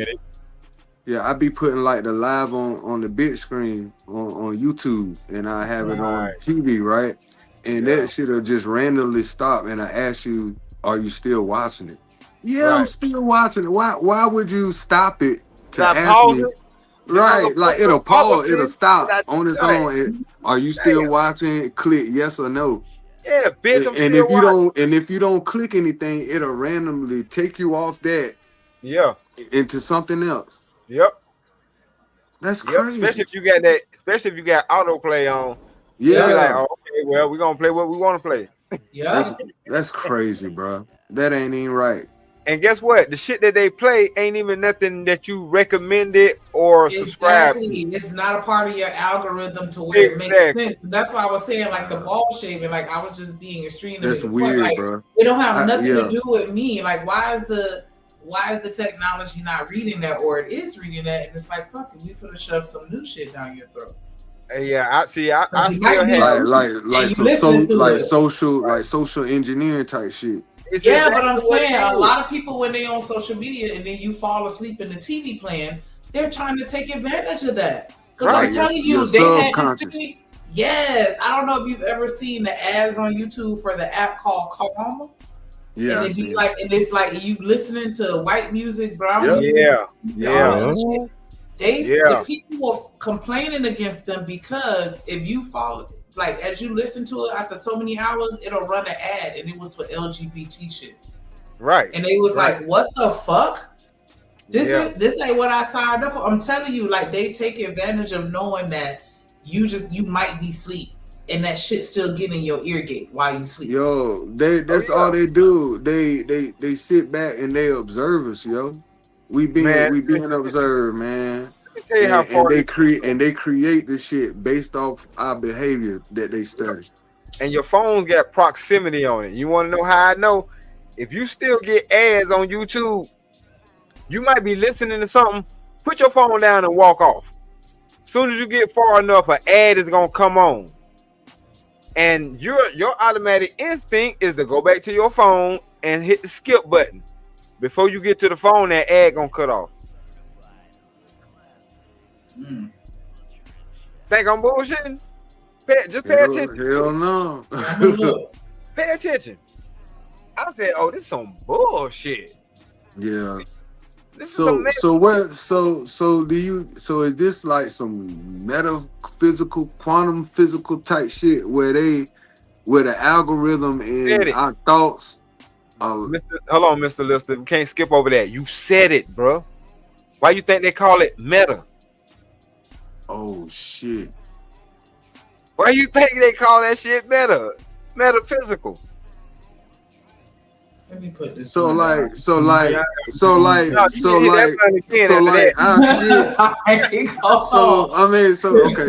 let me get this straight. So you saying like our thoughts and shit and like the algorithm like on the internet, that shit starting to sync up. Bro, let me tell you something. That's crazy, bro. Have you ever heard the saying, and you said it earlier, you prayed for something and you got it, right? Yeah. Whatever a man thinketh, a man is. That's why we having this. That shit be popping up. You right, bro. That shit'll pop up right in your search engine, bro. You could be thinking it, and that shit. You right, bro. But I just thought it's like coincidence type shit. No, nigga, no. I'm gonna tell you why, and because they changed the game when. Look, they did certain shit that changed the game. That's all I'm gonna say. That's all I'm at liberty to say. I got it. But what it is, because think about it. Think about this right here. While we was talking about the Mandela effect a couple of years ago. Right. It's one thing to know something, and it's another thing for somebody to say, "No, you don't know that." They done studied this, bro. They doing that shit on purpose nowadays, though. Yeah, because they want to. If you haven't seen something for so long, then you start to second guess yourself. But that's what you're supposed to fight against. You don't supposed to second guess yourself. And this goes all into the whole defeated mindset conversation that we having. Like you gonna have all this other shit against you. The last thing that you need against you is you. So you know what I mean? Like that, bro. No, if you think it's out there in the atmosphere. What they figured out is now they can snatch shit out of the airwaves. Yeah, for sure. And the reason why they can do that is because they keep tampering with ungodly shit. Let me put it to you like that. Because when the Bible said that Satan is the Lord of the air, he talking about airwaves, microwaves, radio waves, television waves. No doubt. Yeah, that's all of that's in the air. Even your phone. Yeah, the Wi-Fi Right. waves. Wi-Fi waves. Exactly. All that shit. And then you got all of these devices communicating with each other.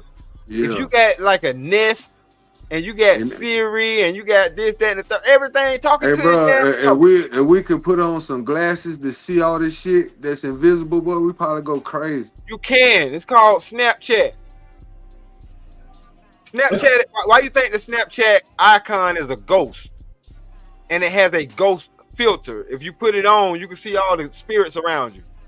Damn, bro. I ain't been on that in a minute. I ain't Good. Me Don't either. go on that shit. That shit, bro. It's the reason why y'all ain't on that shit. I'm telling you. Y'all had something in y'all instinct or something in y'all mind said don't fuck with it. And y'all followed y'all first mind. Ain't nothing wrong with that, but I'm telling you. I've never been on that heavy.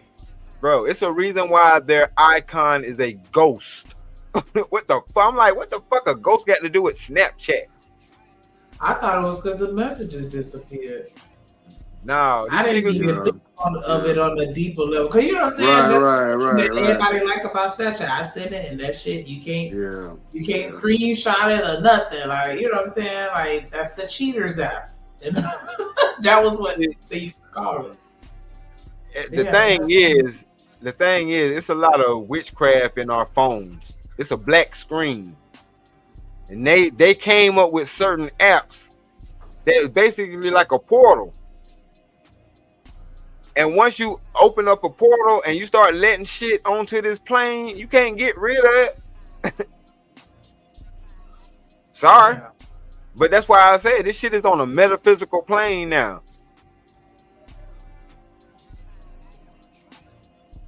But at the same time, as confusing as that shit may seem or may sound, people are starting to wake up without even realizing they're waking up because there's something in their spirit that's saying something ain't fucking right. You know what I mean? And that's what it is. Because even before we had this conversation, you knew that, hold on, this shit popping up. Why the fuck am I watching something about shaving balls? Like, what the fuck does this even got to do with me? Yeah, right. You like see what I'm saying? She won't so lost in the shit like she ain't like exactly. Man, this shit, yeah. And a lot of people just let shit ride. Yeah, because that's the thing. We gonna do this shit to see if y'all let that shit ride. Damn. Because they even changed up. Because first you used to be able to comment on some of these ads, or at least thumbs the motherfucker down. They took that away because I used to do it all the time. Yeah, you could thank me for that. I roasted their ass every time one of them bullshit. Just because you got a little dick and you suffering from ED, that don't mean I'm suffering from ED, motherfucker. How about you just talk to the people that you know doing that shit? Like, why do I have to hear y'all story about y'all on ED, and then I'm hearing it from a woman? Damn. Think I'm bullshitting? Bro, I done blocked this ad and did all kind of shit, reported the ad, and I'm still getting the ad. I'm like, bro, this shit doesn't have anything to do with me. What the fuck going on? I'm so sick of seeing them with them blue chew. That's what I'm talking about. ED pills. Oh my God, bro. What the? All these they pushing that shit like, yeah, what is that, bro? Like they pushing male arousal, like artificial male arousals and shit. I'm gonna tell you why though, and it's the trick bag right here. Why you got a whole population of motherfuckers that's having the same problem unless y'all caused it? Yeah, they caused the problem. But at the same time, since they only look out for certain groups, that's why they pushing that medication. You know what I'm saying? Because I know the commercial that Mr. Lister's talking about. Yeah, man, it got that black ball dude up there. Right. Shit, now you can get these pills for like 17 cents a pill. Yeah, bro. You can get these shits for free with a money back guarantee. They pushing that shit like they pushing dope. Like they pushing they'll send it discreetly to your house and all that. And I'm thinking to myself, Mr. Lister, how the fuck you need 100 motherfucking Cialis pills or Viagra pills? Hey, bro, I'm tripping on now. Hey, bro, now I'm tripping on they done put this shit in chewables now, like gummies now. Like, oh shit, you on mute? Can you hear him, Shanique? Yeah, I heard him. Oh, okay. I was going to say, Casual Germ, like you hit it on the head. All these social media sites is pretty much softcore porn. I mean, corn. That's really all it is. Like, even here on this platform, I've seen so many videos where I'm like, I don't think this is appropriate. Like, this needs to be on X Hamster or, you know what I'm saying, Black and Tasty or, you know, some other shit. Like, why is this on here? Why am I seeing all the prints? Yo, Mike, check. Breasts. I can hear you. Can you hear me? Can y'all hear me? We can hear you. Can you hear me? Oh, but I can't hear y'all. Hold on. Let me drop in and come back. Okay. And I was going to tell you, like, you noticing they're also supplementing a lot of these ads that are sexually provocative with ads about, hey, pop this pill and you don't have to worry about getting this disease. Pop that pill, that. Like, they're taking away the fear. Because I don't know about anybody else, but, like, I was still to this day scared to get them letters. Like, what? Yeah. Real talk. It's like now they're not even afraid of it anymore. That was the main reason why. Cause they been had the cure. They been had the cure for this shit. And what they do, they create you know, the pharmaceutical companies just gonna make it so, you know what I mean, they could just keep it leveled off to keep you hooked on the shit. So it's a big business behind the actual disease and actual keeping people treated and keeping people taking that shit. Yeah, that's crazy, bro.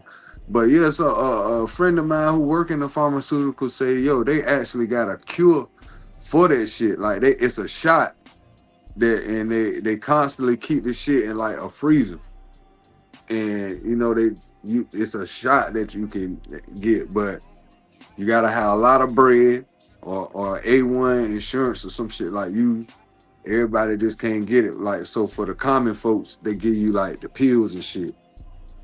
Mm-hmm. But for people like, I guess like what Magic Johnson, I would say, they give that nigga the shot. It's a shot that. Damn. That's fucked up. Yeah. It is. Yep. Even with Dr. Sebi. Dr. Sebi cured 7 patients with that shit and went to the Supreme Court Justice to prove his case and won. Dr. Sebi gave 7 people with them letters, gave them a strict diet, and gave them a time to deal with it. And the next time they went to the doctor, all along was negative. And it was some type of dispute where he had to go to the Supreme Court Justice because he got sued and he won. Yep. Dr. Sebi, man. I remember hearing about him curing people, but I didn't know he got sued. Yeah, they try to discredit him. Mm-hmm. Not saying he was a real doctor, you know what I mean, treating people with real, you know what I mean, ailments and shit. They don't want anybody, and that's why I was so skeptical. I'll say that word when you know this when C-19 came around and they like, yeah, start taking these shots and those shots and that shots. Like, nah, I'm good. I need to see some more clinical trials. I need to see how this really is going to be affecting people, because we don't know what's going to happen in 5 years. Like, it could be a whole zombie apocalypse. You know what I'm saying? I'm being extreme, but I'm just saying, you don't know. I be thinking about that shit, yeah, bro. Because I wonder, because I was going to ask everybody on the panel, man, how many people who actually had to take the jab, and if they did, were they like forced because of like a government job situation, or because I know some people during the whole C-19 thing, a lot of people was forced to, they were given an ultimatum, either you do it or you might have to face some type of consequence involving your occupation. Yeah. That's why I was glad, because I was employed with the government at that time, and I was on that list, and I'm gonna find somewhere else to go if y'all gonna make me do it, but they didn't make us do it, thankfully. Okay. But I do know some people that I worked with that had medical situations that required them to do it. Okay. And I was like, dang. And it was so crazy because one of my colleagues took the shot and then he was talking about how his arm was burning and like he was just describing the effects of it. And I was just like, that don't sound right. I don't like that. Like, man, that's crazy. That's crazy. Yeah. And then my mom was working for Department of Health. Get out. And down here in Broward. And like when I tell you, like, they had some practices that were a little weird. Like, what do you mean? Like, well, yeah, I don't work for that agency, so it don't matter. They were scooping up all the homeless people and all the crackheads. They were actually paying people to take it, giving them, you know, gift certificates and vouchers and shit like that. And I'm like, why are these people like? I don't know. It was off. It was so off to me. And I mean, I understand like homeless people, you know, whatever, you still want them to be protected or whatever, but it was the way that they was going about scooping them up. Like they had like, I mean, it ain't funny. Like, let it be their choice. Like, how y'all know they want this? Like, you just go, but you're enticing them. Yeah, I'm about to say it sound like they bribing them. You know what I'm saying? Yeah, because you might as well give them what they really want. And I'm like, when you paying people to take a vaccine, I don't know. It's just something about that didn't sit well with me. Like, damn. That's crazy. Yeah, and it wasn't even preventing everything. You got people taking it and then they still catching it. Like, yeah, what was that? And then they would move the goalposts. Like, you know what I mean? You would have a perception of, okay, this shit is supposed to prevent it. And then on the back end, they got to retract to say what the vaccine, the V word actually does. Like, there was a lot of redacting going on. You know what I mean?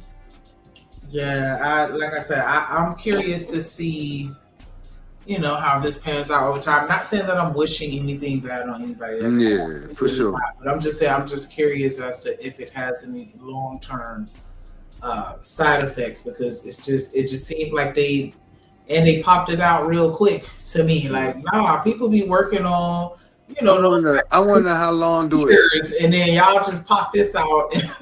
I wonder how long do it like stay in your system. Like, how long is it supposed to? I don't know how long. I don't know. That's why.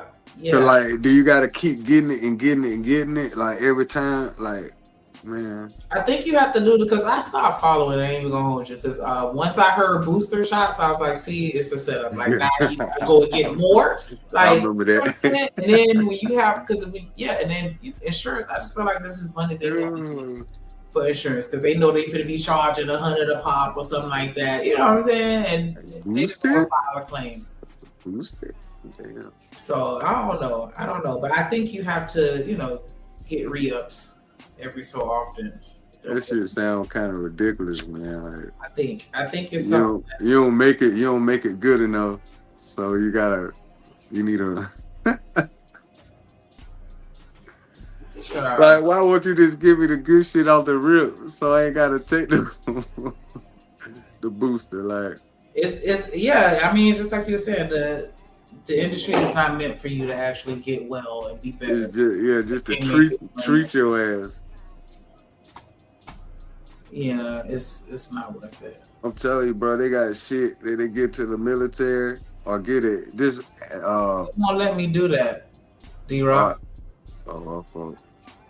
They got shit. Goddamn, they give to the professional athletes. They give you a shot, bro. Whatever element you have for a brief moment, you don't feel none of that shit.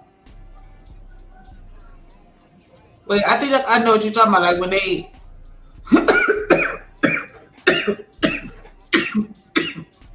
Sorry. like when they hurt themselves.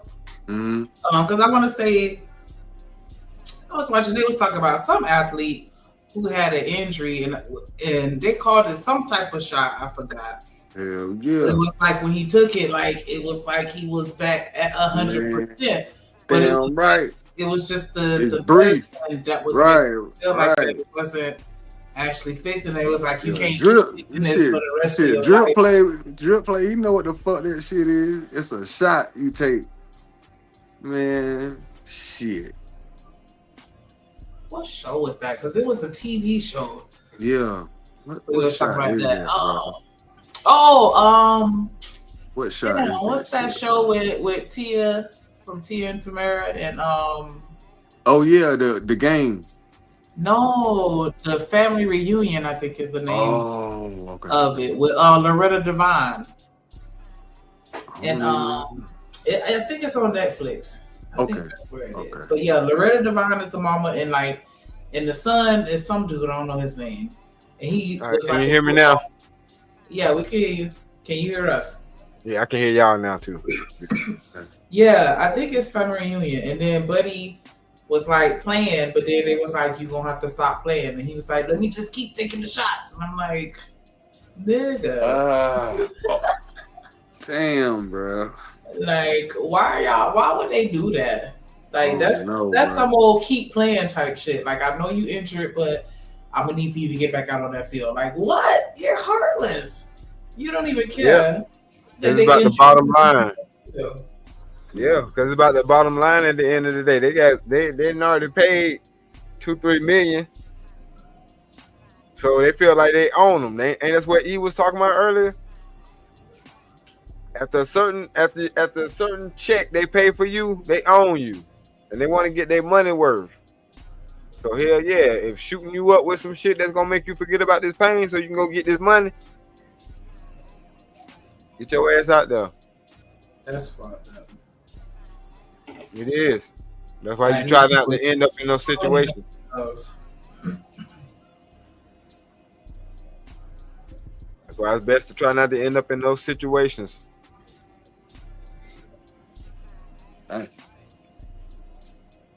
Because I understand where Mr. Lister coming from. Because I actually lost my nuclear job during the pandemic. That's crazy. Yeah. They give you the ultimatum type shit too. It was that, and because I was new, they wasn't really pushing it on us, but they had it. They had the machines and stuff set up. So if your temperature was above a certain range, you couldn't go to work. Yeah, And I remember so that. many- They had a jump. They had a jump at my job too. Right. Every And then morning. don't get sick. Oh yeah. Oh yeah. They would. Yeah. You can't come back until you get cleared. You know what I'm saying? Yeah. But if you on the Yeah. probation, that shit don't look good. Yeah, especially if you new too. Right. That's what I'm talking about. Under the probation Yeah. period, them first 3 months. Yeah, 90 days. Uh-huh. Yeah, we had no forehead scanners. I got one. Yeah. I still got one. I had done brought one of them home. Like, yeah, let me get one of these. So I can got a scan couple for of these shits. Like, yeah, we had everything: the mask, the sanitizer, all that stuff. Yep. All that. Damn.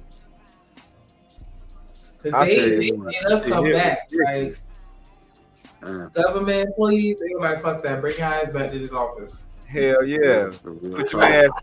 Put your mask on, take it off. They when you give get a to bed. They're working from home shit. Yeah, that was a dub. Yeah. Come back to the office. But see, that was the thing. My wife was working from home prior to the pandemic. So when the pandemic came, she didn't have to switch up. Oh, that was dope. That shit was perfect. I ain't gonna Yeah. say perfect, but as fucked up as it was, it's like, oh, that shit right there actually lined up. You ain't even got to do Yeah. shit. Yeah. Like you actually in demand right now. So yeah, that shit worked out.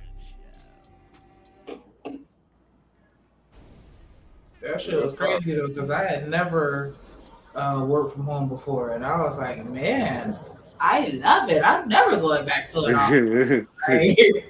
Man, look, a lot of people said that, Shanika, and that's why they got problems now trying to get people back to work. It was I a ain't lot even of people know. that quit. Yeah. And the agency I work for, yeah, some people's like, nah, fuck that, I'm not coming back. And oh well. Y'all remember when the McDonald's was crying about $15 an hour? They got that shit now. Oh, Mickey D's ain't bullshitting.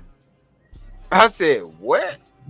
They paying like 15 starting off. Like you can get like 17, 18 now working at McDonald's. Who would ever thought that shit? never, because I'm like, that sounds like Chick-fil-A worker prices. Man, come on, man. Because I thought that was the creme de la creme of fast food. Like if you try to get coins, work for Chick-fil-A. Yeah. Right, because everybody know that McDonald's always paid minimum wage. If they could have paid lower than minimum wage, they would have did that shit and got away with it. But they gonna pay your ass exactly minimum wage, nigga. Yeah. Real shit, bro. I'm talking I about didn't know they did the 15 though. I thought they was getting them up out of there because a lot of McDonald's nowadays I thought had the little self-service kiosks where you go and place your order on the screen. Yeah, but I'm talking about a lot of them are transitioning into that too, though. On the low, because I remember not too long ago I went to a Burger King and it wasn't a human in that bitch. The ones down here is like order at the screen, and then they just call you, but everybody work in the back, like no cashier take your orders. But I'm saying, you ain't got no interaction with humans, except for the cashier. But until they start putting in them to where they can start just swiping cards only, it's a wrap on that. But no, because like what they'll do is they'll create a problem and they'll create the solution. It's the Hegelian dialectic theory. You know what I'm saying? Problem, reaction, solution. They will create a problem like the pandemic, force people home, but guess what? The world's still turning. So now, if y'all notice right after that shit, when people was able to go back outside, because people didn't just trickle back outside, niggas went outside immediately. All the fast foods were wrapped around. They couldn't get people to come to work. That's a fact. But people still needed to eat. People still wanted to eat because people been stuck in the house, so now they want to go out. But ain't nobody working. Straight up, ain't no fucking. I remember that, man. That shit was so funny because I don't really do the eating out fast food shit and no shit like that. But every now and again, like I would take my kids, and I remember when all that happened, and then we was like, okay, let's go to Burger King. Like they literally just straight up closed as people were in line. Like fuck it, we understaffed, we can't do it. We closed. Real shit. Like, I'm telling you. What? See, I like to take my kids out too, and I'm glad they still at the humble age where they can appreciate something like a Golden Corral. They call it the food mall. You know what I'm saying? Like they love it. And that shit is under budget like a motherfucker. But yeah, eat all you want. They got so many different sections and selections of everything. Eat all you want. But people was packing them things out after staying in the house for 2 years. Even people that don't really normally go out, they had to go out. Yeah. And the economy wasn't prepared for the shit. They wasn't. So their response to that was, all right, we'll get them their $15 an hour for working at McDonald's. And they still ain't come back to work because that $15 an hour wasn't matching up what they was getting in unemployment. Man, I heard some people was getting some pretty fat ass checks. Like, yes, they were getting unemployment, and then the PPP shit came in. So they were starting to take that money and taking that money and starting to whatever business ideal or plan that they ever had in life. Now was the time to work on that shit. And it's a lot of people doing that. And that's why the unemployment numbers are down, because people got actual shit they doing. But this economy wasn't never built for that. This economy was built for them to depend on that cheap ass labor. Point blank, period. That's why this shit is falling apart. But go ahead, my bad. Online jobs, though, no, I ain't been energetic, but with them online jobs, that made it easier for them to outsource a lot of that shit too, though. Absolutely. Because I was even finding a lot of that, like they paying them like $7 an hour. Like what? Like, what are y'all talking about? Like just mutton. Yeah. And that shit crazy because my wife been at working from home making damn near 6 figures. And I ain't mad at her. Cause like she's still able to she like what Mr. Lister said, she got control over her environment. You know what I'm saying? Like she's there for the kids when they get home and all that little shit. On the clock. Cause a lot of these jobs, they give your ass time to walk your damn dog. You know that, right? Mm-hmm. Have a county job. Cause I remember my girl working at the county. And she came home and I'm like, what the hell you doing here? I mean, I know you live here and shit, but you here in the middle of the damn day. Like, what you trying to catch me doing some shit? I'm glad I wasn't. But anyway, she was like, yeah, they let people go home to walk their damn dogs. I told the motherfuckers I gotta go walk my damn dog. But shit, let's get it. Let's walk this dog then. But I ain't even know. I'm like, they give motherfuckers time away. They walk their fucking dog. Yeah. You kidding me? Because it's all about, diversity, inclusion, work-life balance, all that shit. Like they give you free days off to go volunteer, mental health days and all kind of shit. Yeah, they participated in the Pride Walk. What was that back in? Whatever that was. Like, they big on that shit. Right. What the hell? That's why they wanted to cut that shit off. You ain't bullshitting. See, we don't think that deep when we be having these conversations. That's part of the reason why they wanted to stop that diversity, equity, and inclusion shit. But you know what though? A lot of that shit was available, but a lot of people wasn't really taking advantage of it either. But think about it. A lot of the LGBT folks, they got dogs. Mm-hmm. So they capitalizing. They get the LGBT day. They get the dog shit. Like, you're right. Some people wasn't capitalizing on that shit. Some folks were maximizing that shit to the best of their ability. But it's like, can you really be mad at them at the end of the day? A little bit, but I guess not. No, I'm telling you, because the name of the game is Be Water. And that's the thing. Like, this system is so jacked up. We end up being jacked up people trying to operate in it. That's what that's what Martin Luther King meant by he integrated us into a burning building.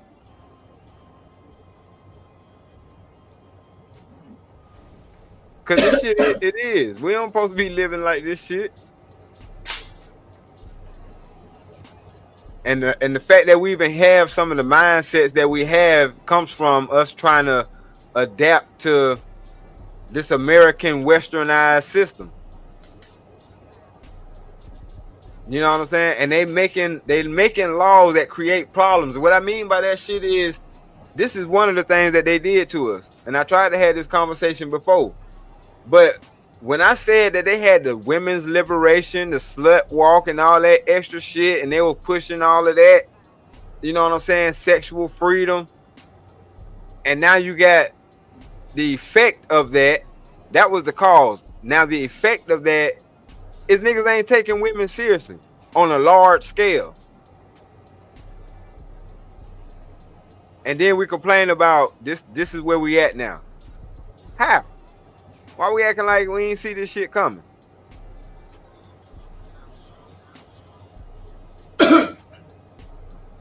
Cause we wasn't paying attention. Or didn't give a fuck. Something. That right there, that's really what it is. Cause man, my thing is like I ain't switching up. I know they say it's time change. It's 2025, and I know next year when it's 2026, y'all gonna be saying that shit too. It's 2026. Like, nigga, I fucking know. I know what the date is. Stop saying that like you said some shit. It's 2025. And who what the cares? fuck that mean? Like, what the fuck is you doing any different from what the fuck you were doing last year? You still breathing the same air, drinking the same water, eating the same bullshit food, fucking the same dumb broad. You got the same fucking mindset. Yep. Right. And probably the same fucking haircut. Shut the fuck up. At least he got hair. I'm saying they be acting like they be saying some shit. It's 20 times. I don't give a fuck. That don't mean you need to be doing some shit that don't need to be done just because and blame it on what year it is. That's bullshit. That's a cop out. Like, ain't shit changed. We still need each other. Last time I fucking checked, it damn sure take a man and a woman to make a baby the same way it did 10,000 years ago. Like, why we trying to blur the lines on shit now? Like, that's the shit I don't like. I'm sorry. Oh, the gender roles and that. Motherfucker, I don't give a fuck how much you make. If I'm your man, you ain't finna tell me what the fuck to do. Absolutely. Dick still drive this goddamn car. I'll rob your ass. Don't fuck with me. Straight up. I think when people say shit like that, they only do that just to, enforce how society has changed. Oh, well, the man should be the lead. The man should be the leader. It's 2025. We don't work like that no more. Man, shut the fuck up. Okay. Men should be leaders no matter what fucking time period we live in, if they are fucking worthy, and the woman should be his support. Right. It's 2025 times a change. Get the fuck out of here. Well, I'm starting to spam and troll these stupid motherfuckers who talking about they can't pay their shit because they EBT get cut off. I'm like, well, shit, it's 2025. Times have changed. Real shit. Fuck you talking about? It's 2025, nigga. They cutting EBT off around this motherfucker. Come on, man. I had a lot of shit to say on that. I did a 2-part reaction on the food stamps and Section 8 being cut off. I may have some more coming in the near future. Okay. Until the first of the month, anyway. Cause my thing is, that shit is crazy, man, and I don't even think y'all realizing it. They actually telling y'all. Y'all thought I was bullshitting, but they actually telling y'all how the system is different for them than it is for us. How many fucking kids do you have to be getting $4,200 in food stamps? Somebody please enlighten me. Please enlighten me. They getting $1,000 to y'all 100, guaranteed. And half of these bros be living with a whole dude while getting all this money. Shit. I'm saying, like, if a motherfucking family is getting $420 in food stamps, nigga, they feel like they hit the damn jackpot. You talking about $4,000? Are you kidding me? I know people on stamps. Them motherfuckers ain't getting nothing that's in the stacks area. A stack, let alone stacks. Are you fucking kidding me? But these motherfuckers will tell they white and they telling you I'm married and I have 3 or 4 kids, getting $4,200. Let one of y'all niggas try that shit. It ain't a nigga on this goddamn side of the Mississippi fucking river that can tell me that they're in a fucking household that's making anything more than $2,500, which you can't survive on that. If y'all making $2,500, y'all live in a goddamn cardboard box. But if you making any type of fucking money as 2 parents, y'all don't qualify for that shit. Absolutely. So miss me with that shit that we can get it and be in families too. No, the fuck we can't. And let me ask this question. Wasn't the whole point of government assistance was to help women who don't have a man in the fucking house? Exactly, bro. If there's no man in the fucking house, what's going on here? That's what I'm telling you. That's what the whole it's in the damn name. Help for women with children or women and families. Women, infants, and children. WIC. Ain't no nigga name in none of them programs, bro. You know what I'm saying? I know about WIC. I did security for WIC at one point, so I know how them programs work too. Yeah. Women, infant, and children. Like if it's a male, it better be a male child or a male infant. They give men food stamps. I mean, I know they give them $17 and tell them to goddamn see what you can do. Don't spend it all in one fucking place. I know. I know. They get that hot $200. Right. That's exactly what the fuck it is too. If you buy a pack of hot dogs, some lunch meat, and some bread, you got $30 left. Child. That's why I damn sure will be looking at other people's baskets like, damn, y'all got 2 shopping carts full of food. Like, yeah, I be jelly as fuck. Like, I want some food stamps. Can I get $4,200 a month in food stamps, please? Fuck no. So I could cook everything I want to eat. And I'll shop on the outside of the grocery store too. Man, that's what I want to do anyway. But that shit be so expensive. Like, yeah, let me just go get this 2 for $2 from Wendy's. You know what I'm saying? Like, that's why they charge. Man, do you know a motherfucker will actually start a? See, this is the thing where we miss out at. $4,200 in food stamps, you can damn near fill up a store. Do you understand me? You can go to Sam's wholesale and buy them candy bars, buy all that shit because it come in bulk, and put your price on it. The honey buns and all that shit. That's what these motherfuckers are doing, but they'll tell us that they business owners for some other reason. No, y'all niggas, bro. This game ain't built the fucking same. I'm telling you, I'm seeing this shit with my own eyes. And it's the Vietnamese folk that's doing this shit the most. And not just them, it be other ethnicities too, but I'm saying this is what they fill the fucking stores up with. They food stamp shit. That's why that goddamn shit, half of it, you better not read the expiration date on it. The only thing convenience stores are selling is gas and cigars. That shit do be dusty as fuck. Like, I'm telling you, yeah. Buy that hell out of here. Man, you buy business. You buy some shit out of there if you want to. But I'm saying, but for the ones who do have a high turnover or they can get rid of their shit, because they even have like little neighborhoods where they'll let their kids set up on the weekends and be selling their little shit and they come up. I'm talking about the only thing they got to do is sell Starburst, M&M's, you know what I'm saying, little shit like that. And Man, I remember one time I was trying to come up with some money in church for the pastor's appreciation, and I went and bought some candy. When I tell you I low-key wanted to start a candy store just for the church service, and I felt like, because I was eating so much off that shit to the point where I started feeling guilty, because I'm like, I'm stealing from the collection plate. Like, I'm getting all the money. Man, no, you was providing a service. Man, the church snacks.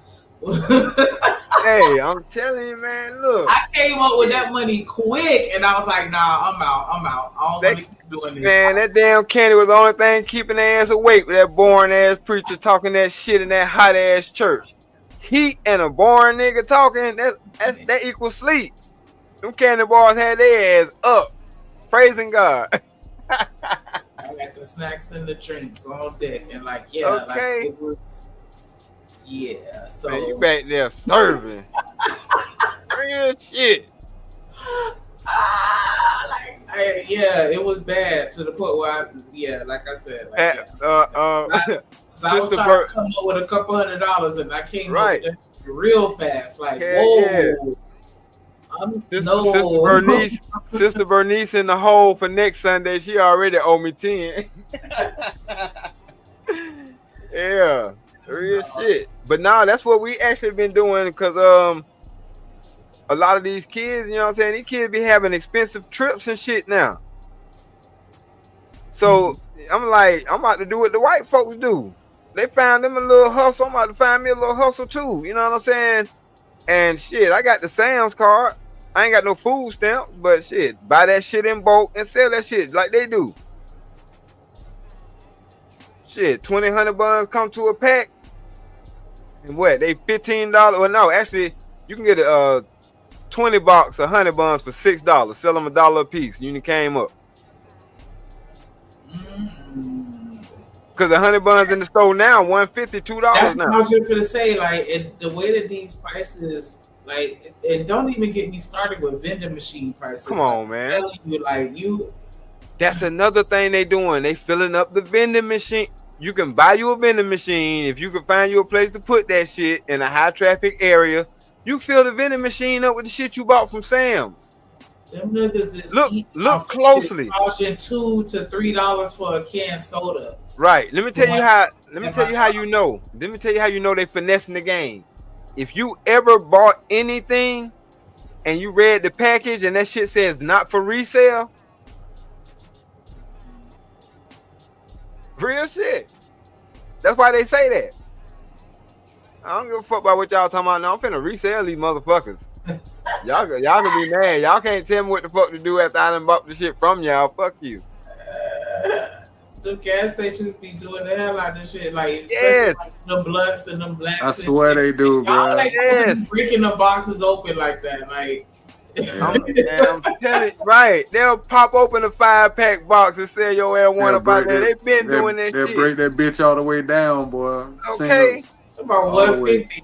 Right. Like, what? That's not how it's supposed to go, bro. Nah, that shit $5 a box. Don't play with me. I know how to count. Exactly. That's $1. That's $1. That's $1 plus tax. I remember, like, and if you're not smart and don't pay attention, they'll fuck you over with that, like that too. Because I remember with the Cinderellas, they used to be $5 a box, but then you gonna charge me $139 for an individual. Right. That way, yeah. That's why I'm saying you. And I done had it the other way around, where it's like $1 for an individual, but then they want to charge me $7 for the box. Like, right, individuals then. Right, because they got hip. Yeah, they keep saying fucking. You gotta make sure you check up their math. Right. Yes, because they will try to fuck you over. Like, nah, y'all tweaking. I could just go online. Like, I'm not even playing with y'all. Like, yeah, so. Yeah, because I remember when cereal was like $3 a piece, and then they jacked the price up, and now they talking about 2 for $8, and I'm thinking to myself, this ain't no goddamn deal. Or they say buy one get one free. Oh yeah, what you that's mean how buy they buy one get one free. Yeah, that's how they get. If it's $8, y'all should be giving me one for free. What the fuck is y'all talking about? I know how to count. like Drip say the verbiage. Yeah. That wordplay be hell. That lingo, bro, make you feel like you know what I mean, you coming up. Right. But and they actually do that shit. Yeah. They'll jack up something 13% just so they can say, you know what I'm saying, it's 10% off. Yeah. They still made it. They still made a 3% come up off your ass. Damn, okay. Yeah. They ain't slick. And that's why I be telling my kids, like, listen, y'all don't see it now, but trust me, stay in school and pay attention, because you're going to want to be able to peep game, because niggas be running that shit all the fucking time, right in your face, thinking that you stupid. And a lot of people are, because they don't pay attention. They just go along with something somebody say. No, think about it. Figure it out for yourself. Make sure everything aligns up, because, nah. Real shit. That's a fact. And there, y'all got to start reading y'all food too, man. I don't know if y'all been doing that, but if y'all haven't, y'all need to start.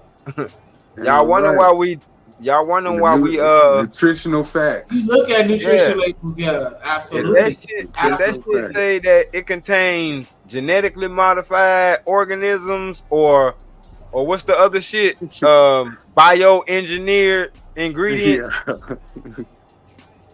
All them guys. Man, that shit gonna take you up out of here.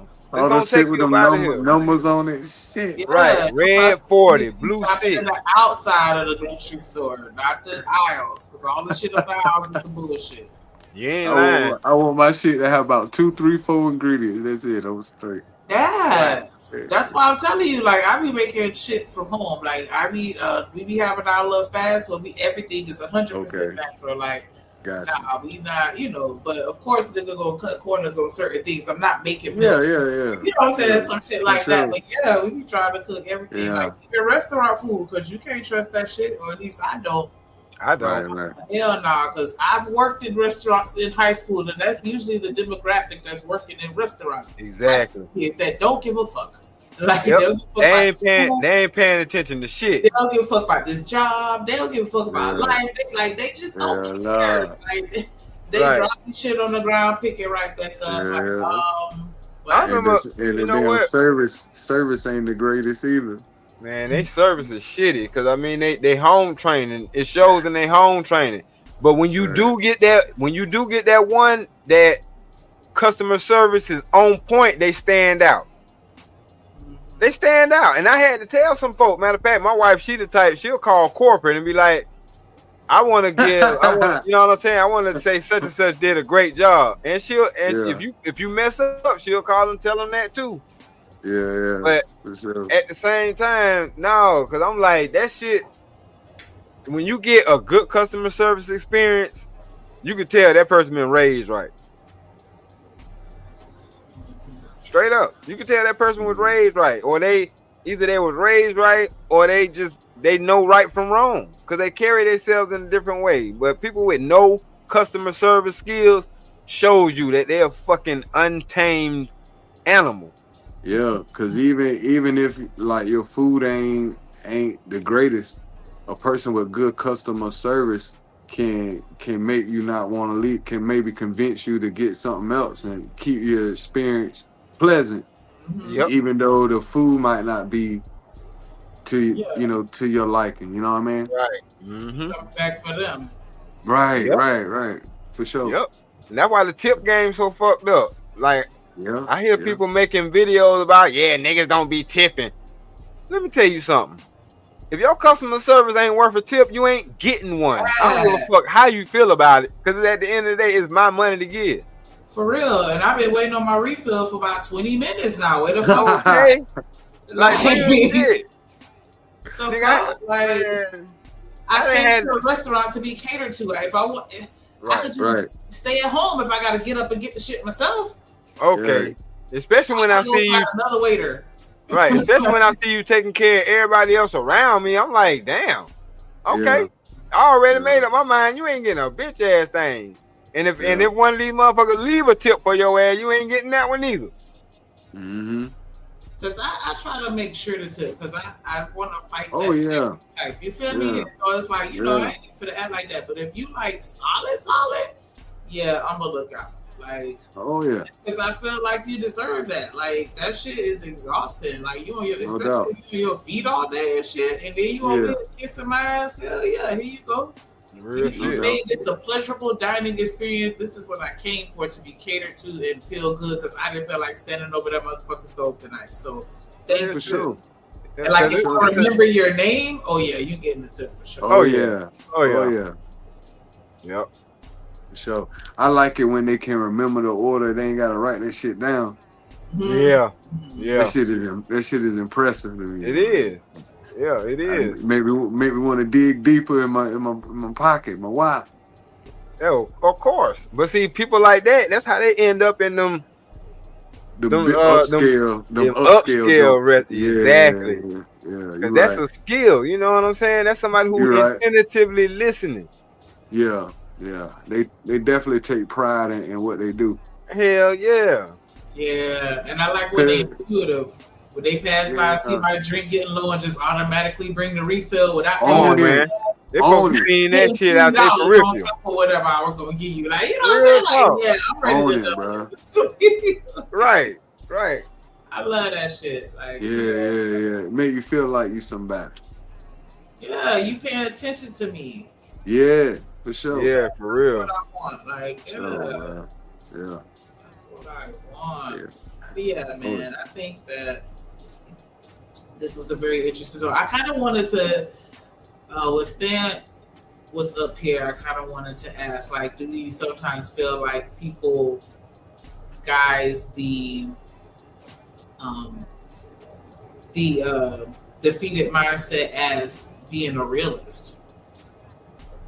But I can appreciate Standing Man's realness, because I think you need both those things. There needs to be a balance, I think. You know what I mean? Things that are practical and logical, but there also needs to be an element of optimistic and having an element of faith in believing things that can happen, and not necessarily having the proof tangibly that it can. Like just believing that something can come out of nothing. You know what I mean? Like you have to have both elements. Like, you know what I'm saying? Because not everything can be explained in a practical and a logical level. You know what I mean? That's like he say all the time. We don't do the shit by ourselves. It take a village. You know what I'm saying? So, in that being said, there has to be optimism that somebody actually give a damn about my situation. That's gonna look beyond what they going through to help me. Right. You see what I'm saying? Because nobody obligated to help nobody. That's right. Right. Or obligated to give a fuck about nobody. Real shit. And the reason why I want to ask that is because I got accused of that a lot of my life. Like, you know what I'm saying? You being negative, blah, blah, blah. And I'm like, no, I feel like I'm the only one rooted in reality right now. Because No doubt. I'm trying to think about the logistics behind what you're saying. Yeah, everybody, a lot of people often, you know, again, trying to label me as the Debbie Downer, always trying to ruin everybody's dreams and shit. Like, doom and gloom type shit. Yeah, like, I'm not. You want me to tell you why that shit is so important to have that mindset though that you got, Shanika? Don't ever lose that shit, and I had to explain this to my wife because I'm like that. I know y'all look at me as the Debbie Downer of the situation, or I'm always looking at the worst possible scenario, but I think about the worst possible scenario because if I can figure a plan out of that, then I can figure a plan out of anything. Because think about it, that's the worst possible scenario. You see what I'm saying? So yeah, it's not that I'm a doom and gloomer. All the rest of that shit is nothing. I'm thinking about the worst possible scenario because as good as this thing is, in the event that it does go haywire, then it's too late to be thinking about this shit. So you at least need one person out of the group that is the doom or gloom, or the person that's thinking about the worst possible scenario. Yeah, my mom was like that. She was like, I want to plan A, B, C, D, E, F, G, all the way to Z. Like, yeah, straight up. But I get it. Yeah. And especially, I do know that's one trait about a woman. A woman gonna always have a plan, even though there are definitely stronger elements of the emotional state. But when a woman set her mind to do something, it's unshakable. The will to get it done is she ain't got no choice. And yeah. You ain't like if you ever seen a duck. Once you make up a mind to follow through a plan, it's a wrap, bro. Watch a duck and her children cross an interstate. Right, that's a great example, bro. Great example. Yeah, that's somebody on a mission. You hear me? Yeah. Ain't nothing stopping that. Nothing. No traffic. No nothing. Nothing. All right, well, we lost one. Right through that, motherfucker. Beep, beep, beep, beep, beep. Real shit. You see a duck and her little ducklings right behind mom. Right. So I get that when it come down to, and I respect that. But the thing is, how can I, as a man, keep that on my team? How can I keep that on my side? I can't, you know what I'm saying? I ain't gonna say I can't do the short term, but I ain't never liked the short term shit because I ain't about too much. The longevity and building with somebody, I'm telling you, every day is something new. Every single day. Like real shit. Man, look. I was on some shit where I could hear Coach Ferb in my mind now, like nigga trying to grow up. Yeah. I can hear him in my mind now. It's telling me that. But it's real, and I was just at a point, I just felt like, you know what I mean? Waiting on what, I don't know. But for whatever reason, I just felt like I had time to, certain decisions, even now, it's like certain decisions that I feel like I'm forced to make, that shit came a little faster than expected, I guess. Yeah, time is a motherfucker. Time don't wait, bro. Real shit. Like a lot of shit we be putting off, thinking that we got the time. We ain't got the time. And so I feel like shit. Why waste time with my destiny and legacy and all that bullshit? Why? You know what I'm saying? Yeah, you can't do that. That's one thing and that's something else we need to talk more about. Wasting time with our legacy. That's what bothers me about the people who I still want to smash, but I don't want to take no chick seriously. Like this shit starts somewhere, and the thing about being a parent that I'm learning is this is the best school of life. Being a parent, having to not just survive, not just having to survive yourself, but having to make sure that these little people survive. And I think that starts by developing a good relationship before the kids come.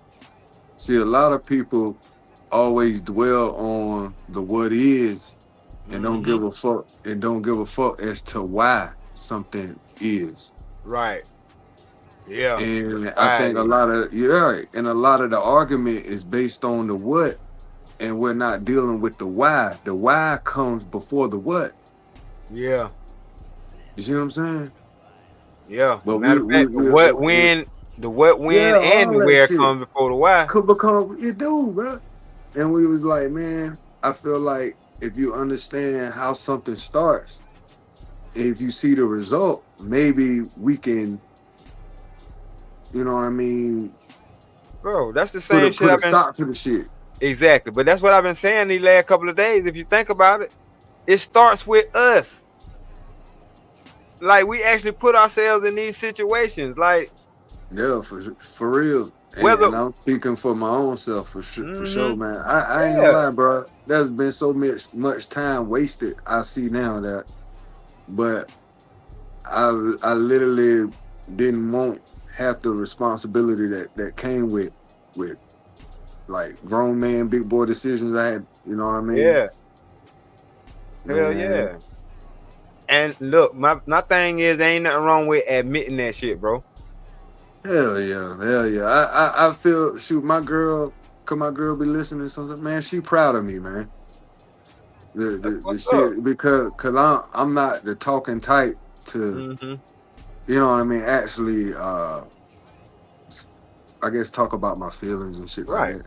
Yeah, guess what? Me neither. Just because I talk a lot, don't mean that I do this. I tell Drip and Shanika all the time, I'm grateful for this platform, man. You know what I mean? Because in real life, I'm not like that. Real shit.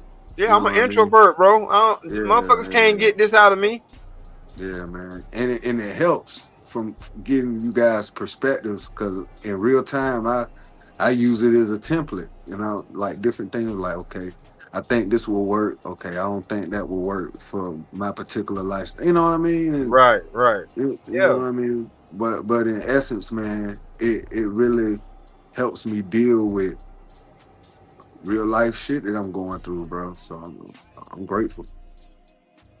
That's what's up. But that's why I speak all experience and not some bullshit that I heard, because speaking from experience, I can actually visualize the shit that this person is talking about, because I went through it something similar. It may not be the exact same thing, but I can tell my story and how I got through that shit step by step. And if it helps you, it helps you. You know what I'm saying? Because the shit is similar. Yeah, and that's the thing about going through it. Like, you know, that's why I say I'm not trying to pat myself on the back and no shit like that. But I feel like if I'm not here for nothing else, it was put in my spirit to at least talk about the shit that I made it through. Because you made it through it. A lot of people can't say they made it through it. Yeah, and a lot of people want to keep the information to themselves too, man. Nah, they be stingy. Cool. Like once they find, you know what I mean, the way a lot of people don't want to reach down and, you know what I mean. Yeah, I know. But see, and what's crazy about it is I have a son. That I wish that I can be pouring this into, but he don't. You know, we don't have a relationship. And he Why is that? 25, Why is he that? 25, Why is 26. that? You, if you don't mind me asking, why is that? Because when me and his mom divorced, I guess he took it a lot harder, and he kind of just distanced himself from the situation, or he had animosity. Like I said, my daughter had the same animosity. The difference between my daughter and my son, and they're a year apart, born in the same week, but a year apart. That's crazy. She actually came to live with me and actually see me for who I was, you know what I'm saying? Or see me in person. My son only went off of what his mama said. Yeah. So I could have been a victim of that, bro. It took me getting to know my dad on my own to form my own opinion. Yeah, exactly. So, but he ain't never took those steps to form his own opinion. He called himself trying to cuss me out and must forget who his daddy was. So I had to remind him who his daddy was. I'm like, nigga. Yep, I can imagine. Yeah, bro. That is wild. I never got the courage to. My dad ex-Marine, man. So I never got the courage to tell him how I really felt. I had to kind of internalize the shit when I got around him. Hey, I was ready to fight. I ain't even gonna lie. I was ready to fight. I ain't want no smoke. I ain't want no smoke with that. You know what I mean? And they ain't rap tight, low key. Yeah, they hit different. My son, daddy ain't rap too tight neither. I'm a Navy brat. I pumped out. I took the. I respect for all branches, but it's just something about the Marines that they different, bro. That's in the water that they get in during basic training or something. I don't know. No. It start when they recruited. It's the recruiter. The recruiter find the crazy ones. Yeah. It start when they recruited. Yes, bro. It start from they recruited. Exactly. I was gonna bring that up because when Stan was talking about that, it was different types of people in the military. He ain't lying. Like you had people that got into the military because they ain't had shit else to do. Right. You had people that was in the military because they wanted to travel the world and they heard about that shit or go to school for free, right? Right. You had this special group of people that you could have sworn their parents tied their ass to a chair as a baby and made their ass watch G.I. Joe their entire lives and from infancy to 18. Real shit. Crazy. And I was in there with one of them other like baby Rambo ass niggas. Like they like and them the type of niggas that sign up for ops. Right. For black ops and other missions and shit. Them niggas be eating spiders and all kind of shit. Like, oh man. Yeah, you built from a totally different cloth, my guy. Oh yeah. Like I said, I got 3 medals. I got 3 patches. Every time you get deployed, you get a patch. Yeah. And let me tell you something. My first deployment, I understood what it meant. What it meant to have little kids walk past you and you had to look at them as a target because you don't know them bitches got a bomb strapped to their head. Right, exactly. 4, 5 years old. Yeah. You know what I mean? A Sunni Muslim. They ready to die about that. Take out your whole platoon. Right. They're ready to die about that. Right. Because they played like they dress up as little army soldiers, American soldiers, like they playing and you don't know they got a 4 ounces of C4 strapped to their head. Yeah. Blow it right in front of you. Baby, 5 years old. They believe in blowing up their kids and shit. Yeah. Hell yeah. Americans ain't built like that. I'm gonna tell you that right now. Not at all. Not at all. So many of my buddies are shell shocked. Yeah, so many of my buddies are. Yeah, they mental. They get a check because they mind ain't right. Right. Yeah. Afghanistan have fucked them up, bro. Yeah, try strapping a bomb on one of our kids. They gonna goddamn call the police on your ass. I did my first tour. I did my first tour immediately after I graduated high school. I went to Afghanistan, And I seen what it was, yo. Yeah. Oh yeah, it's different over there in the other parts of the world. They take this shit for granted over here. Yeah, man. Yeah, the women in on it too. She pushing the stroller. Ain't no baby in that damn stroller. And meanwhile, you got a civil war on the other side. Right. And guess what? It's fighting. It's for women's rights. Right. They got a whole feminine movement going on in those Muslim countries for women to have more freedom to do things. To be hoes, I know. Yeah. The same shit that happened over here.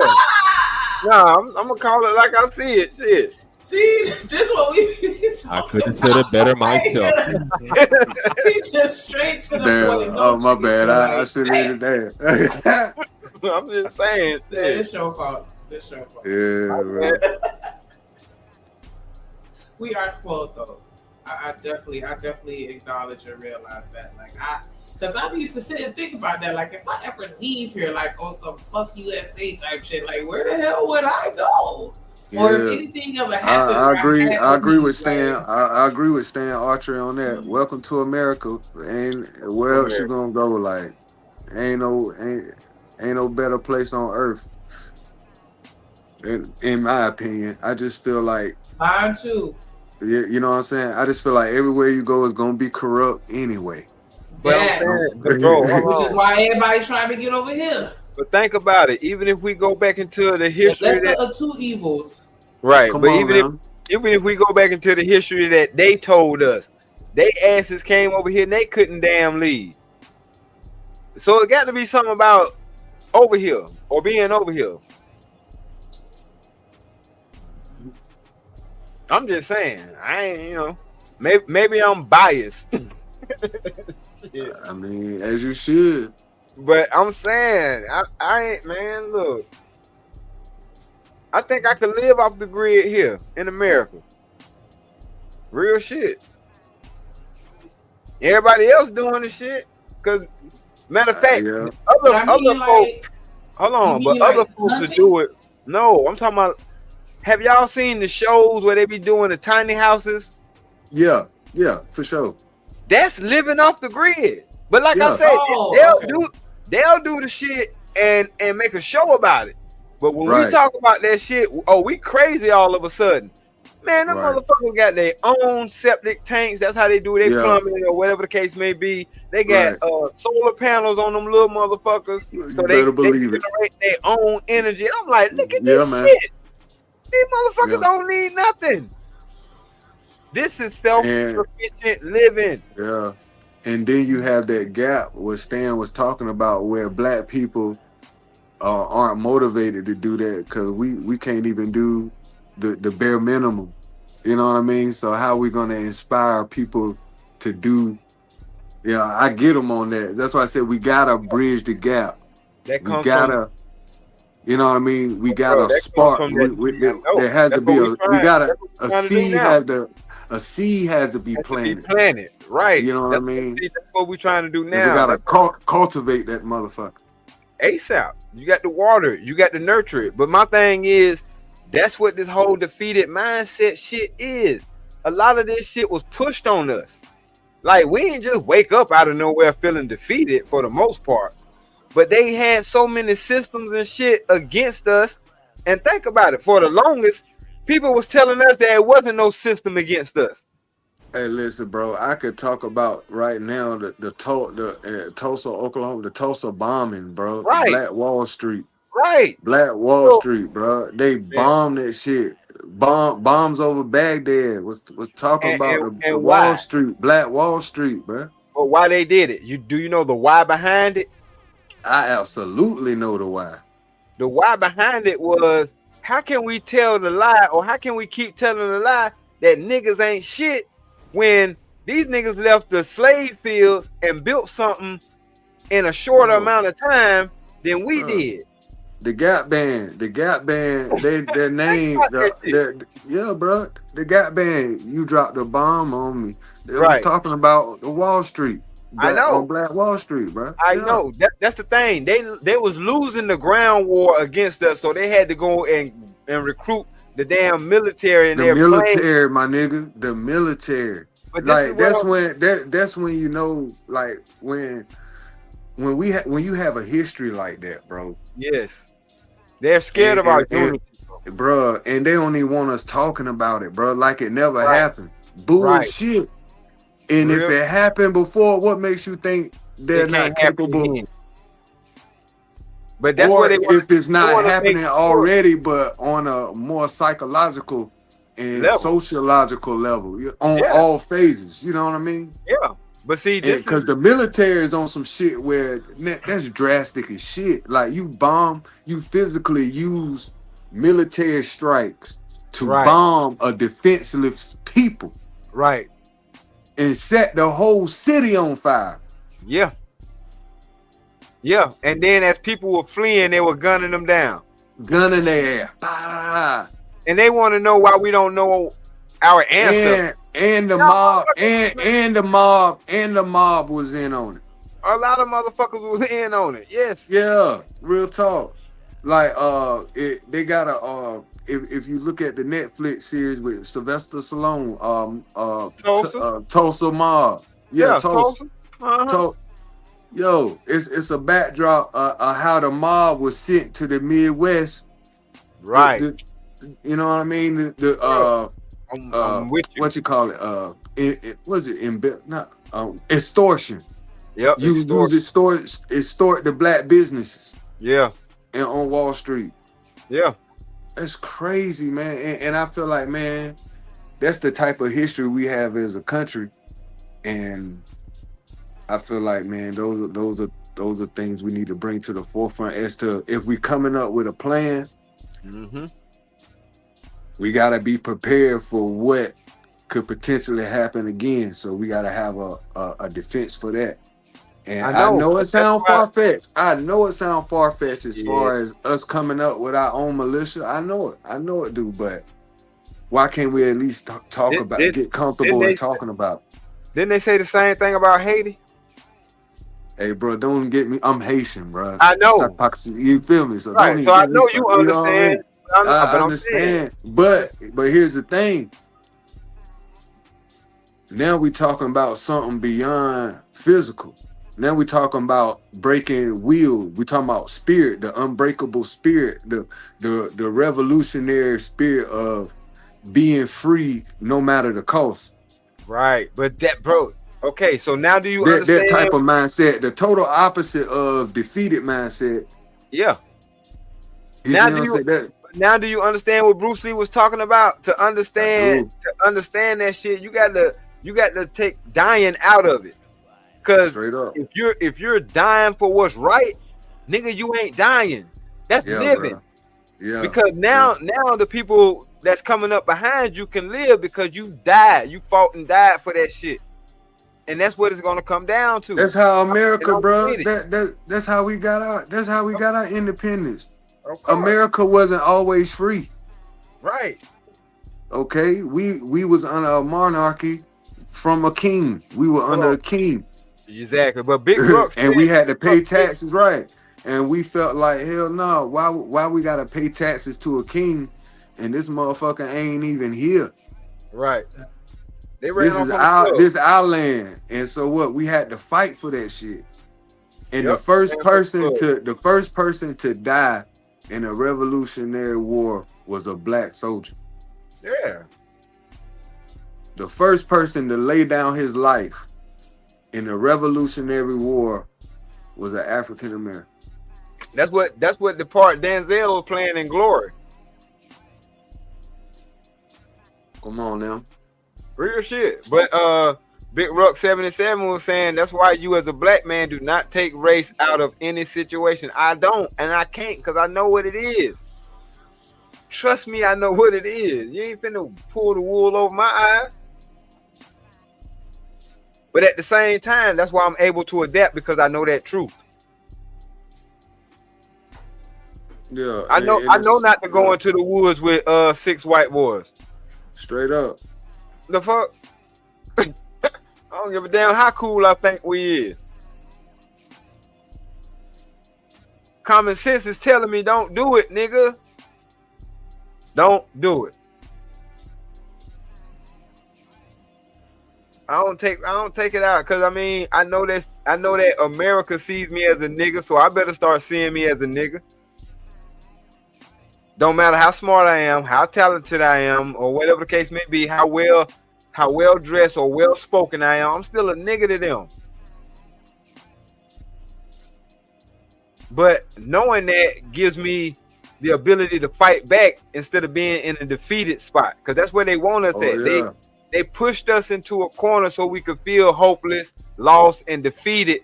That's why the niggas in Chicago were saying, if y'all bring them niggas over here, we with it. And everybody laughing and shit. Oh, they can't go up against the military. Hey, bro, hey man, if you had people tripping when they said that, bro. Yeah, I know, but the thing is, they don't understand. It was them. I heard them niggas' hearts when they said that shit. Yeah, them niggas was like, nigga, we willing to die for this. What you talking about? It ain't about us winning.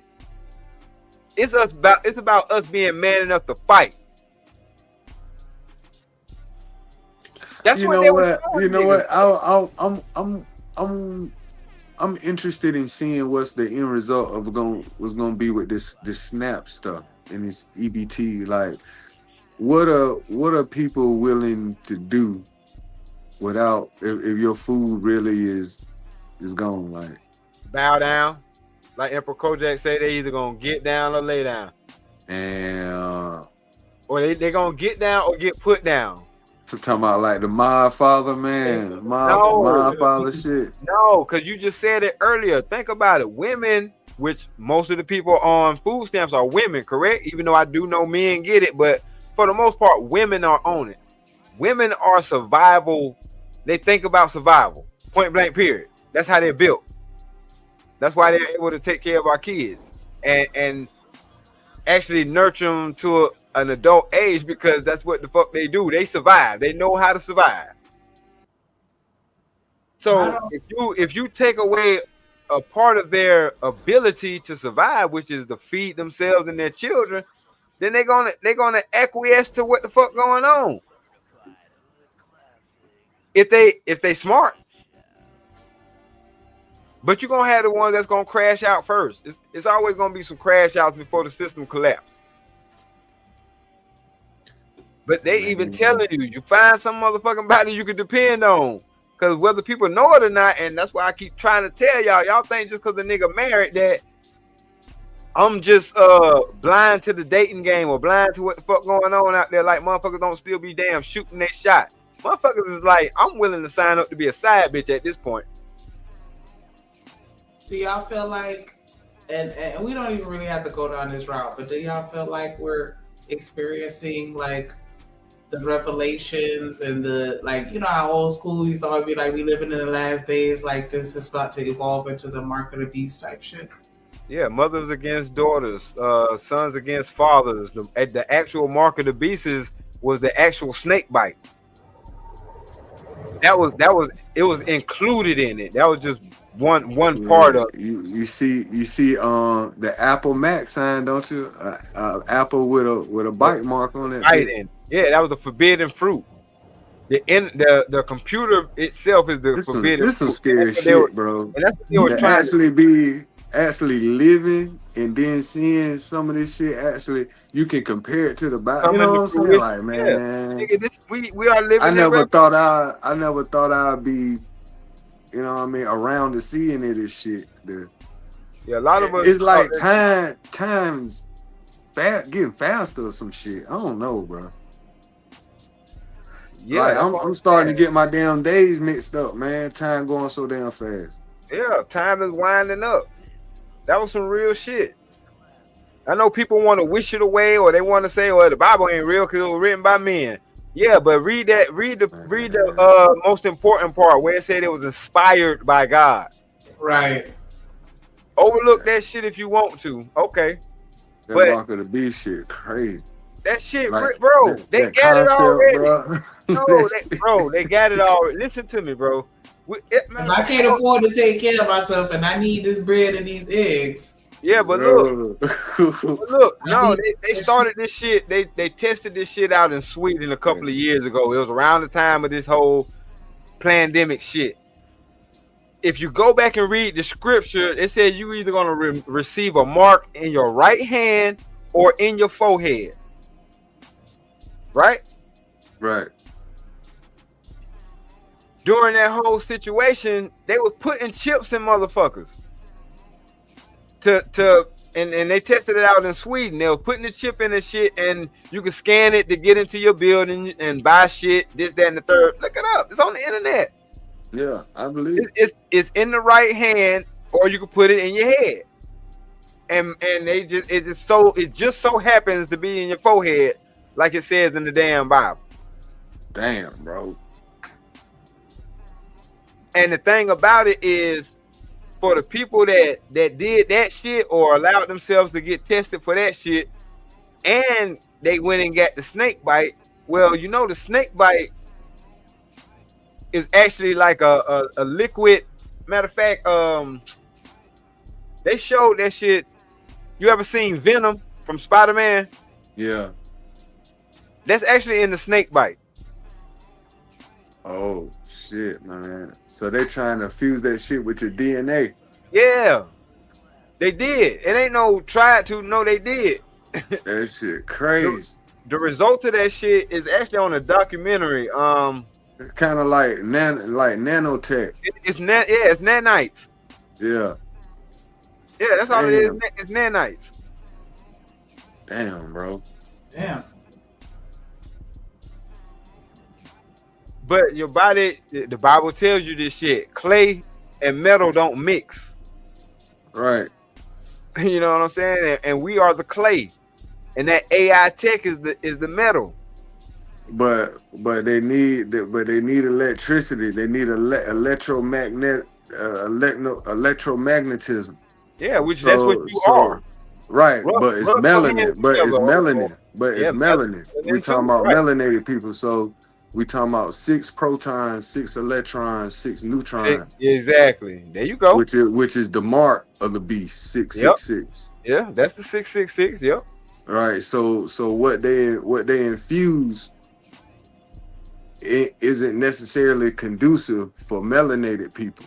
That's why they went to Sweden to test it out, because over 85% of their population in Sweden is Caucasian.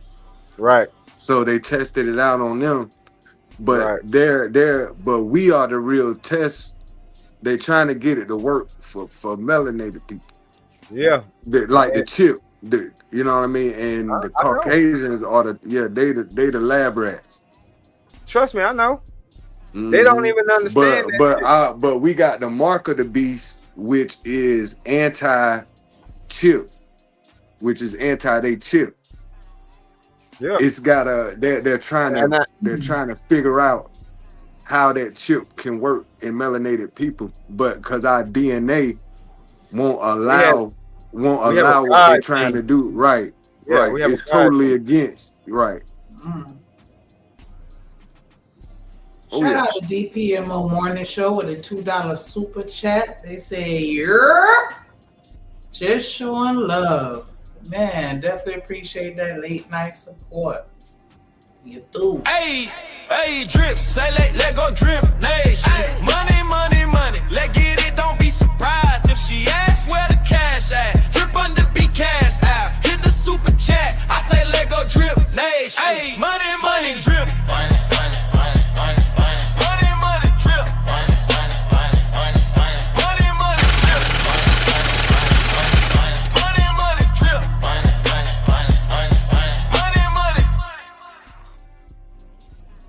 Yeah. Man, I was definitely cooking. I feel like these are conversations we definitely need to be having for sure. Like, yeah, like I feel like shit that we just randomly talking about too. Yeah, that's crazy. Cause I do feel like there's a definitely parallel between science and religion, especially pertaining to the Bible in particularly, because you can hold the Bible parallel to real life situations to what's going on now. Let me Like- tell you why. I'm gonna try to sum this up as quick as I can, but it's a reason why you feel like that, because it's the truth.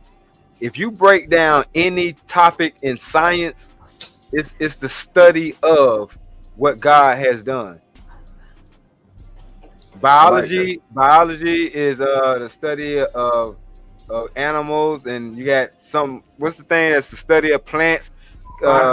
Chemistry is the study of botany. Yes, chemistry is the study of chemicals and the molecular elements and things like that. Like everything is the study of, but it don't explain, and it will never be able to explain the why. That's what they're trying to figure out. It's the We study. always got to get back to the why. It's always about the why. Yeah, and see, that's the thing. But see, to know the why is almost to try to know the mind of God. We don't know why he put this stuff into place. You know what I'm saying? That's why we don't even just breaking it down to this humans and us being civil. We don't never want to deal with the why, nothing. Right. Let me say something. And I wonder why that is. Like why? Okay, why again, we just why? Right. Yeah. Why? Matter of fact, why? Anybody who has children, that's the first thing they say. Yeah. When you start realizing, oh my God, yeah. They be making it tough for us, like, damn. Boy, don't put your hand on that stove. Why, mommy? Because it'll burn you. Why? Why, mommy? It's hot. Let's go sit your ass down. Why is it hot? Like, It keep going. It's a rabbit hole until the parent get frustrated because I said so. Or you realize you dumb as fuck, because now you can't answer that question. Which leads back to the frustration. just get your ass up out of here. Your ass don't know. Yeah. Oh, and now we're in the age of the internet where they could just look that shit up. Yeah, Google this shit on your ass. Google that shit. On your ass. Yeah, little phrases and adages and stuff like that. I say to the kids, they look it up. That's not true. Like, but shut up. That's what we've been told all our life. Right. Yeah. Turn the TV off when it's lightning outside. Yep. But see, because the reason why I had pushback on science, because I'm like, I was a straight A student in science. You know what I'm saying? That's one of my favorite subjects. But then when I come to find out that Pluto ain't a planet no more, I'm like, oh shit. If I was to take a test, I'm gonna fail that motherfucker. Cause I'm gonna show put Pluto as a planet, cause that's what I was taught. Because we define everything. Who the fuck y'all who are y'all to get to say that planets don't exist no more, nigga? But look, them the same niggas who said that a plant that God put on this earth is illegal. Let that sink in.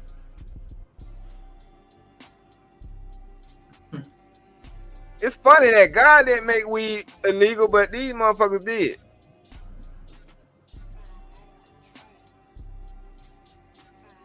Right or wrong, it ain't like the only place you can find weed is at the top of Mount Everest.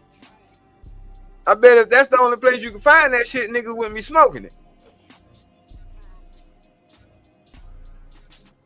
But because we got something that takes us out of that fear mindset, that defeated mindset, that hopeless mindset, something that triggers us to get us to thinking and being one with our thoughts. That's why they made that shit illegal, bro. So I ain't finna let nobody make me feel bad about smoking. Just the FYI, I just think I needed to drop that public service announcement. For sure. Hell nah. Well, look, we done been on here for 8.5 hours. That's me. It's past my bedtime. All right. But we held it down. I was just making sure we had a good show. Man. I enjoyed this, man. I appreciate y'all, man. For sure. Yes, always, Mr. Lister. Salute to you, bro. Salute, man. Y'all be safe and get some rest, Shanika. Yes, for sure, for sure. Gotta get that beauty rest, though. But yeah, man, we gotta definitely stay away from that defeated mindset. All right, bro. No doubt. No doubt. So before we go in totality, can we get like some type of clear definition of what that entails? Like what is a defeated mindset, or what does that look like? Thinking that you're gonna lose before you even start. Like being afraid to try. Cause you worrying about what's gonna happen. Like it don't matter what the fuck happened, you ain't gonna try to do the shit. Damn. I feel like that summed it up. Yeah.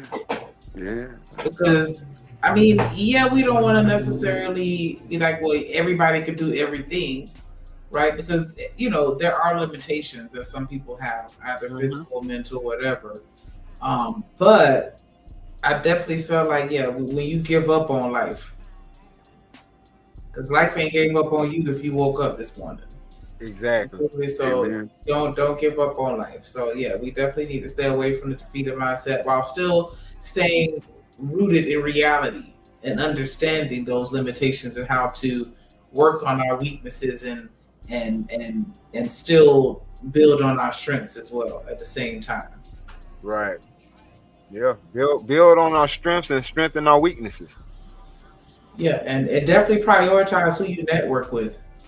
Wow. Take a very good look, a harsh look, a brutal look, if necessary, at the people that you entertain on a regular basis, a consistent basis, the people that have access to you and your thoughts, the people you go to for advice. Because that will make or break you. Yeah. That's paramount. That's wow. Because we're not focusing on character anymore. We tend to gravitate towards people for our own selfish needs and what that person can do for us. And it's bigger than that. Because that is important, right? You know, we should be networking with people where we can utilize ourselves as resources. Yeah. You feel me? Like, you know, yeah, like it, but with this, yeah, we just discernment. Let's pray for discernment. But see, self-approval. Stop just listening to people. Right, but see, to get that discernment, we have to have these types of conversations. Cause some shit that we might thought was right might have been the wrong shit to do. Yeah. But if ain't nobody telling us that, we gonna keep doing the shit.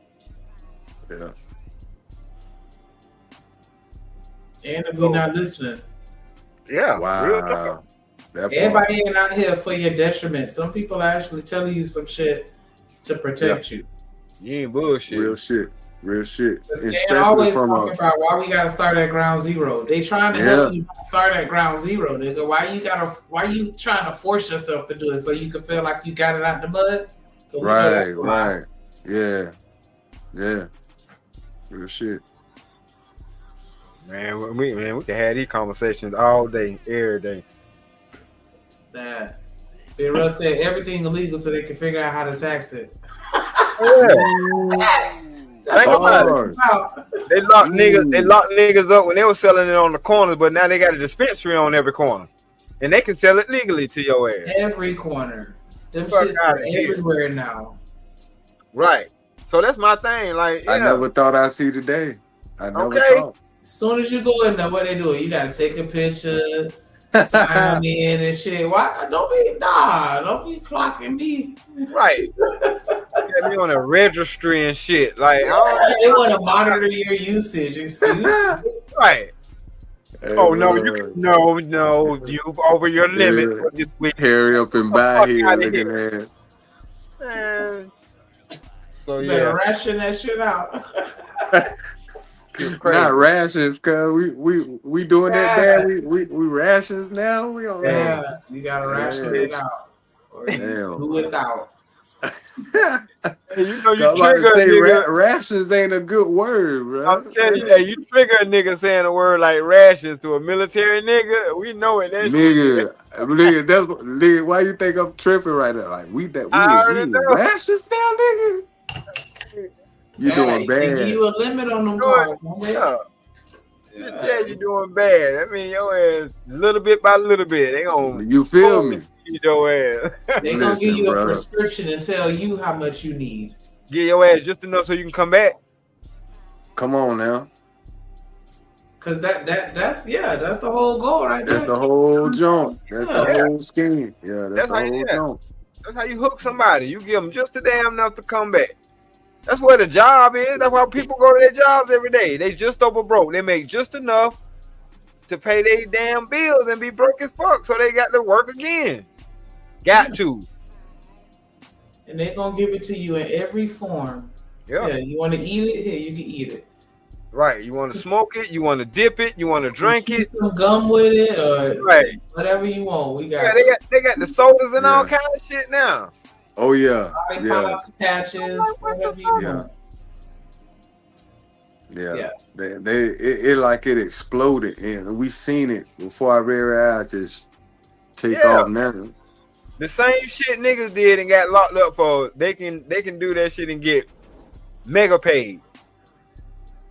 You see where they have like the Keurig version of it, where you can put the flour in it and then it extracts it and turns it into like an oil or some shit that you can cook with. And shit. Like a almost like a butter. You can make a butter out of that shit too. Yeah. Right. You infuse it with butter and cook with it, right? Yeah. Oh, trust me, it's some innovative black folks that's been doing that shit, man. They got the little Kool-Aid cups and shit. Yeah. Man, I'm like, man, I've been so high one time. I had some edibles. I done drunk some shit and smoked some shit. I ain't know which way to go.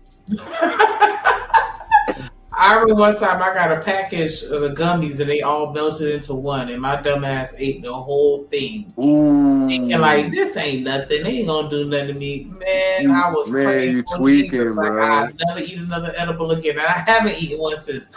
Oh yeah, that shit broke you out of edibles. You ate enough edibles at one time. The rest of your damn life. Like, it was worse than any other drunkenness that I've ever experienced. Like, I've never. I know.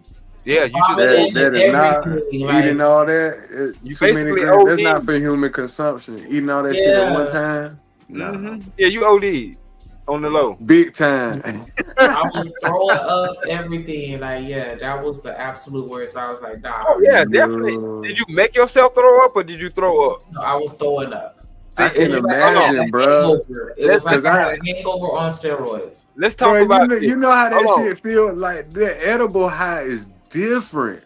You know what? When you throw up like that, that's your body rejecting poison. Cause you know you have two brains and one of them is in your stomach. That's the first line of defense. If you automatically throw that shit up, that's your body saying, "Oh hell no." Cause whether people know it or not, when your stomach fills up with acid, it sends a message to the rest of the body as far as what it can take or how much nutrients in it or whatever like that. Like if you ever get food poisoning, you're gonna throw up before that shit gets into your system all the way, cause your body gonna reject it. So when you said that you threw that shit up and you didn't make yourself throw that shit up, yeah, that further proves my point that you overdosed. Damn. And that shit was crazy because it was like because you know when you get drunk you throw up and then you instantly sober up. I was throwing up, but I wasn't getting sober. The only way you could sober up is getting some fresh air. Like you need to sweat. You need to sweat it out and air out. Nah, that was edibles though, bro. Like I'm telling you, I know an old lady. One of my girlfriends, they threw like a 70-year party for her, and they got a party bus and they went to the club afterwards. But before we went, we had like a little party and we made some edible brownies. Mind you, this is an old lady, the sweet lady, she never had nothing like that in her life. And I don't know if she ate one too many brownies. But by the time we got to the club, we had to leave and take her. We had to leave the club because she turned it out. And I'm talking about on some hallucinating. It gradually happened. Yeah. Like you started to see the changes in her. And by the time we got to the club, she was literally sweating out of her clothes, throwing up. Like she been drinking, and we had to escort her outside, and the bouncer was like, "Man, y'all got to leave, man." Hell like before we even got in the club, we got kicked out of the club because she was so fucked up. Yeah, they ain't want that lawsuit, but look, they ain't want it, bro. I believe you because I had to think about it. Yeah, going outside in the air. hitting that air, fanning her. You know what I mean? You know Getting her what? right. Your biggest organ is your skin. Yeah, for sure. And it's the first line. It's the first line of defense for shit. Right. And when you said that she was sweating and shit, that means them pores Yeah, wide yeah. open. Yeah, they Yeah, needed bro. air. They needed air. And she was throwing. She had to throw up too. Yeah, because sweating is a good sign of that. Good sign of dehydration. Because when you ingest THC, it is different than smoking it. I know. That's why I smoke mine. And when you get too many grams of that shit, ingesting it. Oh yeah. See, you could smoke grams for days. You know it. But I'm talking about when you eat that shit. That shit break down completely different. One reason is they can't adequately measure the dosage for each one of those gummies. You know that, right? A lot of times they just put the grams like in totality. You know what I mean? Exactly. This is what it is if you eat this whole goddamn bag, Shanika. Right. That's what she did. That shit crazy. I don't know what will make I left it in the car and then melted into one big disc. And I know it was good. but it was bomb. That's why I don't like how they do that. Like, why the fuck would you put it in a brownie and tell me to take one bite? Like, I love brownies. My fat ass want to eat the whole thing. You tell me just one bite. Now I'm fucked up. Right. So I ate the whole brownie being greedy. Yeah, bro. Yeah, they fucked up when they invented them edibles, bro. I was a big fan of the Rice Krispie treats. Oh shit, man. Yeah, because they started getting exclusive with them down here too, like the Reese's Cup Krispie treats with the edible. Like, damn, this shit is top tier. They getting crazy with it now. They got cakes and shit now, muffins and shit now. Man, don't get me on my fat boy shit. Hey man, let me tell you, they got a bakery around the corner, man. They're not playing. They ain't playing, bro. Cakes. Nah, they ain't playing, bro. Yeah.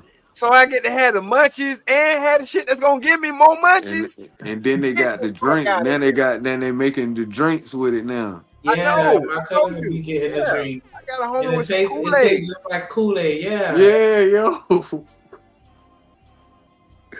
That's wild. That's crazy, man. And meanwhile, like you said, man, motherfuckers getting football numbers. For real. Crazy for that shit. But they getting paid doing the shit. Yeah, man. Cause they can brand it and all this little extra shit. But that's why I say it's two different Americas. But we got to just find a way to do that shit. We got to find our way in. That's all. For sure.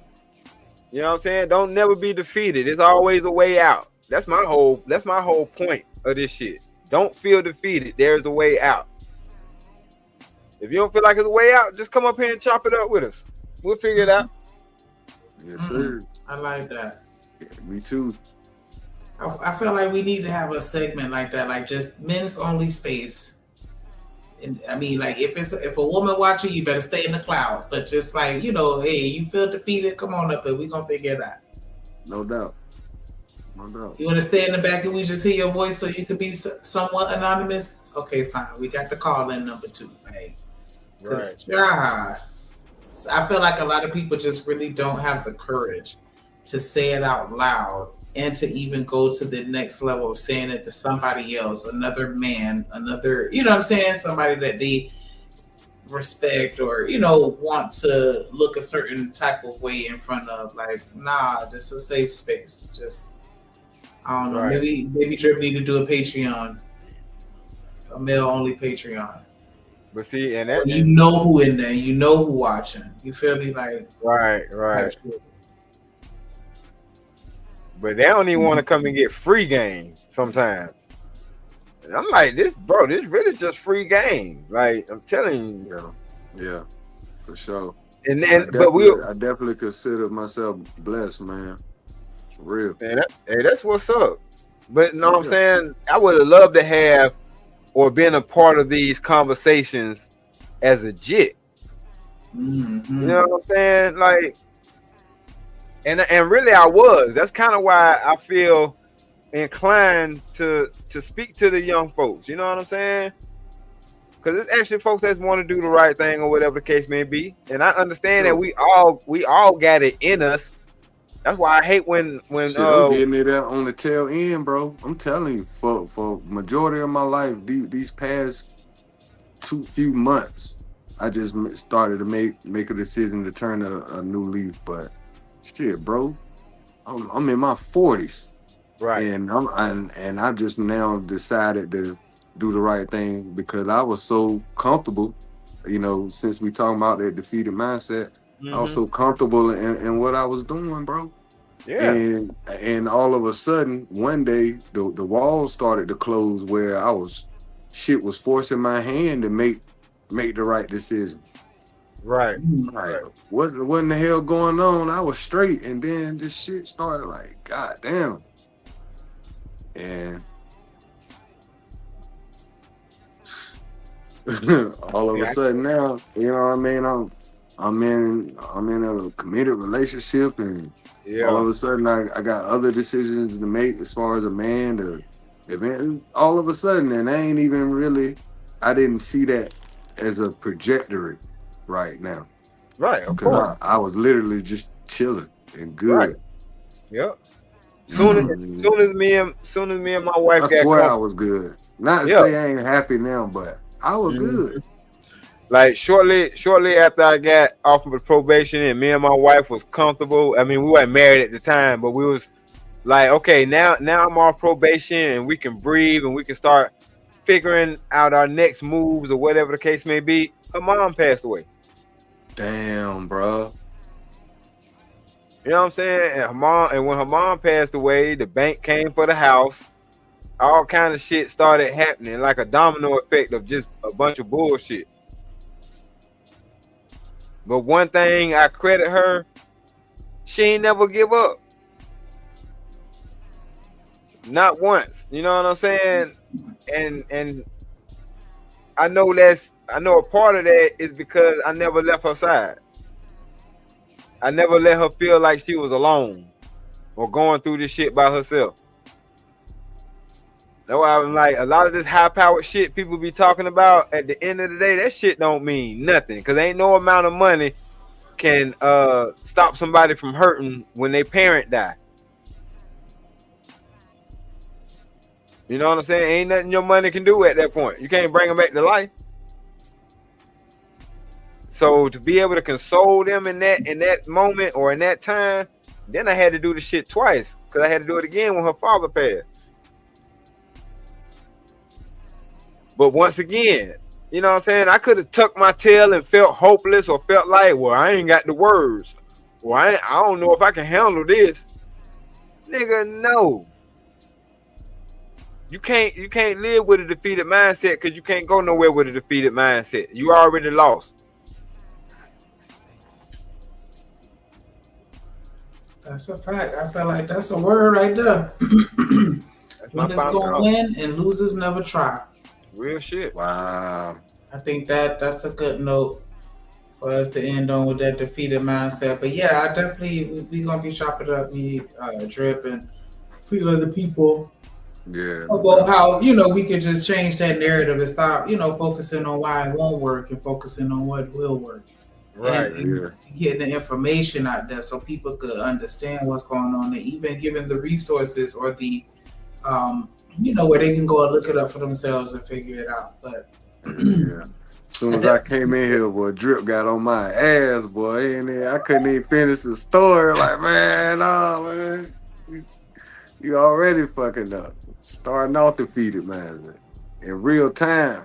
Right. Yeah, that's why I love these channels. You get to watch iron sharpen iron in real time. Real talk. No doubt, bro. No doubt, bro. No doubt. But I definitely appreciate y'all for rocking out with us. Everybody that hit the panel, everybody that stood around to the end. I see there's still a few of y'all in here with us. Definitely appreciate that. Appreciate everybody that hit the comment, super chats. Everybody bless that y'all, man. everybody that hit the like button for sure. You right. Make sure y'all come back tomorrow. It's gonna be the same vibe but better. And you through. And you through. We live, Sunchi. What it do, fool? Hey, man, Splash Town, Texas, or wherever the fuck you at. What's happening? But hey, man, you tripping, man. Get to that Houston Premier Party bus, man, because that's how we doing it. Yeah!